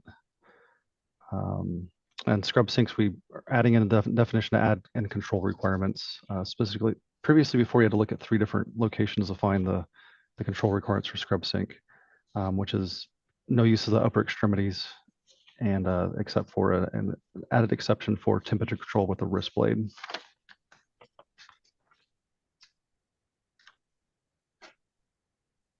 And for item 3, we had a renumbering due to model code. So the OSHPD amendments the sections were changed. And then there's a general requirement for 319 for medical gas and vacuum systems. That was not amended previously, but we're striking that language out. It's just a general requirement and refers to chapter 13. There's no reason that it's not available for adoption. Let's see. So for item 4.1 in code section 422.3, we are adding the OSHPD spanner, 6 spanner on that one specifically, and then we're providing a new exception 2, which is based on the exception 2 for exemption of separate facilities required when you have an occupant load less than 10. So we use the language from model code, but we're putting in the OSHPD section 422.3, and this is specifically just for public, not for staff. Currently, separate facilities are required at every waiting area. So this is helpful. And then let's see. Did you want to go over just kind of the basic adoption of the chapters, or? Just on the same end you're doing. I think it's a very quick Okay. general overview. Yeah, chapter 5 is just to adopt chapter 5. We're going to skip 6, item 7, and 8 and 9. So moving on to 10. That amendment's staying the same. We're just adding an SPC 4D. It's been brought in as a new SPC type through the California Administrative Code. So those also require 72 hours of support. Again, 11.1 for chapter 8, we're adopting chapter 8. For item 12.1, chapters 9 through 11, we have existing amendments. We're carrying forward for 9 through 9, 10, 11. Item 13 for chapter 12, that's just a standard chapter adoption, no amendments. For item 14, chapter 13, we're going to carry forward existing amendments. And then item 15-1 is chapters of 14 and 15 are just adopting model code. Item 16-1, chapter 16, we are proposing not to adopt chapter 16. For 17, this is related to one of the dialysis. We'll cover that in, I think, item 7. However, the reference standards have been updated to the more current, the ISO 23500-2 and -3. And I'll go over that more and with the item, with the language in the code. 18, so we're adopting, so item 18, we're adopting appendices A and B. With item 19, we're not adopting appendices C, E, F, G, H, J, K, L, M, O, P, Q, R, and S. And then for 20, for appendices D, I, and N, we're going to adopt as model code. So that sums up. If there's any questions, I'll be happy to take those. Okay, thank you very much, Larry, for that comprehensive summary. And to the committee, on these items, everything except for items 6, 7, 8, and 9. Comments, discussion, please. Okay, see no hands. I turn over to public comment, please, Barbara, on these items to the public. Looks like there's no comment. Okay, thank you very much. All right, so back to the committee, and I would like to entertain a motion to accept as submitted items 1 through 5, 10 through 20 of OSHPA's proposal to the 2025 California Plumbing Code. Do I have such a motion, please? I'll make the motion, Chair. Okay, motion by Brad Wonluck. Do I have a second, please, to the committee? Second Harry by Shane second. Peters. Harry, I think Shane beat you, but it's by hair on that one. Okay, second by Shane Murphy. Further discussion? Okay, seeing none. Roll call vote, please. Yes, thank you. Ron Takaguchi, Aye. Brad Wungluck, Aye. Michael Stone, Aye. Harry Mose. Aye. Jenny Ming Chun Chang, Aye. Jake Tomlin, Aye. Gail Bate, Aye. Shane Murphy, Aye. Scott Whalen. Aye. Okay, vote is unanimous. The motion carries. Okay, thank you very much, Kevin. All right, so back to the agency. If you could carry us through the water supply and distribution, items 6 through 9. Okay, Back so to you, for Larry. I'm sorry. Yes, so for item 6-1, we're looking at section 604.1. And the exception for OSHPD, there's 2 items here. One is that our name was in the amendment. So since we have the banners, we do not need the name, so that's being stricken out. The second item is the application of the exception. So use of CVC is not for bottled water. This is in regards to a change we're doing in 614 for dialysis, where CVC is being allowed for the pure water process application, which is a non-potable use. So we're changing the exception to be for potable water applications. 609.10, this is item 6-2.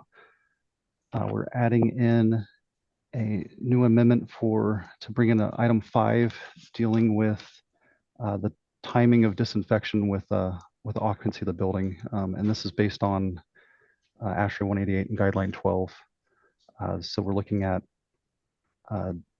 disinfection is supposed to be done within a time prior to occupancy. Can't exceed 2 weeks. If it does, you need to provide some flushing. If it's delayed 4 weeks from the time of disinfection, we're looking at disinfection and flushing being required to turn over a clean water system. That's all for item 6. Can we continue with item 7?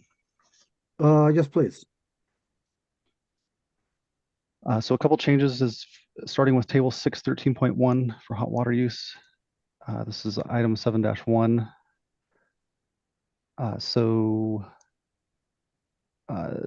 Exception 1 is being revised. The health, let me see, so dietary with CDPH and also the retail food code allow for rinse water to be with chemical disinfection to be provided for either manual wash or for warewashing equipment. And ours are only allowed for the manual, so we're revising that to coordinate with that standard. And so the exception is no longer needed. We're fixing the language to handle it in just the item. And then number 3 is being added for dietary. So our temperature, the minimum temperature is 120. However, the dietary requirement is 120 at the source. So we're just putting in a footnote that 120 is minimum. They might need to go hotter to get the temperature requirement out at the pot sink or other equipment. So item 7.2, moving to 613.2. So the last sentence here is storage for hot water heaters or hot water storage tanks to be maintained at 140, and this is due to Legionella. Legionella growth is slowed, but it still happens at the lower temperatures, 140s. Kind of looking at also the appendix N, plumbing code shows that 140 is needed to help reduce Legionella. And then so moving on to 613.6 and item 7-3. This new sentence is going to require the hot water recirculation piping to return back through the hot water source as the water comes back down to maybe even 105. That's prime Legionella growth. We want to make sure it gets back in the hot water of 140 to disinfect or treat the water prior to sending it back to the hospital. And the 25-foot change for branch length to 10 feet, that's in accordance with the FGI facilities guidelines standard that we are basing our requirements on. That was a change in their new addition. Moving on to 7-4, 613.9. This is looking for hot water distribution to have test ports and valve openings for flushing of portions of the system. So this is working with the new appendix N talks about the water management program and also is looking at ASHRAE 188 for Legionella risk and guideline 12 to make sure that the required openings for flushing of the system is for the water management plan. And that's it for item 7. Do you want to move on to number 8? Or is there any questions? Yes, please do. Okay, so 8-1, we're moving into dialysis. So a new banner is being provided. The 614 did not have a banner previously, so we're providing it on 614 that was previously under 614.1. And then the dialysis, we note some materials that are allowed for dialysis. CPVC is being added into this section based on the adopted standards listed below in the next section.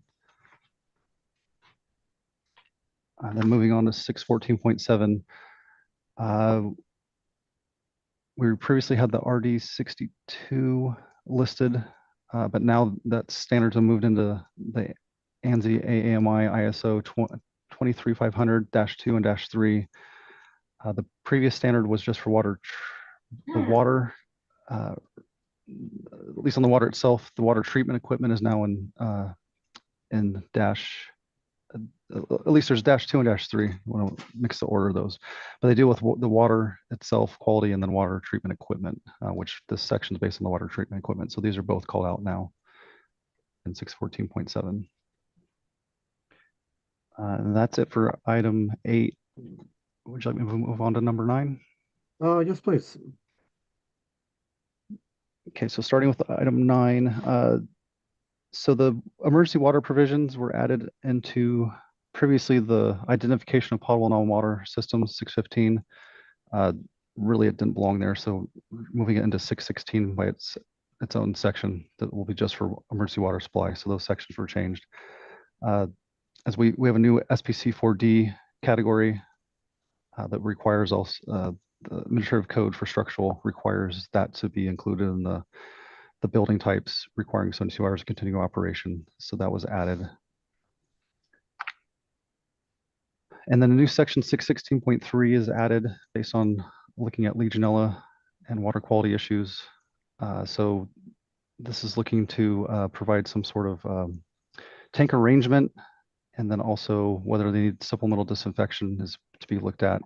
And this again, this goes back to the water management program, depending on the site specific, and then the performance design allow the designer to provide the correct equipment and arrangement to maintain good water quality. As storage tanks can exceed 100,000 or even up to 300,000 gallons on site, which is a big risk as far as water quality. So that's it for item 9. Okay, thank you very much, Larry. Thank you. And to the committee for discussion and comments, please. Items 6, 7, 8, 9. Anyone? If not, then I do have a question. And this is back on item 6-1 and 6-2, Larry. And I apologize, I don't mean to split hairs, but you have the requirements for all OSHPOT branches for the most part, except for OSHPOT 6. And the part where I feel that I'm somewhat splitting hairs is I believe the occupancy for the substance abuse treatment centers, which is now OSHPOT 6, used to be part of OSHPOT 4. But yet when it's split off, well, what I'm saying is that the correctional treatment or substance abuse treatment centers were part of OSHPOT 4 and therefore part of the amendment. But now that it's split off, it's not included. And I'm just wondering if you see that as an opportunity to separate it, or it was something that you want to consider as having the disinfection and restrictions on CPVC. So as far as I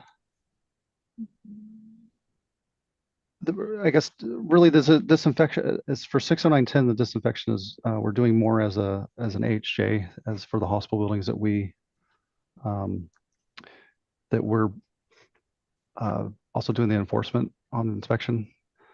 So this is more for compromised people for more higher acuity care. The OSHPOT 6 is dealing with more well, the infection risk control isn't really going to be an issue. I know in the local enforcement, it would be on their local policies. Okay. Oh, but you saw my point, right? That yeah, and then for the potable water, more of an opportunity. Yeah, model code again. Okay. All right. That answers that. Thank you. And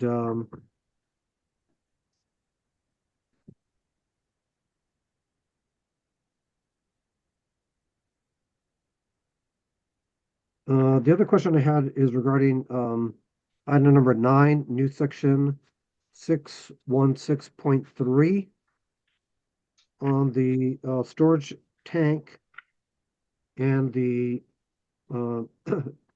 goal of minimizing Legionella.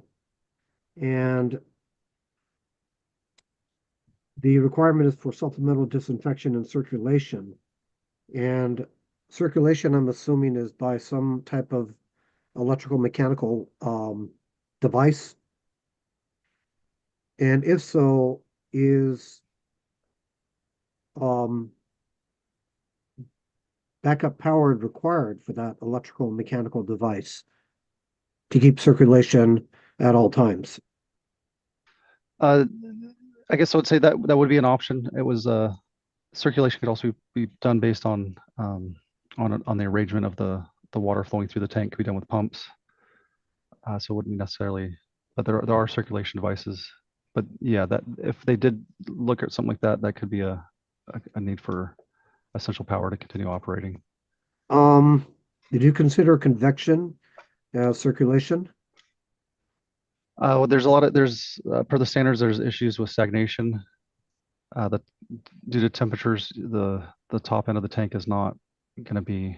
You're not going to get water movement through the whole tank. So right, depending on even if you have a good tank connection locations, you can still get stagnant water on top. So the idea is for the performance wise to have the design professional ensure that they're having a good mixing of water. Okay. All right, very good. Thank you, Larry. That's all of my questions. So I'll now turn it over to members of the public. Barbara, please. Yes, there's no hands raised and no comment in the room. Okay, thank you very much.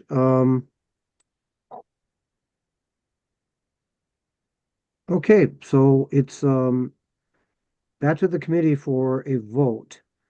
So I'd like to entertain a motion to accept as submitted OSHPOT's items number 6, 7, 8, and 9 for the 2025 California Plumbing Code. Do I have such a motion, please? Okay, motion by Shane Murphy. Do I have a second, please? Motion to approve. Approve and submit. Yeah, thank you, Shane. Do I have a second? Second. Okay, I saw Gil beat you just by hair, Harry. Thank you. Okay, so motion to accept as submitted by Shane Murphy, second by Gil Bate. Further discussion by the committee? Seeing none, maybe have a roll call vote, please. Yes, thank you. Ron Takaguchi, Aye. Brad Wungluck, Aye. Michael Stone, Aye. Karen Hose, Aye. Jenny Ming Chun Chang, Aye. Jake Tomlin, Aye. Gail Bate, Aye. Shane Murphy, Aye. Scott Wayland. Yes. All right, vote is unanimous, motion carries.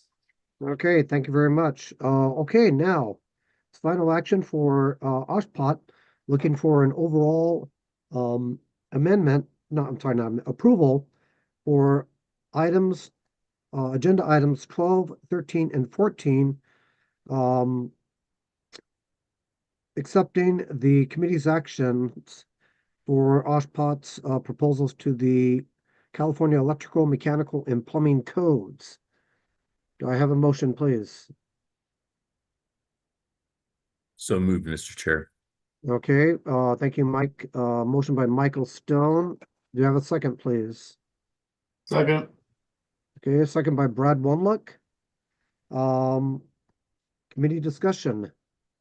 Okay, if not, maybe have a roll call vote, please. Ron Takaguchi, Aye. Brad Wungluck, Aye. Michael Stone, Aye. Harry Mose, Aye. Jenny Ming Chun Chang, Aye. Jake Tomlin, Aye. Gail Bate, Aye. Shane Murphy, Aye. and Scott Wayland. Aye. All right, vote is unanimous, motion carries. Okay, thank you very much. So Mia, Larry, Jamie, great work. That's a tremendous amount of work. And we thank you very much. And Mia, your hand is raised. Yep, I was just going to return the favor. Thank you so much. Thanks to the Building Standards Commission for putting this together and getting these documents ready for public viewing. And I really want to thank all of you, the committee members, for your time. I know it's a lot of work to review all these packages, so we really appreciate it. Yes, and we welcome the expertise on Oshpot side, and you know that we are available for advice even beyond this meeting. Okay, that concludes Oshpots, and moving on to the next item on the agenda, which is the Department of Housing and Community Development. And we have representatives, well, a lot of experts here today. So let's start with agenda item number 15, HCD's proposed amendments to the 2025 California Electrical Code, Title 24, Part 3. Welcome, HCD. Thank you. Hello, Mitchell. And Jeff? Yes, sir. Good afternoon, Chair and Code Advisory members. My name is Jeff Cooney. I'm a district representative with HCD's State Housing Law Program. Other members from HCD are in attendance and may assist in today's presentation. First and foremost, thank you to everyone on the Code Advisory Committee that is here today and for allowing us to present our initial building standards package for the 2024 Triennial Code adoption cycle. I'd also like to give recognition to the other supporting agencies and stakeholders who have contributed to the development of this 2025 California Electrical Building Standards package. The 2025 California Electrical Code proposals are based on the 2023 National Electrical Code, which will be effective on January 1st, 2026, if approved by the Commission. California Health and Safety Code Section 17921A directs the Department of Housing and Community Development to propose adoption, amendment, or repeal of building standards for the protection and benefit of public health, safety, and general welfare. HSC Section 19990 requires HCD to adopt the most recent model code. HCD has determined the proposed amendments impacting the 2025 California Electrical Code within the California Code of Regulations, Title 24, Part 3, are necessary to meet HCD's mandate in Health and Safety Code Section 17922A and Section 19990. HCD respectfully requests your expertise and approval of the items being presented today. We would again like to thank the Code Advisory Committee for their time and sharing of comments. With that said, HCD would like to request to commence with a discussion of the proposed changes for items 1 through 12. Indeed. Thank you very much, Jeff. And we appreciate HCD's expertise as well, and continued support to, I'll say it, for the local building departments throughout the year or the years. You know, we do appreciate it. Okay, exactly that. So for this agenda item 15, I believe the proposed amendments to the 2025 California Electrical Code are pretty straightforward.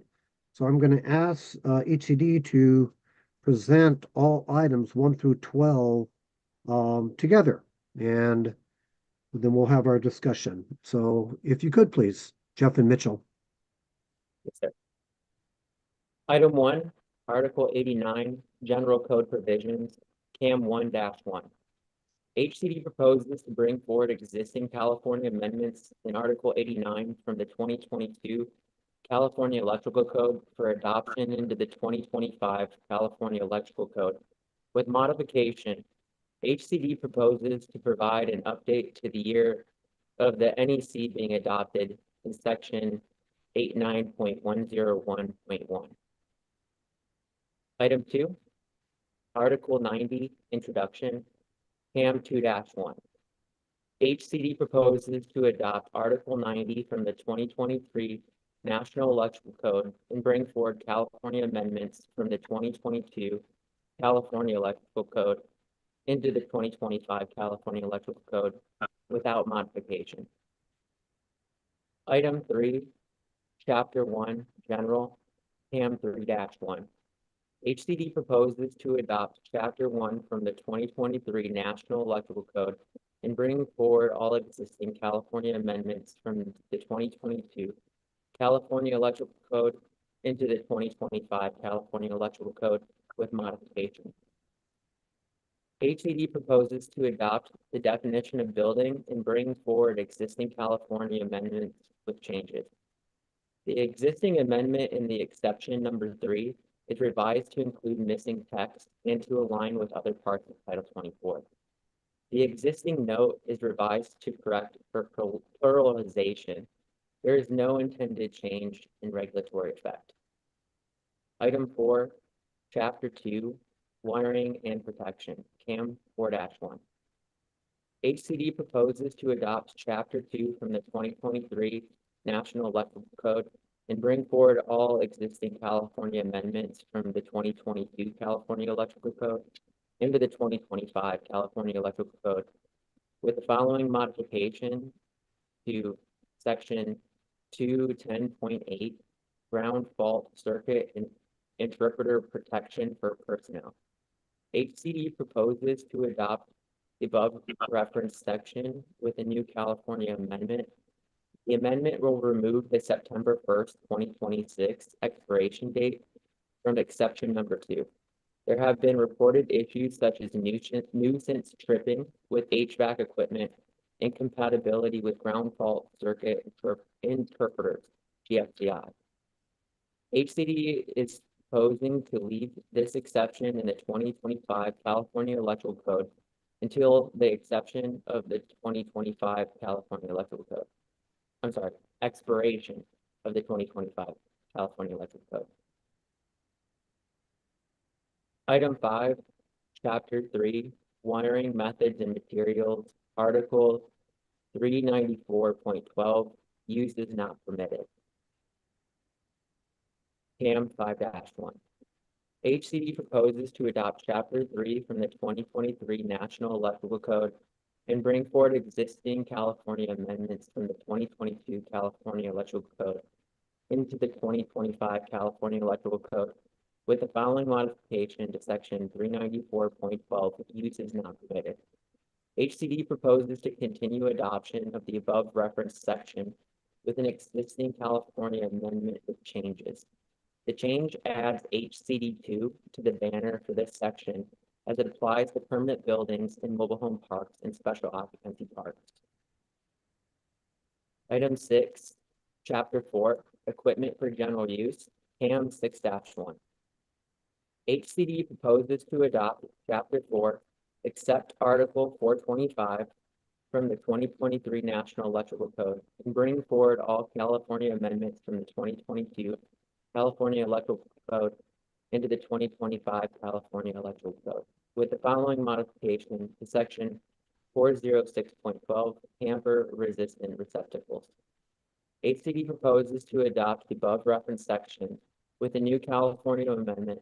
The amendment is to avoid conflicts with the United States Code and federal regulations, USC Title 42, Section 5403D, and Health and Safety Code Section 18909G. Item 7, Chapter 5, Special Occupancies, CAM 7-1. HCD proposes to adopt Chapter 5, only Articles 518, 545, and 590 from the 2023 National Electrical Code into the 2025 California Electrical Code without amendment. Item 8, Chapter 6, Special Equipment, CAM 8-1.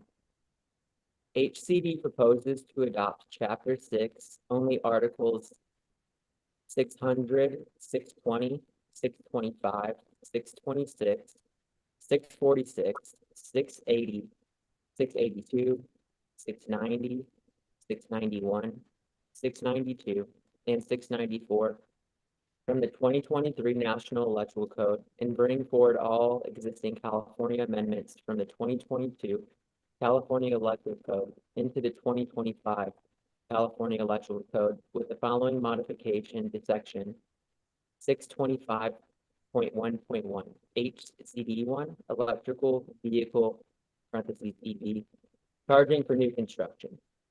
The existing amendment is a pointer to the California Green Building Standards Code, also known as Cal Green. During the 2012 triennial code adoption cycle, pointers to mandatory Cal Green requirements were proposed for inclusion into other parts of the Title 24 to enhance user convenience. HCD proposes to remove a misplaced comma. There is no intended change in regulatory effect. Item 9, Chapter 7, Special Conditions, CAM 9-1. HCD proposes to adopt Chapter 7, except Articles 701 and 760 from the 2023 National Electrical Code into the 2025 California Electrical Code without amendment. Item 10, Chapter 8, Communication Systems, CAM 10-1. HCD proposes to adopt Chapter 8 from the 2023 National Electrical Code into the 2025 California Electrical Code without amendment. Item 11, Chapter 9, Tables, CAM 11-1. HCD proposes to adopt Chapter 9 from the 2023 National Electrical Code into the 2025 California Electrical Code without amendment. Item 12, Informative Annexes, CAM 12-1. HCD proposes to not adopt the above referenced annexes A through K from the 2023 National Electrical Code into the 2025 California Electrical Code. The annexes are available for local enforcement agencies to adopt by ordinance. With that said, HCD respectfully requests that the Code Advisory Committee approve this package and would like to thank the CAC and all participating stakeholders for their input and participation throughout. Thank you. Thank you very much, Jeff and HCD, for the report. And again, it's all items as proposed for the 2025 California Electrical Code. I turn it back over to the committee for comments and discussion. Mr. Mike Stone, please. Thank you, Mr. Chair. I had a question on item, oh shoot, I think it was item 3. Hold on a second. The GFI? Yes. Actually, it's item 4. Item 4 for 210.8F and getting rid of that sunset date of September 1st, 2026. I'm pretty familiar with this issue. It has to do with the compatibility of GFCI technology with certain types of HVAC equipment. And I know AHRI, the Air Conditioning, Heating, and Refrigeration Institute, which is the trade association that manufactures HVAC equipment. I saw them on the line earlier, but I don't see them on now. I was surprised. I thought they would want to comment on this. But my question is, the sunset date is September 1st, 2026, which would be 9 months after this code becomes effective in California. And I'm just curious why this particular date was stricken. It seems like it would not be that big of a deal to leave it in there because it's only 8 or 9 months after the effective date. And so what's happening with this is AHRI, along with NEMA and Underwriters Laboratories, we're all working on this particular issue to get it resolved. And that's why that sunset date is in there. And I'm just curious. I'm actually okay if we leave what's proposed here with and taking that date out because it's not that much longer after. But I'm just would like to ask HCD why they decided to do that. Thanks. Jeff, I can step in here. Mitchell Baker with the California State Department of Housing and Community Development. So the removal of the words, the exception shall expire September 1st, 2026 was to eliminate a few things, the code maintenance issue, since that would fall within a cycle. It wouldn't directly fall within line with either a triennial or an intervening cycle. And then based upon numerous requests from stakeholders to remove that exception as part of the last 8 months or 10 months leading up to this package, to eliminate any sort of sunset of the requirement so that exception still remains in the code for longevity. And then naturally HCD will revisit this with each iteration of the code. And Mr. Chair, if I may also, there's an informational bulletin that was issued by Building Standards Commission on this particular subject. And will that informational bulletin still be in effect? And it gave the local jurisdictions the option to not require GFCI protection on HVAC equipment, per what's in the code. I know we have the Building Standards Commission and representation, but that information bulletin was released by the Building Standards Commission regarding a tentative agreement. And that information bulletin, HCD did not release anything similar to our stakeholders. Okay. Who would rely on our code. Thank you. All right, thank you very much, Mike. Committee members, any further comment, discussion? Okay, I do have, well, and I apologize, I shouldn't go out of bounds with this, but I would like a clarification to HCD, and that is what is written in the initial statement of reasons for item number 6 and the striking of mobile homes and manufactured homes for the tamper-resistant receptacle requirement. And I always admittedly struggle with trying to keep up with the standards and the approvals for mobile homes and manufactured homes. And this ISOR clarified that mobile homes and manufactured homes are constructed to a federal standard and not subject to a building standard. And yes, I do acknowledge that based on the United States Code and the approvals of these type of structures.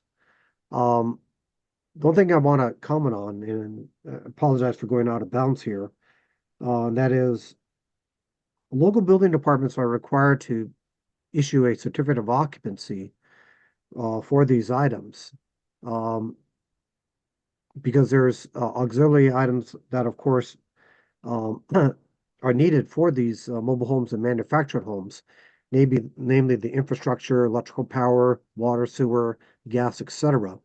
And in some cases with the manufactured homes, actually doing the attachments both to the foundation, and if the manufactured home comes in 2 halves, those attachments must be inspected by the local jurisdiction. Now, my point and my maybe even question to HCD is, could you share with us what are the standards that these mobile homes and manufactured homes are regulated under to give the local building department more assurances when we issue the certificate of occupancy? Yeah, and great again, sorry, Mitchell. Not the subject matter. I'm taking a little bit of liberties as chair. Kevin, as the overall state agency, you could tell me we could take this offline, but I thought it's convenient for everyone here with this discussion. Again, Kevin, do you see this out of order or in order? If HCD is amenable to responding, it's fine. But if, it results in a motion, it would definitely be in order. So I put it back to Mitchell.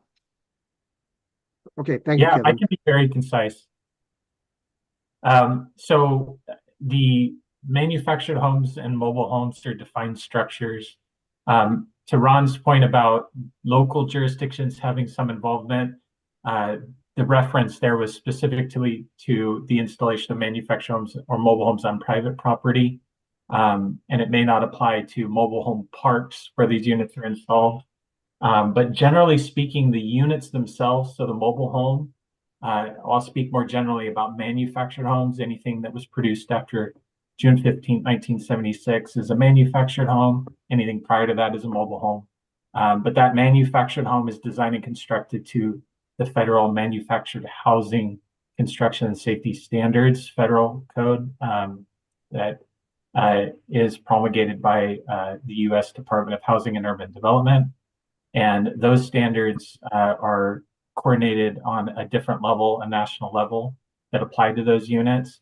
Now, when those units are installed in the state of California, there's a separate set of standards that each state sets for the alteration of manufactured homes and mobile homes. Just so happens in the state of California, we point back to, in large part, for the MEP stuff. So as it relates to the electrical code, we point back to the federal standards for the standards by which those units are constructed. And that entire statement is clarified in Title 25 of the California Code of Regulations, Section 4050. It specifically calls out the standards that apply based upon being used or new. Okay, thank you very much, Mitchell. That is very helpful. And I will opine that it's not an item actionable for a committee, more for a discussion and answering my question, Mitchell. So again, thank you. Okay, other committee comments, Scott, please. Thanks. Just briefly, I wanted to reflect on what you were just speaking of, Chair Ron, that I have also run into this circumstance in the past with pre-manufactured products and jurisdiction when you have manufactured elements that are going to be brought into California, and we don't, sometimes things get sideways with the AHJ and who has the authority to ensure compliance with the various MEP things that fall under Title 24. I don't have any action here, but I just wanted to say that this definitely happens, and we might see more and more of it, not with the words of mobile or manufactured homes, but just prefabricated construction more and more in the future. It is of a concern when you have jurisdictional concerns and the inspector needs to do something with his pen and paper out there for life safety. Anyways, Indeed. very, very Thank you, compelling stuff. Thank you. Yeah, thank you, Scott. Mike Stone, please.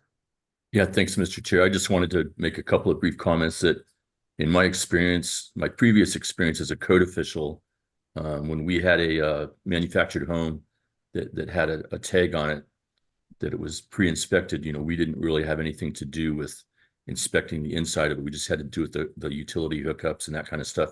And also, one of my colleagues at NEMA was previously on a code committee with HUD, and they're the ones who come up with the which code applies to these types of mobile homes and manufactured homes. So it really is up to HUD to make those regulations. We can't really overrule that. It's up to them. So as much as I would like to see tamper-resistant receptacles in all mobile homes, it's on them, and they move about as slow as molasses in January. So anyway, just wanted to share that. Okay, thank you very much, Mike. Any more committee input? Okay, if not, we'll move to public comment, and I see that we have two hands up. Barbara, if you could call the public members, please. Yeah, we actually have a comment in the room. Yes, let's start there, please.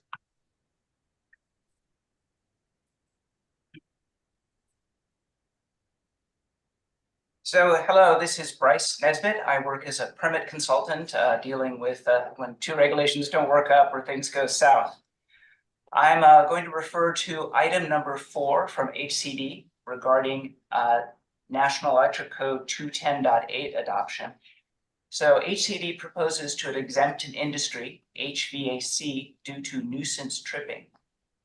And there's another industry that has nuisance tripping problems with GFCI, and that's electrical vehicle service equipment, EVSE, which can pop off during the middle of the night, and in the morning you try to get somewhere and your car isn't going to go. As most inspectors know, when you have two GFCI in line with each other, it's kind of random with one trip, and that can create some confusion. And that's essentially what's happening here. EVSE have a ground fault circuit interrupter function built in, according to the standards for EVSE. but the 2026 code will bring in a requirement to add an additional GFCI for hardwired outside EVSE. What I'm asking the committee to do, the CAC to do, is to send this particular item back for additional study on whether it's possible to add an exemption, particularly until the various PIs relating to this are resolved within the NEC itself. As far as the 9-point criteria, I would put this under criteria 5 because the cost of this extra GFCI device is around $100 to $150 at Home Depot prices. And such GFCI aren't even available in certain form factors. This is a GFCI that's a DIN rail mountable, but it doesn't meet that standard. It's a European product. Couldn't use it for that purpose. This is not a small thing. If California is going to be putting in millions of EVSEs, millions of EVs, times $150, that's hundreds of millions of dollars with an exception. So exception F or G, asking for that to be sent back for future study. I'm happy to answer any questions if that's appropriate. I know this issue back, forwards, left, right, and it's been all over the forums. It's been quite a discussion point because it comes up regularly as people try to figure out how they're supposed to install their hardwired EVSE if they're reading the code. Thank you. Okay, thank you very much, Bryce. Nice to see that you made it there to the office. Yeah. Okay, let's move on to the Zoom callers. Barbara. First commenter is going to be Sven. Welcome, Sven. Hi there. I'm on. And yes, you're on mic. So yes. Thank you very much. Thank you all for your time. I know you're volunteering. Sven Thiessen, founder, co-lead of the Electric Vehicle Charging for All Coalition. Our members have over 7,000 years of EV charging experience. And I want to second what Bryce said and his request. It's simultaneous to our request, but why we see this as important is that when you live in an apartment or you're a condo, particularly apartment where it's hardwired via house power, and you've got this in series set of GFCI breakers, it's much harder and not fair in a way to have to get to that panel to reset that breaker. We who live in single family homes, it's much easier to go out and reset that breaker, and we likely know exactly where it is. Whereas someone in an apartment is going to have to go get management to do that, adding cost, complexity, hassle, the whole thing. It's an equity issue here. I want to back up and say how I first heard about this problem is from Matt Landre. He is one of the founding members of Willow Glen Electric down in the Southern Bay. And his firm was bought out by Q-Merit. They've done thousands of installations, and he's the one that brought up this nuisance trip problem first to me. And I would cordially, again, ask what Bryce did, which is go to further study. And I will put HCD, he's now, Siemens has taken over Q-Merit, and get him in contact with HCD so we can go down into technical details. Again, not only is this a cost issue across California, it's an equity issue for those who live in apartments and condos and don't have easy access to those breaker panels to reset that GFCI. Thank you. Okay. Sven, thank you very much. Let's finish public comment and we'll go back to staff comment with Mia. So Barbara, next caller, please. Okay, Robert. Robert, Mr. Glass, welcome. Robert Glass? Uh-oh. Sorry, Robert, I think I muted you. Are you still there? Okay, I'm still here. Can you hear me now? Okay. Yes. I can barely hear you though. Okay, thank you. Robert Glass with Daikin Comfort Technologies. The comment is in regards to item 4, the 210.8F, and the removal of the expiry date for the exemption. A couple of things. One, I think to Mr. Stone's question about the informational bulletin, Because this includes the GFCI protection not required for listed HVAC equipment, whether the exemption is there or not, I mean the date, the sunsetting date or not, that informational bulletin won't have any additional impact because that would be addressed in the standard. I know there were some questions about AHRI early on, and I am the chairman of the project monitoring subcommittee that is doing the research around the incompatibility of GFCIs and HVAC equipment. So if there are questions about that, I would be glad to go ahead and entertain that. We have completed one research project into those incompatibilities, and the results were non-conclusive. We're in the process of setting up another research project to look further into this. So the issues have not been resolved. In addition to that, there are proposals that are working their way through the NFPA for the 2026 NEC.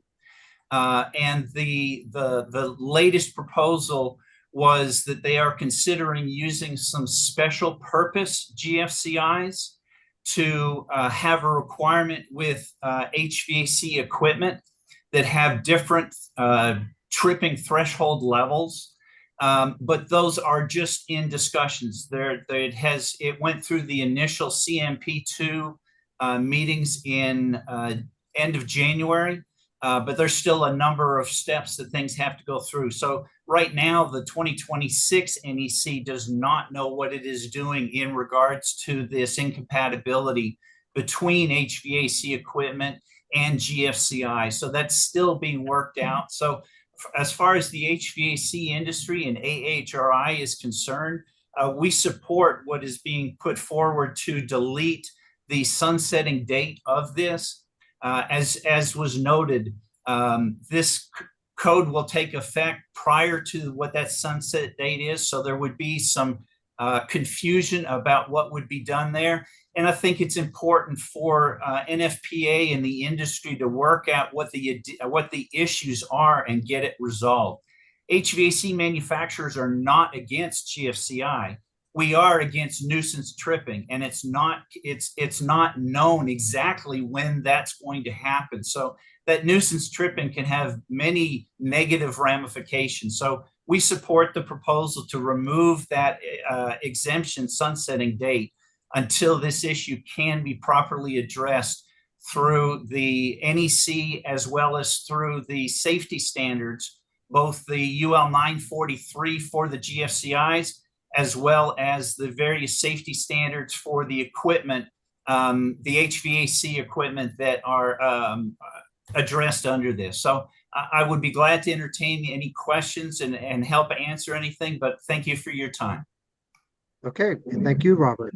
Barbara, any more callers?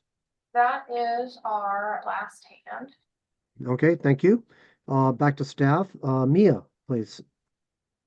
Yeah, actually, my comments kind of from the public. So I think Mr. Glass answered part of the question that I had. I was a little confused on HCD's ISOR where it says HCD is proposing to leave this exception in, but yet they're repealing it. I guess I kind of understand.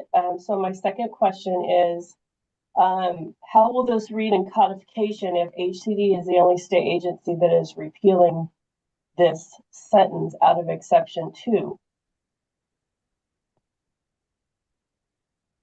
Because they only have authority for certain occupancies. Yeah, I real quick, Mitchell Baker with HCD. I assume the Building Standards Commission may have a response, but likely this would just be a bannered item with HCD as a separate exception. And our rationale was really just intended to say that we are adopting the model code language, just removing the sunset date. Adopting it as amended. Understood. Okay, thank you. Mia, if I may, the language in subsection F, outdoor outlet, says for dwellings. My question is, does that include student housing under DSA? and therefore not under the authority of HCD.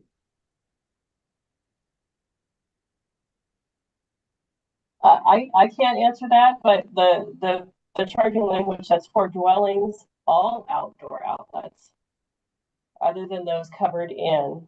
So, without reading the entire code, that's not my question. I realize it's dwellings, which are primarily under HCD's authority, but not possibly all dwellings. Yeah. Public housing.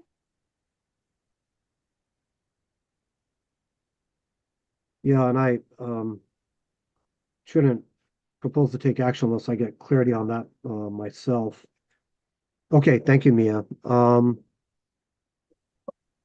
I would just point out one thing on that. If another state agency is not proposing the same modification of removal of the sunset date, it would be a bannered item that would apply just to HCD's occupancies under our authority and not others.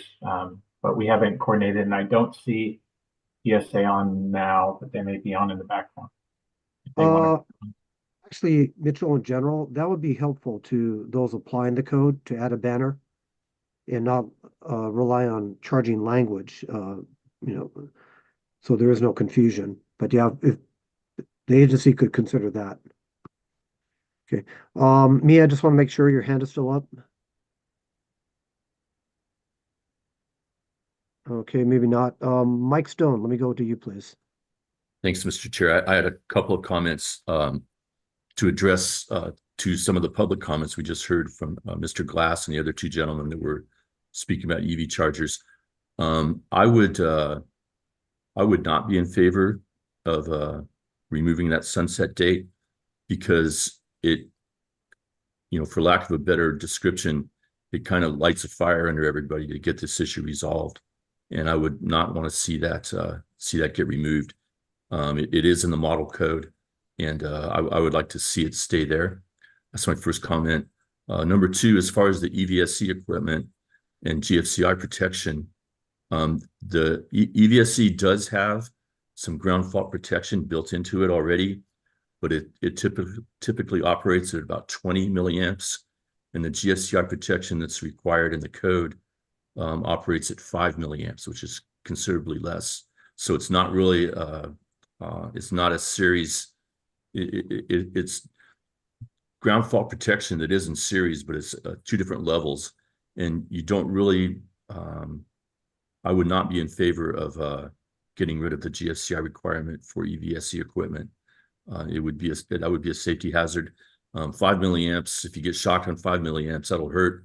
But if you get shocked on 20 milliamps, you could very well, freeze up, and it's definitely a life safety issue. So I know I've heard anecdotal issues with EVSE tripping, but I don't think anybody's documented that, and so we can do further study.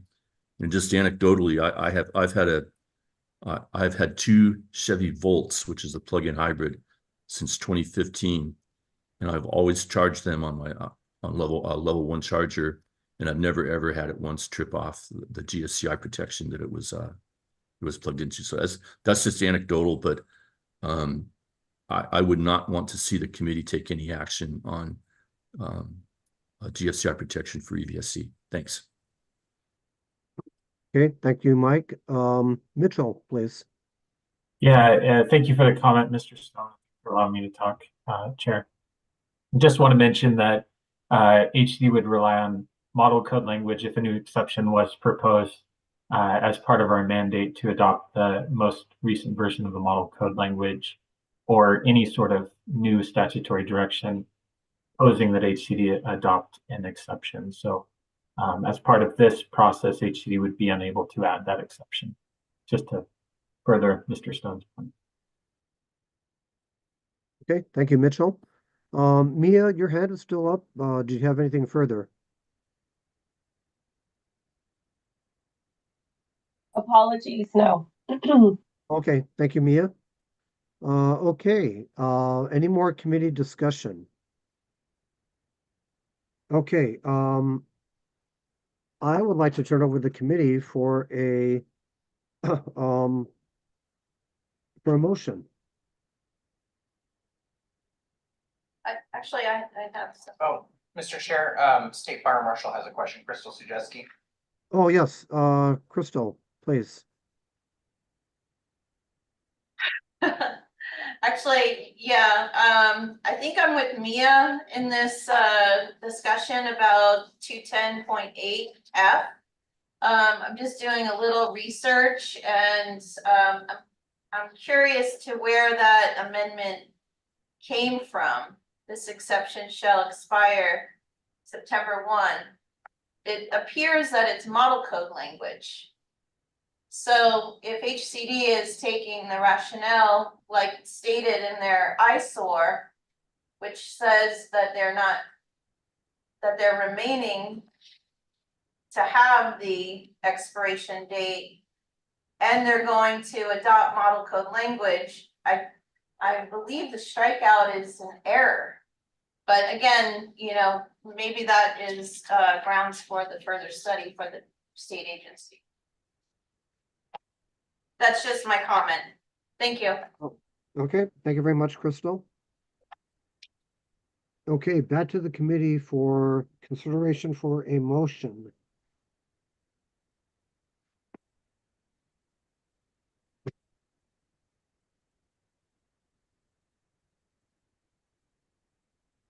Let me entertain a motion.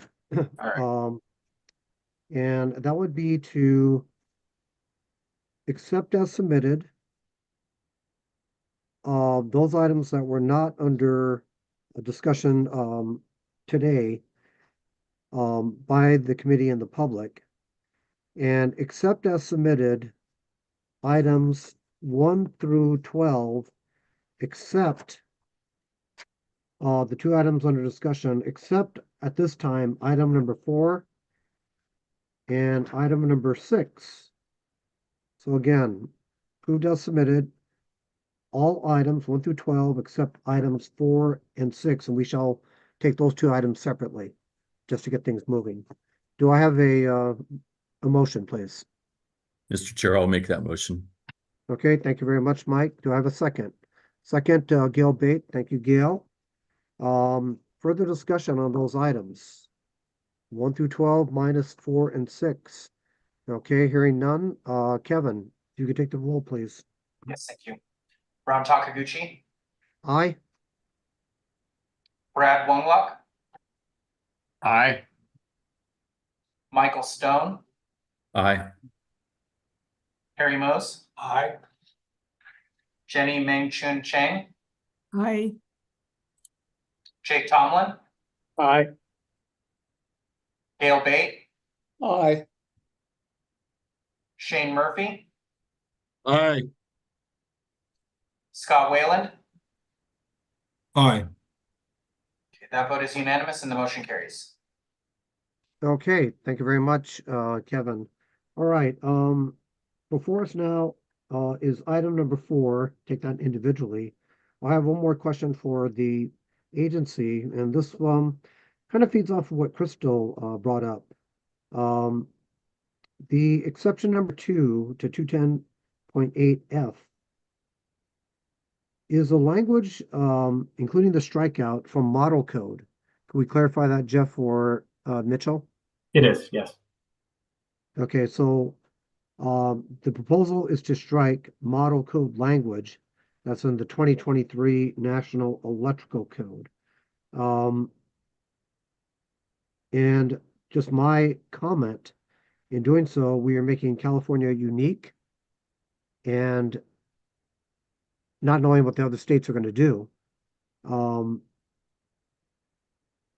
seeing that it's as almost if California either has the problem or is addressing the problem of doing some stripping with HVAC units. So that for thought. Do we have a committee motion for item number 4? Mr. Chair, I move for approval, item 4-1 as submitted. Okay, thank you, Brad. So we have a motion to approve as submitted. Do we have a second? Jake Tomlin, I'll second. Okay, thank you. We have a motion by Brad Wongluck, Jake Tomlin second, approved as submitted. Comments? Mike Stone, please. Yeah, thanks, Mr. Chair. I'll vote against this motion. I would rather see it returned for further study. And one of the reasons why is because it's a very, very small slice of HVAC equipment that we've seen problems with.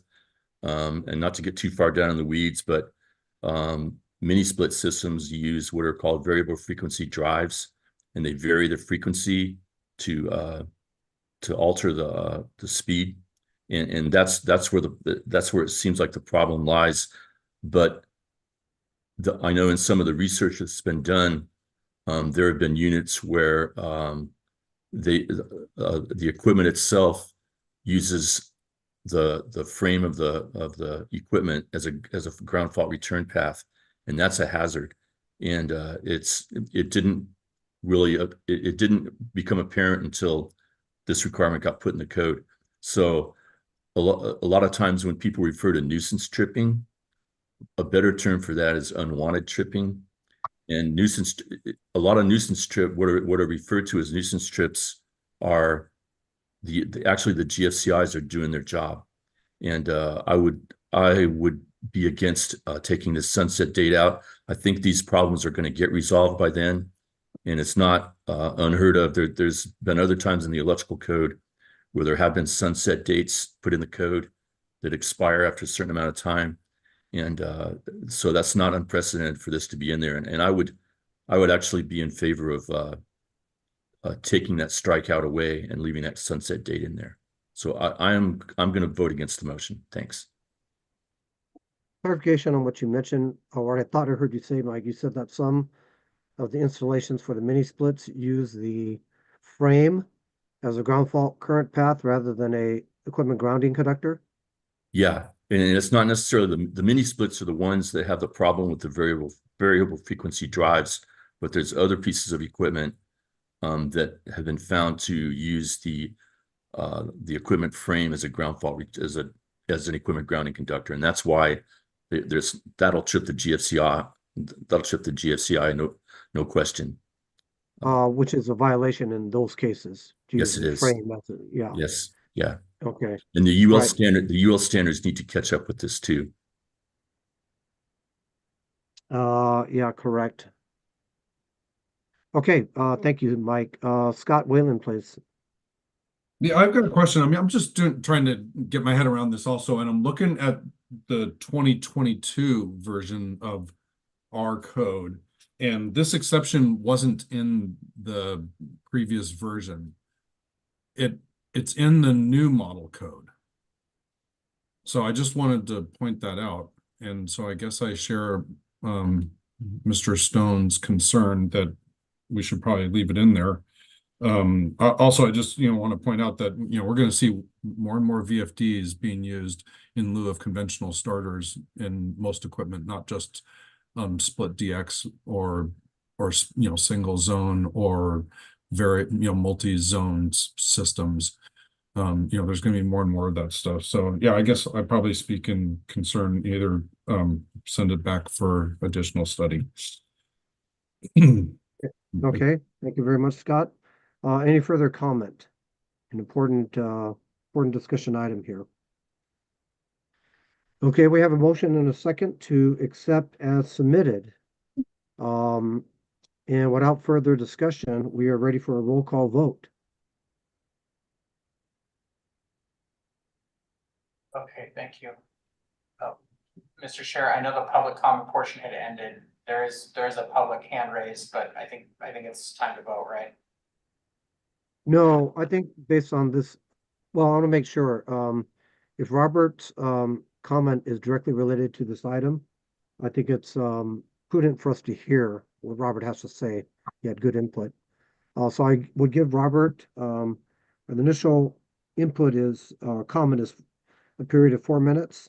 Robert, if you could sum up what you have to say on this item in 2 minutes, we'd love to hear from you. No problems with that. The issue on why the language did not appear in the earlier code was that it was a TIA Actually, both of these are TIAs. There was TIA 20-19, but some jurisdictions don't necessarily automatically adopt TIAs. The language that is shown in the 2023 is also a TIA. It was not added through the code process. It was a TIA, but it was printed as a part of the code. So that language, including the sunset date, were both addressed under TIAs, the 20-19, and I believe it's 23-4. So I just wanted to provide that information on how that language is in the 2023, but not in the 2020. So that was just for clarity. Thank you. Thanks, Robert. Thank you, Robert. Important clarification. To Building Standards Commission, my understanding is TIAs, temporary interim amendments, when they're published by the model code or agencies, are effective in building standards law. Is that correct or incorrect, Kevin? I'll respond to that, Mr. Chair. It's depends on the timing. So in this case, I believe what Mr. Glass is explaining is the TIA that amends section 210.8F wasn't included in the development at the National Model Code level of the 2023 NEC, but the TIA was issued in time for it to be approved, issued and printed with the first printing of the NEC. It was not included in the first printing of the or in time to get into the 2022 California Code. So it just depends on the timing of whether or not a TIA gets printed with the first edition of the Model Code, which is what California adopts. Forgive me if I misspoke. Not at all. But my question really was after the first printing, or say, on the second year of the triennial cycle, the TIA is published by the Model Code organizations. Does the state agency, is it automatically effective? No, it's not. In that case, if it's not printed in the first printing that the agencies adopt, the agencies would have to try to pick it up in a subsequent, like the intervening cycle, or possibly an emergency rulemaking. What the Building Standards Commission did is we issued that informational bulletin to the local agencies so that we could let the enforcement community know of this issue in case they wanted to do something at the local level. But you're right, if it's not included and printed in the first printing of the model code that California adopts, it's not automatically effective. That comes up from time to time. Okay, thank you very much, Kevin. Mike Stone, please. Yeah, thanks, Mr. Chair. Just to clarify, this was a TIA, but what happens with TIAs for the electrical code anyway is if a TIA is issued, it automatically becomes part of the next edition of the code, which is the 2023. So this is part of the code. It originated as a TIA, but it's now part of the code. It's not a TIA anymore. It's actually part of the published code. Hope that helps. Thank you very much, Mike. Scott, please. Thanks. I'll also point out that in the 2022 version of the California Electrical Code, section F here, after it has the language that we have in our edits here, has an additional sentence after it defines that you need the GFCI interrupter. It says this requirement shall become effective 1/1/23 for mini split type HVAC systems and other HVAC employing power conversion equipment as a means to control compressor speed. So, I mean, it had this language identifying mini splits that's not part of the modern verbiage now. Just point of clarification. It requires further study, I believe. Okay, we have that input by a couple of committee members, but we do have a motion on the floor in a second. So any last minute discussion? If not, let's call the roll call vote, please. Yes, thank you. Ron Takaguchi. Again, let me state, Kevin, before I vote, the motion is to accept as submitted, including, which means that the strikeout would be approved if the motion passes. Okay. Aye. Brad Wonglock. Aye. Michael Stone. Nay. Harry Mose. Aye. Jenny Ming Chun Chang, Aye. Jake Tomlin, Aye. Gail Bate, Nay. Shane Murphy. You're muted. Oh, Shane, Oh, aye. I'm sorry. Aye. thank you. And Scott Wayland. Nay. So that is 6-3, the motion carries. Okay, thank you very much, committee members, for input and discussion. Okay, let's move on to the last item before us, and that is item number 6. The tamper-resistant receptacles. And before I say anything else, I'd like to see if we will, there's a motion for this item. Mr. Chair, I'll make a motion to approve as submitted. Okay, thank you, Mike. So a motion for item number 6 to approve as submitted. Do we have a second? I'll second it. Okay, second by Brad Wonluck. Thank you, Brad. Further discussion on this item by the committee. Okay, seeing none, hearing none. Roll call vote, please, to take item 6 approved as submitted. Okay, Ron Takaguchi, Aye. Brad Wungluck, Aye. Michael Stone, Aye. Harry Mose. Aye. Jenny Ming Chun Chang, Aye. Jake Tomlin, Aye. Gail Bate, Aye. Shane Murphy, Aye. Scott Wayland. Aye. Vote is unanimous, motion carries. Okay, thank you very much. And thank you very much for HCD for your proposals to the California Electrical Code. Okay, and it is 4:07. I know that one of our vice chair has to leave for another meeting. Any last minute comments for today, Brad? No, it looked like Scott had also sent an email recently that he might have to leave as well. So I appreciate the time today and look forward to seeing everybody tomorrow.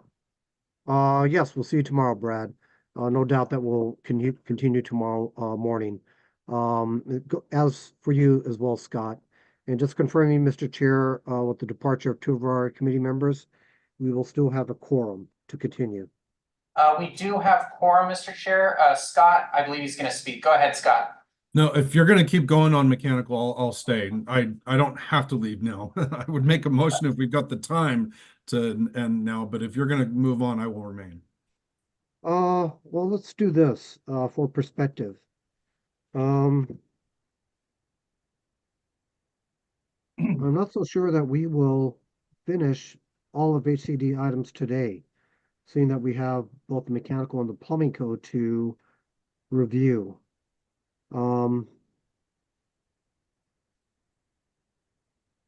But for sure, we could finish HCD and State Fire Marshal tomorrow.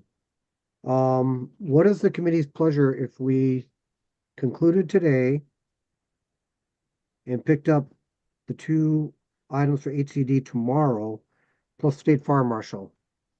That way everyone would have a presence here. I'm If happy to that's stay. agreeable to the committee and members of the public. Okay, I don't see any objections. Do you need a motion for that, Mr. Chair? Well, I let me don't get need a input from, no, okay. Just the pleasure of the committee and the chair. Okay, No. I would like to conclude the meeting for today and pick these items up tomorrow, so we could have all members present. Given the time also that these items may take, given the amount of time in the day today. So with that, do we need a motion to adjourn, Kevin? No, we'll just be recessing, so we can go ahead and recess today and resume tomorrow with the conclusion of or I'm sorry, with agenda item 16. That's correct. Yes. Agenda item 16, and concluding with all remaining items. So with that, I'd like to thank everyone for their participation today. State agency staff, committee members, members of the public, and we will resume tomorrow at 9 a.m. Great. Okay, thank you and have a good night. Thanks, everyone. Mr. Chair, Thank thanks you. everyone. We'll see you tomorrow at 9 a.m. We'll be Bye-bye. there.